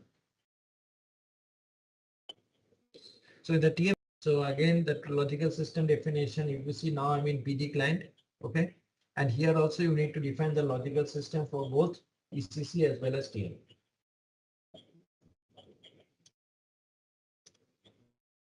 Okay, so it's PD client 300. Okay. And also the ID client 800 is there. Okay. And the second is again, just as we have assigned the logical system to the client, the same thing we need to also do for TM system.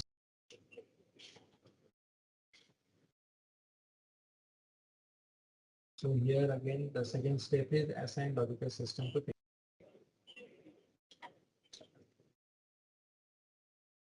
The third step is we need to set up RFC destination.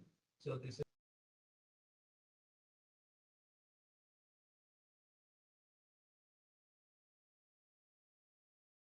okay. So RFC destination is again SM59. So basically you need to go to SM59 and basically check Okay. So for my ECC, it's okay. So this is my ID client. So once this is there, the next setup is more or less it's the same that, okay, we need to maintain the business system group. If you remember, I've already shown you the maintenance of the business system group. So that is again, if you don't remember, you can also go directly into the transaction code SAP APO/C1. Remember the business system group which we created? So the main objective of business system group is to determine the assignment to the respective ECC system that are to be connected, right? So in case your TM system is connected with multiple ECC system where they use the same number range of material, plant, vendor, customer, then we need to define multiple BSG group. But in case you are using to one ECC system, one BSG group to one RF system.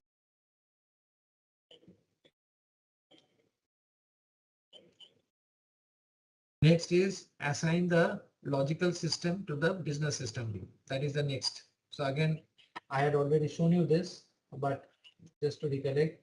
So instead of, okay, so here you need to enable, you know that every ERP system, which is my ID8 system, must be assigned to a BSC. Okay, so if you see this ID8 is assigned to a BSC. Okay. And there is another transaction where you need to assign some user parameter.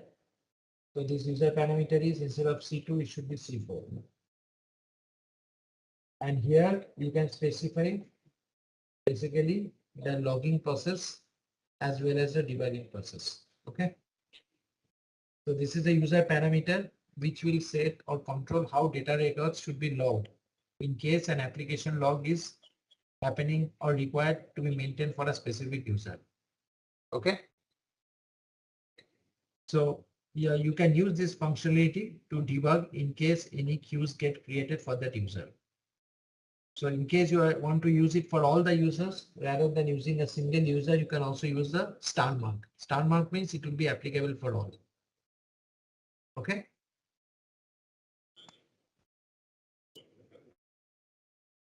And last part is what is the T code for this one, Vinod?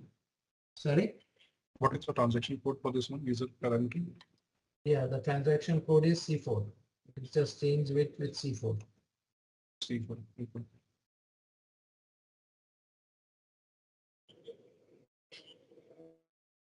Okay.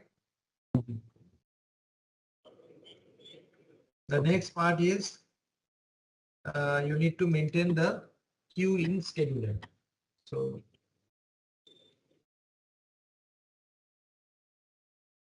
then maintain queue in scheduler. So while you are maintaining a queue in scheduler, okay, so that means when the ECC will be sending the master and the transaction data to the ECC system, okay, so it will generate the queues in the inbound of the APO system. APO system is my TM system. So these inbound queues needs to be processed by the TM system. So for that, the registration needs to happen also in the queue in scheduler. So the transaction code for queue in scheduler is SMQR.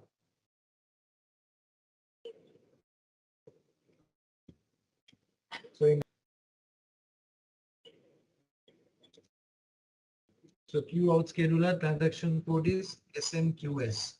So these are queue out means these are the outbound queues which needs to be processed by the scheduler, and the scheduler will be configured using SMQS by the basis team. So the transaction code here is SMQS.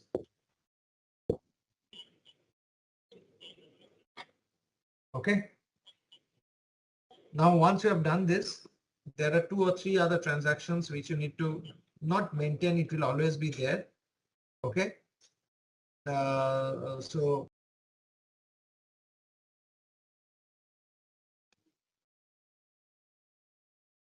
/SAP APO/1.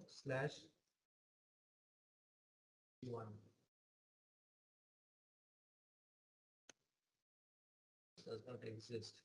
Okay, maybe they have removed this. Okay, okay, maybe you can neglect that. Okay, this is what the different transactions and setup is required. And once it is done, you just need to create the integration model and then you need to activate the model. And so why I'm showing you this, because even though it is a basis activity, but at least you should be, in case some master data transfer or shipping does not work, so you can have the chance to, check whether all this information is there or not. Okay.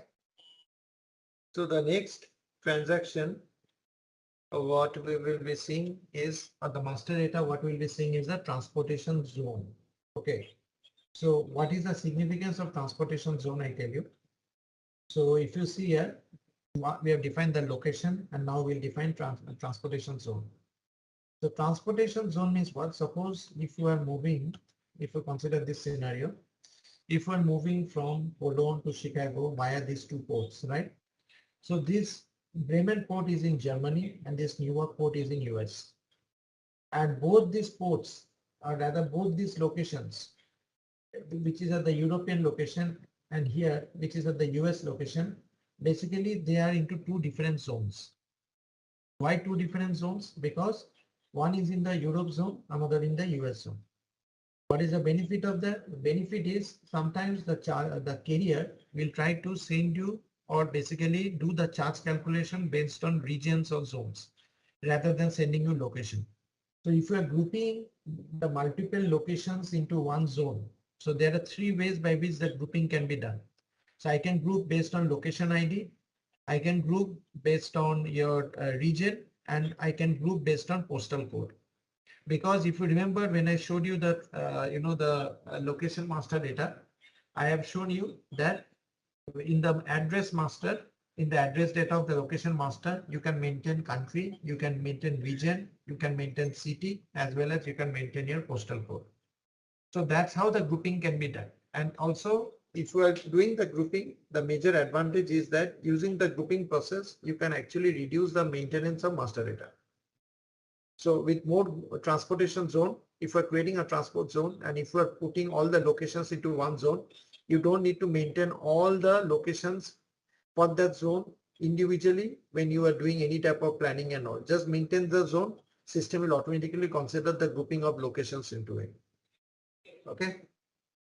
So in order to create the zone, basically what you have to do, you go into this BD transaction or rather BD client, which is your TM client. And here, if you click on this master data, if you expand this transportation network, if you expand this transportation zone, and here you can define the transportation zone. So when you are defining any transportation zone, system will first of all ask you what is the name of the zone. So I tell that the name of the zone is transportation zone underscore Europe. Okay. And it is maybe created today.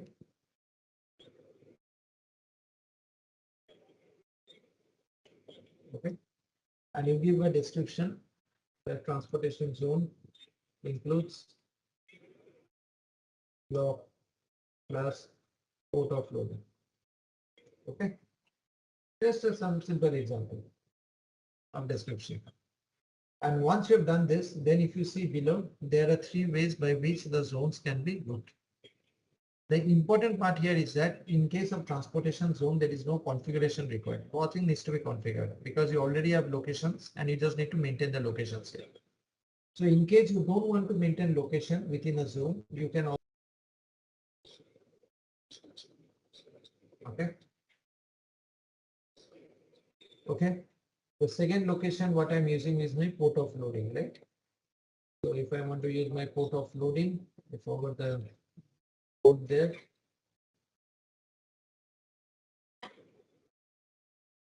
And here I can say my port of bringing, right? So my port of bringing. And in case you feel that certain locations needs to be seen already, in case the same location is being used in some other transportation zone, you'll get a warning message. And in case you want to remove some of the location from the zone, you can click on this exclude button. And once you click on this exclude button, you can just click on the. So similarly, if I want to create another transportation zone, because I have a two transportation zone, one for my Europe, another for my US, right? So in that case, what I will do, I will create another transportation zone. And here I need to basically maintain this value here. Okay, so this is my zone. So I will use my US zone. So the date is 12.08. And here I'll give a description. Transportation zone will include location and port of discharge.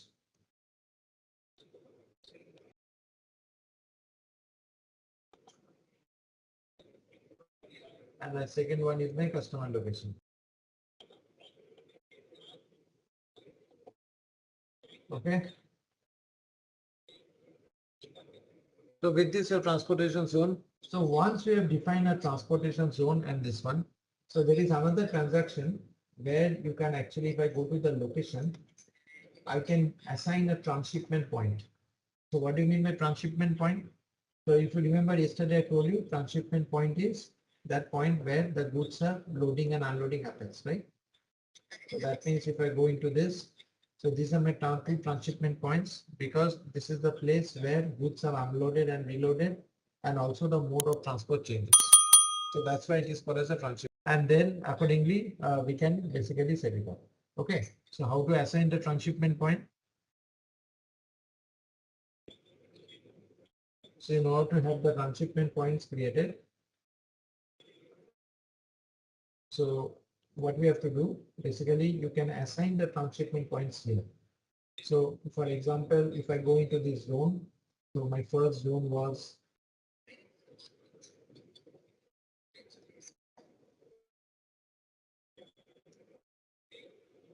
so this is my zone here.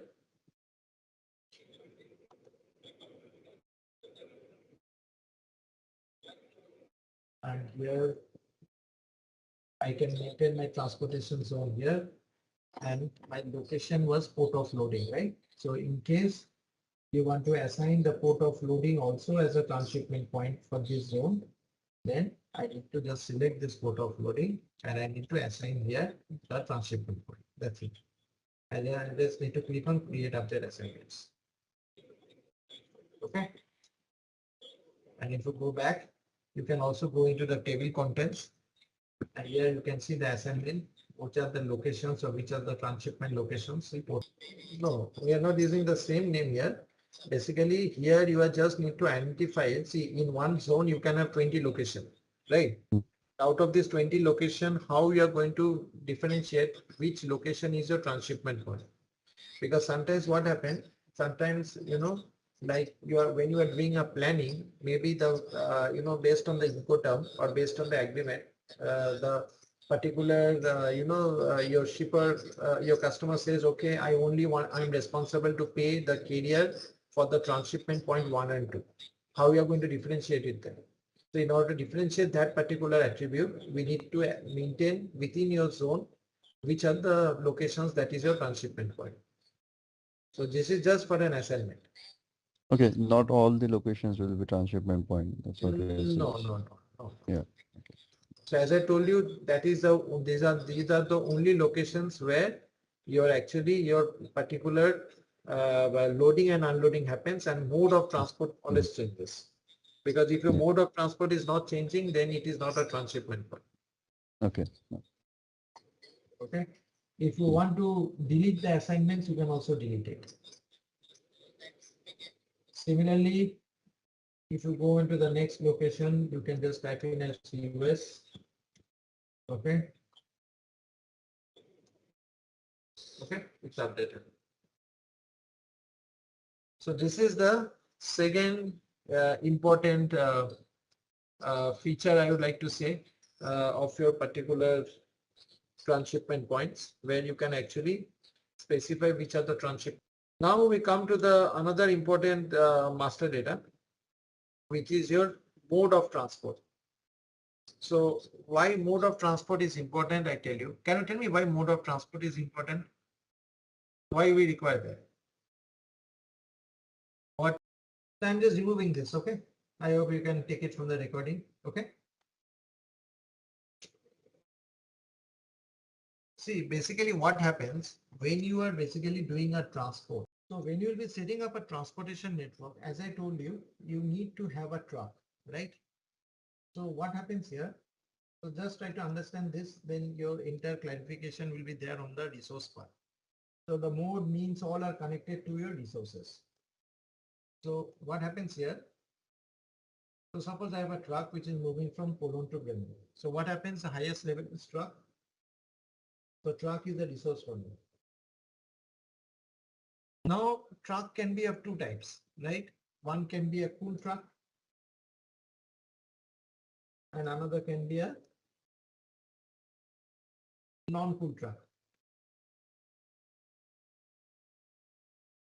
Okay. Now if I'm using a cool truck, it can be basically you know, it can have different variation, right? It can be a 50 tons truck. It can be a 100-ton truck. Similarly, when you're talking about a non-cool truck, it can be, suppose I'm using only one variation, 75-ton truck. So in SAP terminology, this is mandatory. We need a truck.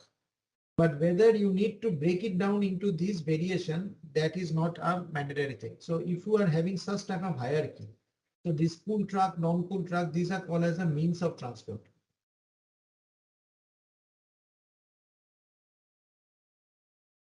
And whenever we are basically creating any means of transport, always remember every means of transport is linked to a mode of transport. So my mode of transport is road, but my means of transport can be a cool truck and non-cool truck. Or it can be a short bed trailer and a big bed trailer. Okay. And when you come across to this capacity part, although when you are creating a truck, you can always maintain the capacity here.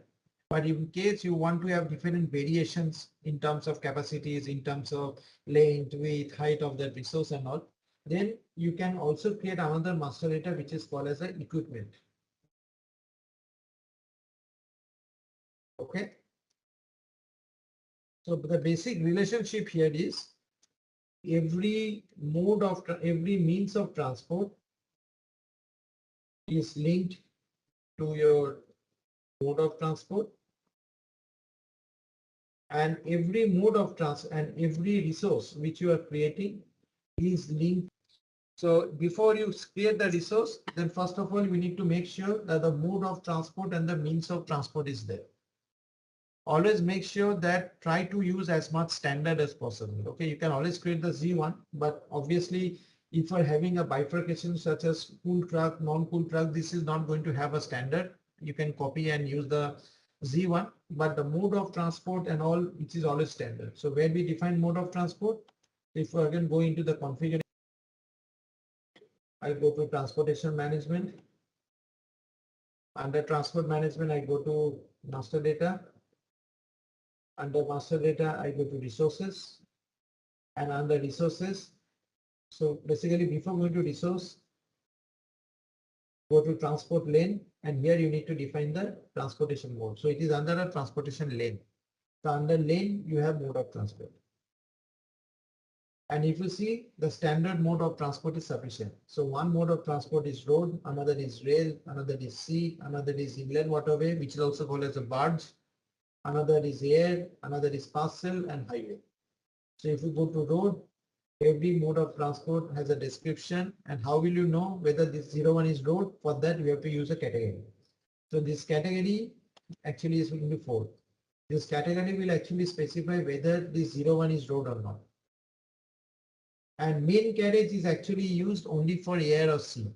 For road and truck and motorcycle and all, you don't have to use any main carriage. Main carriage means the maximum distance for which the mode of transport is being used. Generally used for ocean or air.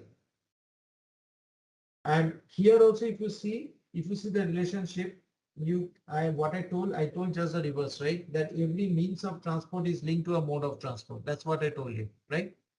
But here, every mode of transport can also be linked to a means of transport. But I don't want to assign any other means of transport here, because if you are assigning the means of transport here, that means only you are assigning That means you are saying that only there can be one means of transport per mode of transport, which is not correct, right? You can have two means of transport also using the same mode of transport. That is, the reverse is true. So I will always recommend don't put anything here, keep it as blank. And this sustainability factor means this is the factor which is taken into account for basically determining how much of CO2 emissions is occurring in the industry. As you know that whenever any type of vehicle is running on the road or any type of ship is running on the sea, there are fuel emissions, right? And the main objective of transportation industry is to reduce the fuel emission. So in order to reduce the fuel emission, how much fuel is being basically being emitted by that particular mode of transport, for that we need a integration with an analytics. The analytics cloud solution is being developed to measure the sustainability. So for that, this sustainability factor can be deployed. As of now, it is more of a development phase. It is still going on. How SAP will actually use this to provide a the CO2 emission less atmosphere. So this is something we can take up later on. Okay. So next will come into the, so I will not create any new value because the standard what SAP provides is sufficient, because you can always create a Z1, but ultimately the category mode of transport will always be road, rail, sea, air. So it doesn't make too much of value addition to basically create a new one. Okay. Now, once we have done this, the next part, what you have to consider is the means of transport. So if you go here, every mode of transport is linked to a means of transport. So means of transport means what? Means of transport is you go to resource, under resources, you get your means of transport. So here we can think of creating two means of transport, right? So let me first of all explain what is mean by a means of transport. So means of transport, obviously we have the standard ones. So if you see the standard ones, the first 5 are standard ones. If it is using road, so if I scroll to the left hand side a little bit, in case you are using means of transport road, so the standard code is 31. If you are using rail, the standard code is 72. If you are using plane, the standard code is 006. If you are using ship, it is 011. If it is car, it is 038. So these are the different types of codes or the mode of transport which SAP is providing. Okay, and this code and this mode of transport gives a differentiating factor to the means of transport. Because you know that when I'm using a short pull truck or a non-pull truck, a short reefer, every resource has to be linked to a mode of transport, right? So this is where the relationship is. Now you go back to the notepad, what I told you. Every means of transport is linked to a mode of transport. So every means of transport is linked to a mode of transport. Okay. And here is the resource class. So resource class means here you can specify whether this means of transport is for rail car, ship, trailer, truck.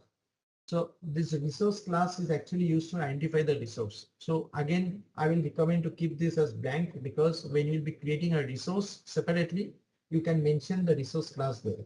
Because if you are using a resource class, for example, truck, and later on the same means of transport is used for trailer, then that becomes a problem. So you can have multiple variants to this means of transport, so that accordingly it is better to keep it blank. This is the speeds. So speed distance. So that means basically what is this? What is the significance of this? The significance is that every type of basically so the speed and the low speed, medium speed, high speed. So they represent the speeds when they are traveling in different developed areas on highways and motorways. So if you are in a motorway, it's obviously a high speed. If you are going on a developed area, it's if you're going on a motorway, yeah, it's a high speed. If you're going on a developed area, it can be an average speed. And if you're going on a high terrain or highways or any other, it will be a low speed. So the speeds are basically used to determine the distance and the duration. That is the main objective, because based on the speed, you know how. So distance factor is basically the distance ratio between the distance to be considered and the straight line distance. So there is the ratio is calculated in that way. Then this distance factor is actually used to calculate the distance and duration in case the speeds are not available. So I'll come down when I'll come into the GIS, I'll tell you where these features are used. Okay. Then comes the multi-resource. See, this concept is very important. What is multi-resource? See, suppose I have a shipment document. Okay, so suppose you know that every shipment document, or in SAP TM terminology, we call it as a freight order, right? So every freight order will have a arrival date. So suppose your truck is coming to a premise, it is departing at 4 p.m. and the arrival time is 5 p.m., right? So arrival means where it is. Whenever we are doing any shipment or when you are creating any freight order, what we are doing, we are actually loading the freight into the truck, right? That is a freight order, that is a shipment. Okay, so one truck is equal to one freight order, is equal to one shipment. So whenever you are going to load, you will have a specific departure time because the truck will depart only after loading, and when it will come to customer location, it will unload, that is arrival time. So suppose I have a departure and arrival time at 4 o'clock to 5 o'clock. This is the time frame. Okay. Now during this time, if I am marking the resource as multi-resource, okay, so that means I can, okay, if I'm not marking it as a multi-resource, that means I cannot use that resource multiple times for other freight orders. Okay, so for that reason, always put a tick mark on multi-resource. So multi-resource means whether the resource which is assigned to the means of transport represents a single resource or whether it represents a multi-resource. So what happens here, in case you are not marking as multi-resource, and if if you are planning another freight order with the same means of transport, okay, in that case, it will not allow you to use the same resource within this time frame. So that's why it is very important that you should mark them as multi-resource so that you can deploy the resource multiple times for a multi-resource. And one more thing is that in case of a multi-resource, so as I told you, single resource means which is not multi-resource. Single resource means it can be deployed only once. So single resource are generally used to plan a company's own fleet of trucks. Multi-resources are used to represent your subcontracting trucks. Okay. And if you are using, the process of, and lock multi-resource. So lock multi-resource means what? So lock multi-resource means this will define whether multi-resources gets locked during planning. That means if a multi-resource is locked, it cannot be used in two parallel planning sessions. If it is not locked, then the system will enable two or more parallel planning sessions. And there we see additional properties. So what is additional properties? So additional properties, first of all, is a passive. Has anyone heard about the word passive resource, active resource? Anyone? Anyone knows about this terminology? Because there are two types of resources always. One is your active resource, another is your passive resource. So active resource, passive resource means if you are not putting a tick mark for passive, it's an active resource. Okay, so active resource means they are the resources which can move alone. But if you are putting a tick mark for passive, that means they can be moved only by an active resource. So if I'm considering any road mode of transport, trucks are active resource, trailers are passive resource. Similarly, if we are talking about rail mode of transport, locomotive is an active resource, rail car is a passive resource. So that is the meaning between active and passive. So in case, then you have a question called as a no capacity. So no capacity means, so if you go into the help button, you can easily understand what is the meaning of that. So no capacity means basically the system wants to check the checkbox if you are assigning. So that means it, okay, if you see here, you use this checkbox to specify that the resource is not to have its own capacity. Therefore, select this checkbox for the means of transport to which the vehicle resource is assigned. That means if you want to have, suppose, a tractor and a trailer, then because the tractor, is pulling the trailer and all the load of the freight goes into the trailer, so the tractor will not have any capacity, right? So in that case, you can mark them as no capacity. Similarly, you have this one called as a no direct load. So no direct load means whether, so this parameter defines that goods cannot be loaded into the resource. Okay, so in case a resource has any trailer or something, you are not allowed to load any type of goods into that particular means of transport. If you have such type of requirement, then you have to click on no direct load.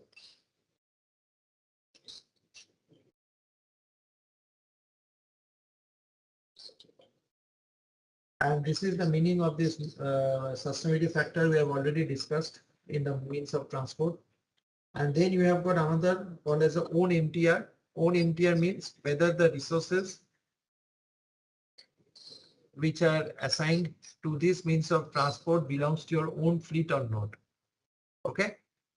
So if it does not belong to your own fleet, then comes the schedule MTR. Schedule MTR means whether you want to use the means of transport for schedule. Schedule, I think all of you, I don't know whether any of you have known this word schedule.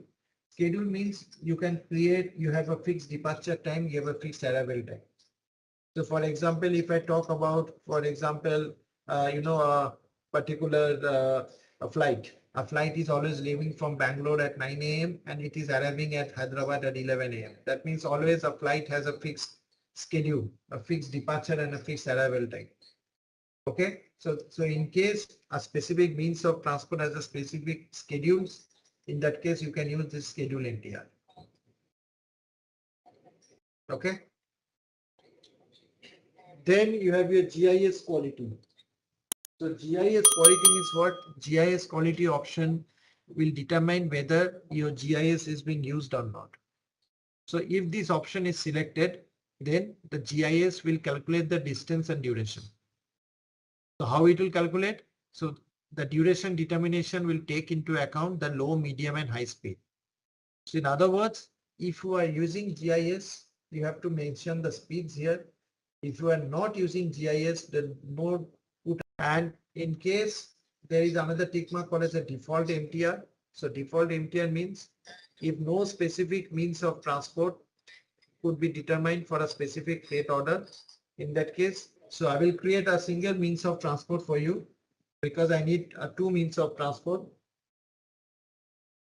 One for road, one for ship, for example. Okay, so I will create this. So one I will use for a non-full truck maybe, underscore for full truck load. You can maintain a low speed, medium speed, high speed. Okay, I use a multi-resource, unlimited number of times. Okay, and suppose it's not my own in. Similarly,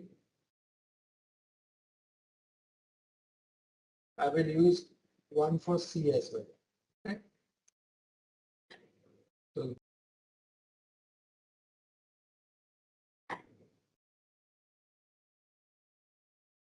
and here instead of this one, I will use C. And I think this is 72. I just need to check that. Okay. And if you're not knowing the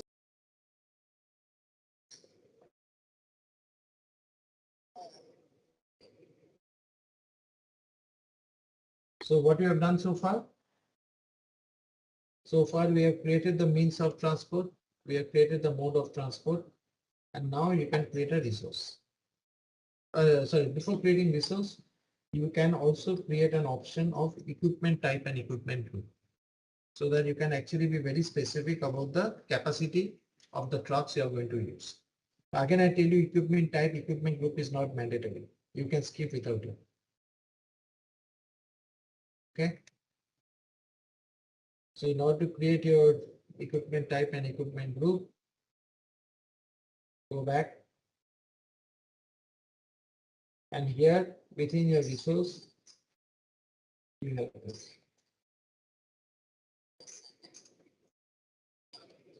Okay. So you can use this group. So if you see here, basically there are three types of groups. One is a vehicle group, one is a handling group, one is a transportation unit group. So for trucks, we need to basically click on this vehicle group.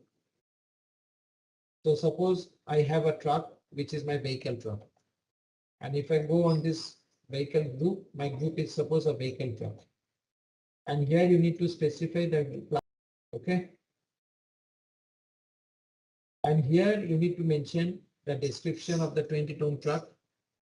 You can specify which means of transport you are going to use. In case this truck has a compartment, then you have to create a compartment profile. It is not mandatory. In case this truck is carrying or assigning any packaging material, you can use the packaging material. Sometimes what happens, the truck is carrying a material which has a packaging material type. So you can specify the packaging material type here. And when you are creating a packaging material type here, you can also specify whether this particular truck is carrying any food grade resource or not. In case it is carrying a food grade resource, then you can put a tick mark here. And this is the capacity of the particular, the capacity of the particular truck which you are basically creating. So you can specify what is the capacity, what is the length of the truck, width of the truck, height of the truck, what are the number of units that can be accommodated in that truck. And below you have the properties. So you can specify what is the gross weight, what is the volume, what is the tear weight, what is the maximum length, what is the maximum width, maximum height. Yeah, what is the split deck position? Split deck position means if your truck has got number of decks, you can have some spacing between each of the deck. So that is what is called as a split deck. You can also specify what is the connector distance, and all this information you can put it here. In case this truck is based on certain temperature, so this is the first axle, second axle, all the information you can put it here. So this information will actually either come from the carrier or it will come for the, basically from the, your client should give you this information. Yeah. Hello. Yeah. Okay. So I will create a new vehicle group. So, so this is, for example, ZV1. I'll create a vehicle group for non-chill product. Maybe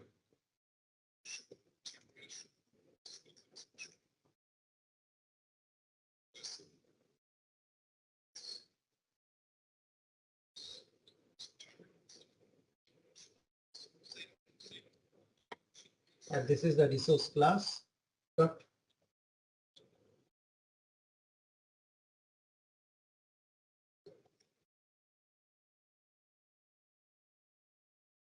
And with this, I will not be using all the trucks. Maybe I'll just use the 15-ton trucks or 10-ton truck maybe. So my means of transport I need to assign here. So my means of transport was the one which I created, which is your Z01_FTL.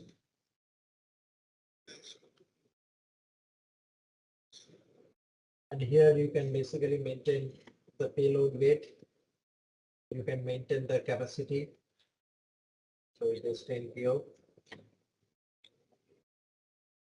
Okay. If you want to maintain some length width height, you can do it. So the maximum gross weight. Okay. And the tier weight. So you can also specify the tier volume.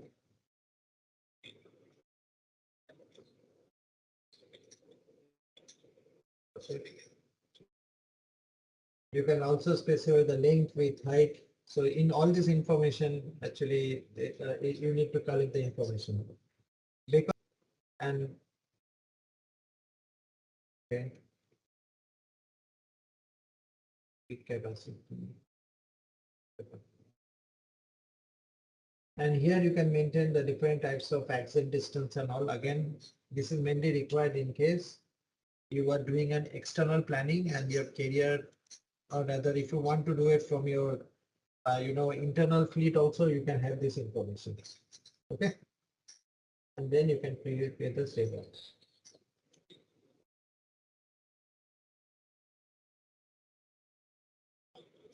Similarly, if you want to do it for your C, you can also do that. So if you see, I've selected truck here. So if you want to have a specific vehicle group for ship also, you can, sorry, you can create it as ZB1, just copy that to ZB2. And here instead of truck, you can say it's a launching product transport buyers vessel. And here the resource class should be vessel. Okay.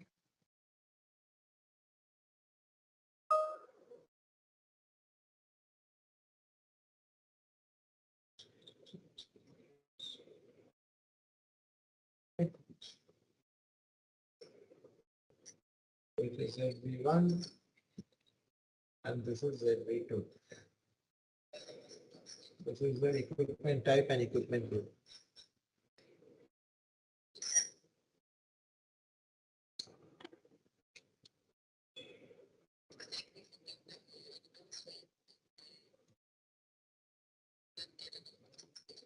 So there are some other configurations here which you see. In case you are planning to transport a container, then also you can specify here the transportation groups. So for example, the group is for container is always marked as CN. For CN, you can specify what are the different components of container. So suppose if you want to transport any product using a 20-feet container, so you have to click on 20 feet, and here you can specify what is the tier weight, what is the volume, what is the capacity, what is the payload weight, what is the cubic capacity, maximum length, height, weight. You can maintain all this information. Similarly, if you are going, if you want to use any handling resource means, for example, if you are transporting using, for example, like forklift. Okay, so like, or it will. All right, let's test your knowledge. Here is a question for you.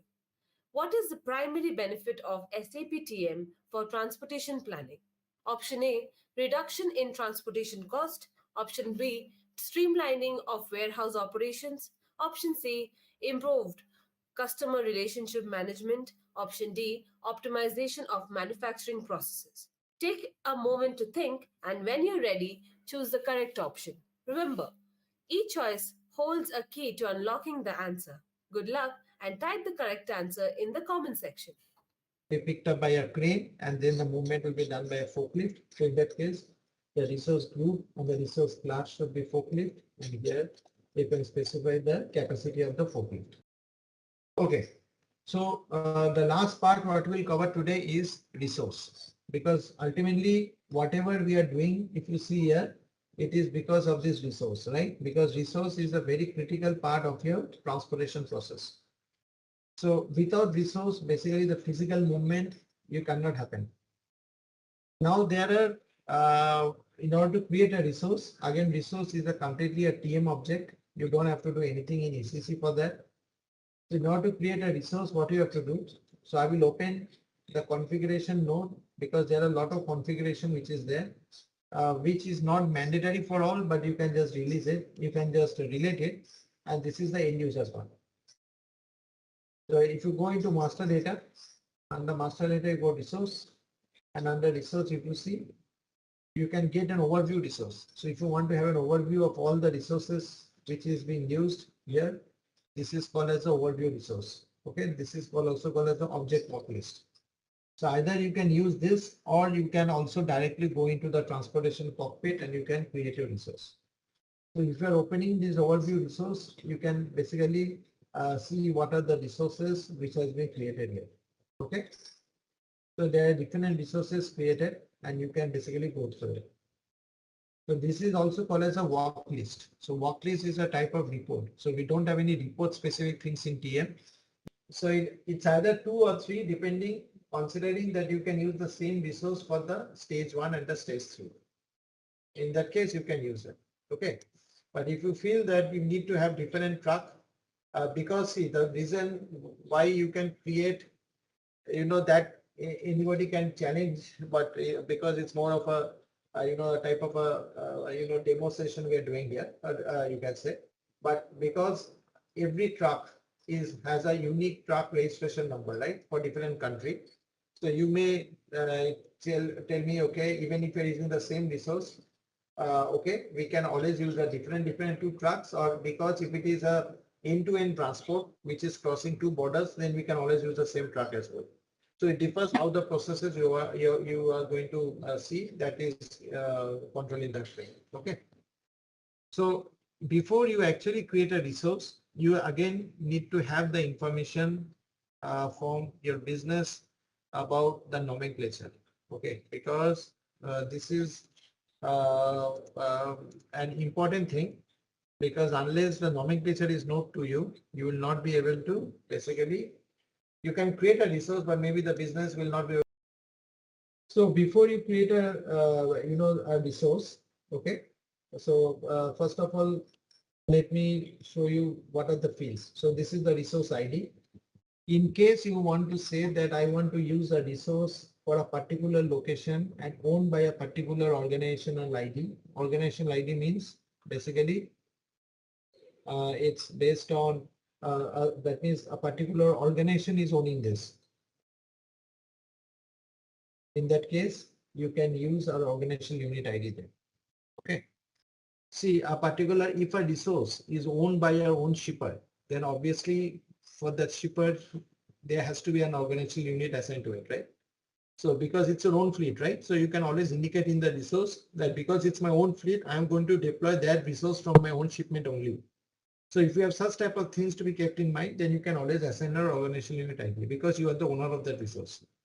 But suppose if you are not owning that resource and you are getting it subcontracted from other plants or from other entities, then in that case, you can keep this organizational unit blank. So these two things are generally kept blank because if you are using an organizational unit and location, then the resource is restricted to be used only for that particular location for that organizational ID only. Okay. Then comes the resource type. So resource type means whether it's a vehicle resource. So vehicle resource, 99% of the resources are vehicle resource, because this is the resource which can be deployed for truck, trailer, rail car, vehicle, anything. You have got other types of resource like handling resource. Handling resource means if you are using a forklift, it's a handling resource. If you are using a container to move the transport, then it's a container, it's called as a transportation unit resource. Okay. So in major cases, we use vehicle resource as the resource type. And you will have resource class also. So resource class means whether the resource is a truck, trailer, rail car, ship, box, door, forklift, even driver is all resource. So this will help you to identify what is the class of the resource you are going to use. So this resource class actually is configurable. So if I go here, so you can create your own resource class. So let me show you where is the resource class here.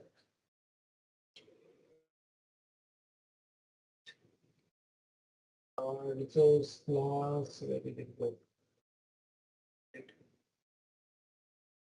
Okay. Yes. So this is the resource class. Generally, recommendation is to use the standard resource class. So if you see, if I'm using a truck, the resource is vehicle. If I'm using a trailer, it's a vehicle. Rail car is a vehicle. Ship is a vehicle. So what type of resource is this? That is identified by the resource class. If we're using a ULD, it's a TU. If it's a container, it's a TU. If it's a driver, it's a. Now, once you enter a resource, you see based on the resource class, you see you're entering vehicle because you have entered resource type as a vehicle. So that's why you don't need to enter calendar, transportation unit and handling. If you have selected there as calendar resource, then you would have gone here. But because you have selected vehicle, so it is under vehicle. And this is the place where you can specify the other segregation. So if you go on to this particular master data, if you see here, what I told you under a resource, you have this means of transport linkage. So you can basically link your resource to your means of transport here. And here you can specify what is the equipment type and group. So that means like, yeah. So basically the purpose is, suppose if you want to make a, see that's what I told you. Like if you want to have a segregation within a resource, that this resource is only to be used for those planning where it requires 10 ton capacity or 20 ton capacity, 30 ton capacity. So that means you are making a one layer below your main resource. Okay, so that means you are adding more specific criteria because you saw that in equipment type and equipment group, there were so many data related to that resource, right? Which we actually don't have in the resource master. So if you want to assign so much of attributes which you are and means of transfer, I told you, you need to assign a means of transport to a location. You need to have a time zone. You need to have a factory calendar. So factory calendar is required by because the operating time of your particular resource is governed by a factory calendar. So if you are saying factory calendar W8 means 5 working days, 2 non-working days. In that case, any type of planning which happens in Saturday, Sunday cannot consider this resource because you are using a factory calendar or W8, which indicates that Saturday, Sunday is a holiday for this resource. And this is the capacity. This is a unit of measurement. All this information you can keep it here. And then if you go into the general data tab, based on the means of transport, all this configuration will be updated. You don't need to do anything. This is the transportation tab. So transportation tab means the information, transportation relevant information for the resource is captured in the transportation tab. So what is the transportation relevant information? So this is from the validity period. So validity period means basically from date to date. So from date to date means basically for which dates the resource is valid. Because sometimes what happens if you are using an aging resource, that resource will not be used throughout the end of the life, right? It can be used for 1 year or 2 years. So you can always validate, specify the validity. So based on the validity, the planning should be done. And this is the resource class. So again, the resource class will come from the header level. In case you have maintained any organizational unit role ID, you have seen in the first screen that if you have not defined any organizational unit, then obviously this fields will be blank. If you have maintained vehicle type, vehicle group, it will come here. So in case a vehicle requires any specific service, you can specify the service date. You can specify who is the owner of that resource. You can specify whether this resource is owned yourself, whether it's an externally owned resource or whether it's a leased resource. So if you are using a leased resource, then you can specify the lease contract. This is the registration number of the truck. And also whether the truck has been registered in which country, you can specify that. In case this truck is given by a specific driver, then you can specify the driver ID. You can specify the planning block. So that means in case a resource is defective, you can do a block, a planning block. That means if you are not.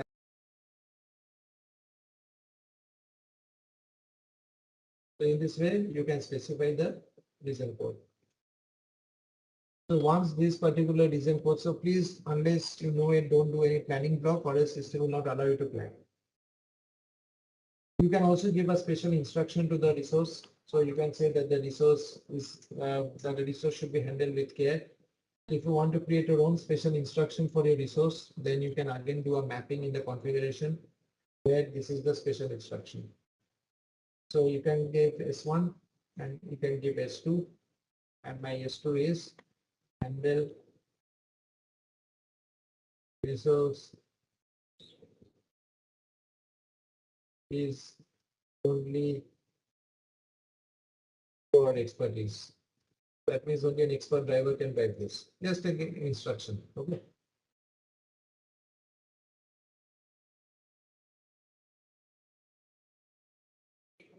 Again, these are not at all mandatory. You can understand these are specific information available for the resource. Then you can also specify a resource condition. So if you want to have a specific configuration, you can always go with resource condition. So resource is good or resource is in. So once you are defining the resource condition, then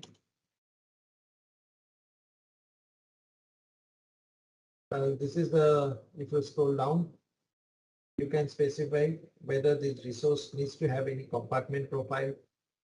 So there is a functionality or rather a module called as a event management module. So in this event management module, you can actually specify whether the resource tracking and tracing can be done. So that is this is a tracking and a tracing module, which is event management system. And it can track and trace where is the resource, what is the resource available, whether the loading done, unloading done. So all the generic information about resource and its attributes can be basically done by event management. And if you want to use event management for resource tracking and tracing, then this tick mark should be there. So event management is a separate module. Okay. If the resource is actually carrying a food-based resource, then this tick mark should be there. And if the resource is owned by a shipper, then the shipper owned resource is there. And in case you want to integrate your resource with your EWM system, because ultimately this truck will actually go into the warehouse where the loading, picking, packing, good issue will be done, right? So for your loading and unloading instructions, so basically when your shipment document is transferred to your to your EWM system, it creates a transportation unit. And transportation unit is nothing but the truck with a packaging material into it. So the concept of packaging material with a means of transport actually creates a TU. So it is more from the perspective of creating an object in EWM, where you have a package material, the package material is loaded onto a truck, and that entire combination is called as a transportation unit. So for that, you need to have the packaging material assigned. So if for a particular resource, you are not planning to use that particular truck for your EWM, then don't maintain any means of transport. Sorry, packaging material there. Okay, good. And this is the capacity. So capacity information means obviously you can understand whatever capacity you are given in the above. This is the capacity of the truck. You can add also the capacity based on volume, length and all. So if you are maintaining the vehicle type and vehicle group, some of the physical properties will come here. You don't need to basically type in again. But not all information is there. Maximum information is available here, whatever you maintain. So your question, what I was telling you, that if you are using a vehicle type and a vehicle group, all the generic information about the physical properties will come here. Okay. Okay. This is the downtime. So downtime means what? Downtime means when a resource is not available for planning. So you say that for entire 1 year, between 12 to 13, suppose my truck driver goes for lunch. So in that case, my truck will not be available for planning. So you can say it's a planned downtime. Or maybe the resource is, or maybe the truck requires lubrication every day for 1 hour between this time. So you can say resource is inactive. So this is the break time of the particular resource where the resources are not available to be deployed. Okay. This is the qualification tab. So qualification tab means basically here you can specify the qualification values. The qualification type means, for example, what type of qualification is required by the driver to drive this resource. So this is again not a very, it's not mandatory to use this. You can skip this. But if you want to create a specific qualification type and qualification value, what you have to do, you have to go for the configuration. So here if you see settings for qualification, relative names, compartment, registration, in here you have to go here. So I just create another qualification type, say qualification based on not license but qualification based on distances, for example. Okay. And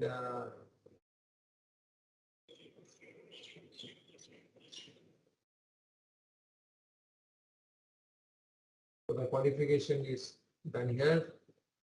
Then if you go on to the next one, you can also attach an equipment. So attach an equipment means basically what type of equipment is attached with this resource. So if you want to attach any container, you can assign a 20-feet container, etc. So for that you can assign, you have to create a configuration for equipment category. So the equipment category is this. So this is your C1, for example, and I want to assign a particular container for FTL.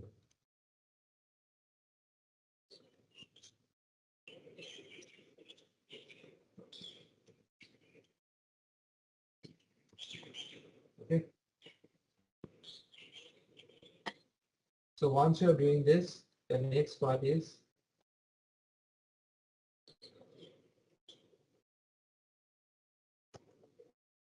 here. You can also attach any alternative names. Okay. So you can specify an alternative name for this resource. So I can, if you want to configure an alternative name. No, suppose if you are transporting any specific container on the truck for an intermediate point. Okay. So maybe for a specific location, you are just loading the container and you want to plan the movement of the container on the truck.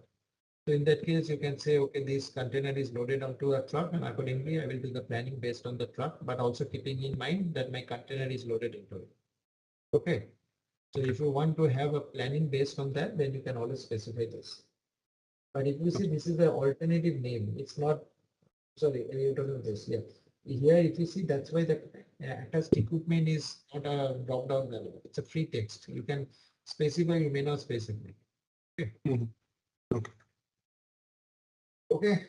So, so if you want to use any grouping attribute, you can group a particular resource. I think this part you can escape. It's not mandatory thing and all. Okay, I've never seen anyone doing this grouping of resource and all. Okay, so if you want to create a new resource, you can go here and you can click, for example, I have to create one truck for FTL truck. Okay, I will use the resource type. I will use the resource class. I will use the create button. What was the means of transport? Z01 underscore FTL. This is the time zone. You can specify the dimension. You can specify the factory calendar. You can specify the capacity. It's a small truck. Okay. You can give a description here, that is full truck load.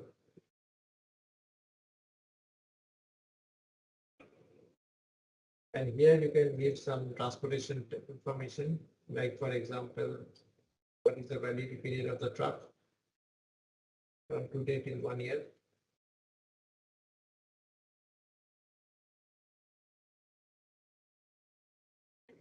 You can also specify who owns this truck.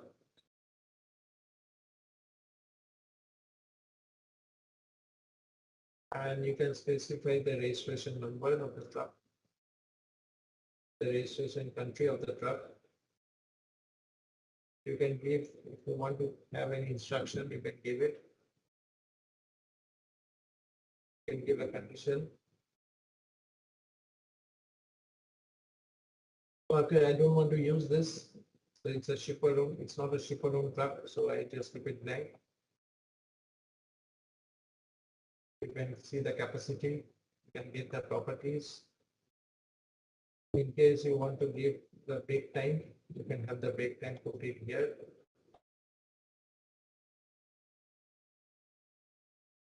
So suppose the break time is between 12 to 1 p.m.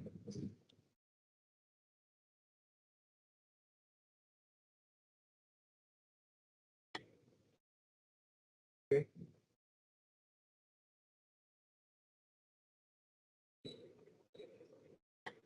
This is the type of downtime. Okay. If you want to give some qualification value, you are welcome. You can give a qualification type. Okay. So similarly, we have to create for the ship. So in order to create it for the ship, so I'll just replace this FTL with FCL underscore ship. And this is the location. Only change you have to do is the resource class. So instead of a truck, it will be a ship. Okay, and this is the means of transport was I think Z02 or something. What was that? Yeah, Z01 underscore FCL.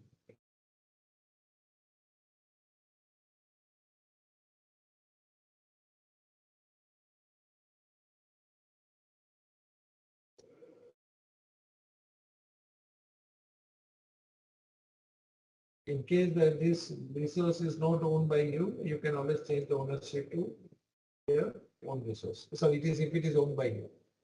Okay. And you can give the registration number.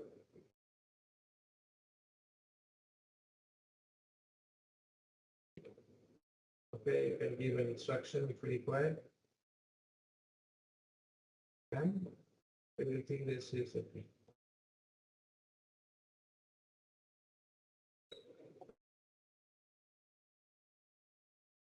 Okay.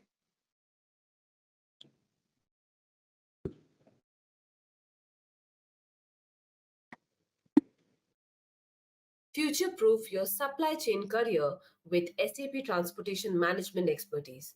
ZaranTech offers in-depth SAP TM training program designed to help you master this powerful logistic solution. With easy-to-grasp online video modules, this course breaks down end-to-end processes of freight orders and shipment management using SAP TM.